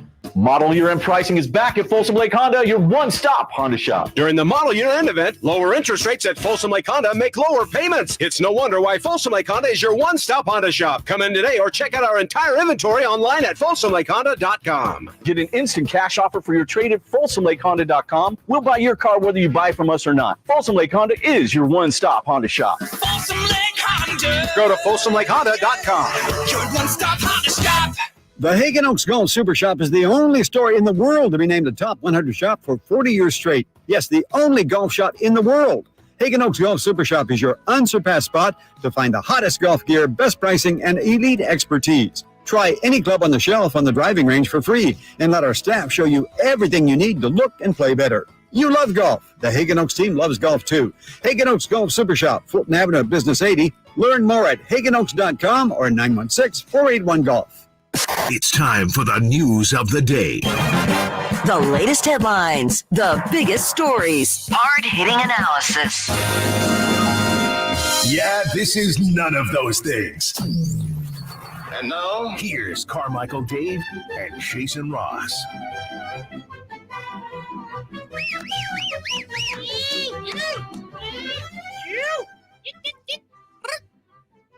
The noises you make at the games. Yeah. Hi, Chris. Hello, Jason. Oh, Watkins. That happens. Yeah, that did happen yesterday. You are Chris Verlaud, right? I am the Chris Verlaud. That's you were good with that. You're like, oh yeah, you can give me his pass. So did you just assume that I wasn't coming? So I assumed what happened was that they asked, they being the Kings asked us, hey, who's coming to the game tomorrow? And they asked Frankie because Frankie is my dad and just handles all of my appointments. And I think what happened was they said, okay, who's coming to the game? And Frankie asked me, Alan, and Nate in a group, and Nate and Alan said they weren't coming. I said I was. And then I think Frankie relayed Chris, Brendan, and myself are coming tomorrow. And I think they just took a shot in the dark. I guess maybe Verlaud reached out independently, but I think the assumption was for whatever reason. You're like, I'll just take his pass. That's fine. Scratch it I out. just figured it was a misunderstanding, and I was like, maybe they just got my name wrong, my last name wrong. It's confusing. So many Chris's, so many Jasons in the building. Yeah. Well, they both got in. Yeah. They crossed my last name out and put Watkins' last name in. Wow. Yeah. I did not know that. Wow. That's why there's only one Alan. Yeah, but that's right. Yeah. That's right. Yeah, I don't deal with it. Yeah, you don't have to deal with it. Yeah. How are you guys? Great. How are you? Good. Yeah. How's that number 30 treating you? That was really cool. That was awesome. Yeah. Did you know that? What's going on? No, I only heard because Frankie and Brendan were like proud parents holding their phone up, and I was like, what are you guys doing? It's like 30 minutes before the game. Yeah. They're like, Jason's gonna get honored for something. And I was like, what? That was really cool. Yeah, they got awesome. me good on that one. Yeah, so how much did you know? Like, did they pull you down? Because you sat in the seat and everything. I knew I was doing a pregame hit with Moke, which we used to do all the time. Like, that was a regular thing that probably for a couple of seasons, especially when we were courtside at Arco, do a pregame hit, get on a big board, just walk right out. Or maybe, hey, we're in a timeout, Aaron, the coach's show, I got time. Easy. But now I'm thinking, well, why? I'm supposed to be on the pregame. Like, why are we doing this? And then honestly, I think it was our boss, Jose, told me about it. I thought, oh, maybe we're doing just a little more Sacktown sports presence out there. Maybe I'm just the first one, and then it'll be you and you. Like, I didn't know. I was like, well, and that's all I thought. And it's preseason, sure. Yeah, wow. And then I thought you would have figured it out. Not at all. And you know, it's now you play stuff in your head. He's not as smart as I'm not right. You play stuff in your head after the fact, and there were a couple people just at different times that said, hey, congrats on 30 years. And I thought, how do you know? Well, I put something out maybe in July. I think it was my 30-year anniversary. And then, but I got something like kind of recently, and I thought, well, that's odd. It's like telling someone happy birthday 3 months later or something. I was like, but you're not. I don't know. I wasn't thinking that, but I still think the funniest thing about yesterday is when Moke asked me on the court, like, what's the best moment in your 30 years? Yeah. And my response was, right away, I'm thinking Bibby, the Bibby shot. I go, oh, it's coming. It's something that's still to come. Like, and his look to me was like so weird because probably in his mind is like, does he know? Which I did not. And so I go, like a championship, something to look forward to. It still hasn't happened. Right. And then, ultimately later they do the surprise, which was really cool. Great. Wow. Yeah. I just want to carry, that's going to be my credential. Yes. Yeah. Wear like, the jersey around. Just point at it. You know who this is. That was really cool. So thank you, Kings. That was awesome. Sacktown. That was fun. Congrats again. Yeah, thank you. 30 years. And then there was the game. Man. Yeah. Woof. That would have been a nice anniversary present if they could have said you could have taken the night off. I know it's only preseason, but that was awful. Yeah. That was awful. Not great. Well, it's, Chris and I have been talking about, trying to take off the purple lenses and how good things look. And I think this was just a good reminder to everyone that they're not going to be perfect. No. You know what I mean? And this was bad and it can't be this bad. Yeah. But we want less stinkers, but there might still be some. Everyone is going to have a stinker. And that's the thing I think Dave and I were saying earlier. Like everybody's going to have them. But you want to have like 2 to 3 is a fair number. Like it just happens. Yes. But they had 7 to 10 last year. Yeah. And when you miss a play-in or a playoff spot, like you can't afford that. Right. Right. And maybe they're using one of their stinkers during preseason, which is pretty smart. Yeah, I hope so. I'm sure that's coming up today amongst football. Like a lot of football. We're in the sweet spot now. We got lots going on. Yeah. We made it. Yeah. We made it. We're here. It was all bad just a couple weeks ago. But yeah. We're here now. Dodgers are just dodgering, doing their thing. Well, not yet, actually. Yesterday they did. Well, yesterday they actually looked good. But yeah, the NFL stuff, obviously, it's interesting when the Niners play. The Vikings had a bye. Mm-hmm. The Niners played on Thursday. So, we've had people call in and just, talk about how they like when we do more just NFL in general. Yeah. You know what I mean? And there was a lot to talk about. The London game, Baby Styles just decided I'm just cool off sleep at about 5:30. So I caught the whole London game. Wow. I am Caleb. I am in. Yeah. I saw every snap. I saw all 20 whatever. It was a good game. You sound like you're from London. That's right. That was me. I had, some fish and chips at 6 a.m. Wow. And just feel like the Raiders, man, those terrible towels. I just feel like we need to talk more about how bad that is and whether or not, if Mark Davis truly doesn't care, why that's an issue. Because it's bad. Every game is that way, right? It's a road team. I read something that said Allegiant should just be a generic stadium where the Super Bowl always happens, or something like Pro that. Bowl, Super Bowl. Obviously, we saw the evaluations. The Raiders are worth more money. But, literally like Thanos, at what cost? I mean, my buddy said it best when we went to the game. It was Raiders-Eagles a couple years back.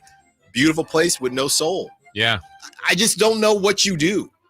Maybe they're just assuming once the product gets better, it'll get better. I don't know. But we're not there right now for the product. No. Yeah. Not a lot of bright future for that organization at the moment. Yeah. No. Well, no. It's been a long moment. Yeah, it's true. It's been a really long moment. In time, it's short, but yes, in how we've all lived it and how they've lived it. Yeah, it's been It's not great when the Lions are the best team in the league and you're still exactly where you've been. Yeah, that's true. How about your North? NFC it's North. Scary, man. Yeah, it's scary up there. Yes. It's just an absolute bloodbath. And as much as I love to hate on the other NFC North teams, like they all look great. Yeah, like even the Packers, like I've never stood Aaron Rodgers, Brett Favre, all of it. But Jordan Love, I'm starting to get scared. Yeah, and it stinks. The real deal. Oh my gosh, that was awful. Yeah. That was so random. Yeah, me and Chris were sitting next to each other as it happened, and you almost didn't see it initially, and then Chris saw some super slow-mos and. Yeah, that's about. He heard an "oh" on audible. Oh, so you guys will fire him up. The injuries, I haven't. No, normally I wouldn't, but that was so like. Where did it? Because he got carted off the field. Yeah, and it's just like, did he twist something? Did he turn something? Where is this happening? That is like the definition of bad luck. Yeah, for sure. All right, guys, you got a big show coming up, but to get you ready. Let's do some celebrity birthdays. Let's do it. See how you do today. As we're brought to you, as always, celebrity birthdays meant to be spent with family and friends, and nothing brings family and friends together better than Crumble cookies and all their Crumble products. I know one that's on there. I don't know how old he is, but I know. Who is it? Stephen A. How old is he? Stephen A. Smith will lead us off. It's a tough one, man. These TV guys, TV A. Smith. Stephen A. Smith. Is he 50? 54. 54 is our first guess. 56. 61. Oh. Chris Watkins is closest. 57 today. Happy birthday to Usher. Ooh, that's a tough one. Usher, baby. Usher. Oof. Edison. I feel like we might have just seen like the peak of Usher. Like I think I think like not necessarily in a bad way, but I do think it's all downhill from here. It's been a big. I don't know if you could spin that positively. It's been a long ride. I think it's all downhill. Been a long ride. No, it has. Absolutely. That's what I mean. Is like I think he's. It's a good run. I think he's 46, and I think it's been a really great run, and you'd be surprised that he's like really at the end of his prime. Yeah. Usher, here's the cliff. Yeah, you're definitely right there. I don't want him to be 46, so I'll say 44. 47. We've got a correct answer, guys. Chris Watkins, 46. Yeah. Oh, big Usher guy. Big Usher guy. Huge Usher guy. Happy birthday to, let's go with Mr. Polo himself, Ralph Lauren. Oh. Designer, creator. Sheesh. Polo. I'm not leading this. I have no idea. I know, it's a mystery. I'm not going to get embarrassed. Is he a young man? Again. Is he Ralph is, I saw a picture of him the other day, funny enough. I think he's like in his 70s. I'll say 77. Okay. I don't want to get embarrassed again like Nancy Kerrigan. What could go wrong? 70 on the nose. I'll say 81. Chris Verlata's closest, 85. Yeah. All right. Happy birthday to Jared Goff. Ooh, that's my guy. Cow guy. That's right. Now here's a guy. There were probably Goff jerseys out there when you guys were at game day. Was Goff the one that didn't know where the sun set? Yes. Yeah. I Is he think talking to kids too? No, he's talking. That was at practice. I think he's 31 or 32. I'm gonna say 32. No. He is. He's between 28 and 30. I'll say he's 29. 30. There you go. We have a correct answer. 30. Yeah. Chris Verlata. Happy birthday to former King. He was on a lot of NBA teams. Jim Jackson. He was on a lot of teams. Mm-hmm. Good announcer, good broadcaster. Yeah, he's solid. And with him. I'll say Jim Jackson's 51. 50. 47. On the nose. Chris Watkins is closest. 54. Oh, wow. For Jim Jackson. Wow. Yeah. There you go. Getting old. Big show coming up. Huge. Lots to cover. Possibly the biggest. Huge show. It's the biggest show Maybe. ever. Maybe. 4 hours. Will it be enough? You guys will make it enough. We're gonna have to condense everything down. That's right. Make it enough. Well, that's That's it for us. We got Styles and Watkins coming your way next right here on Sacktown Sports.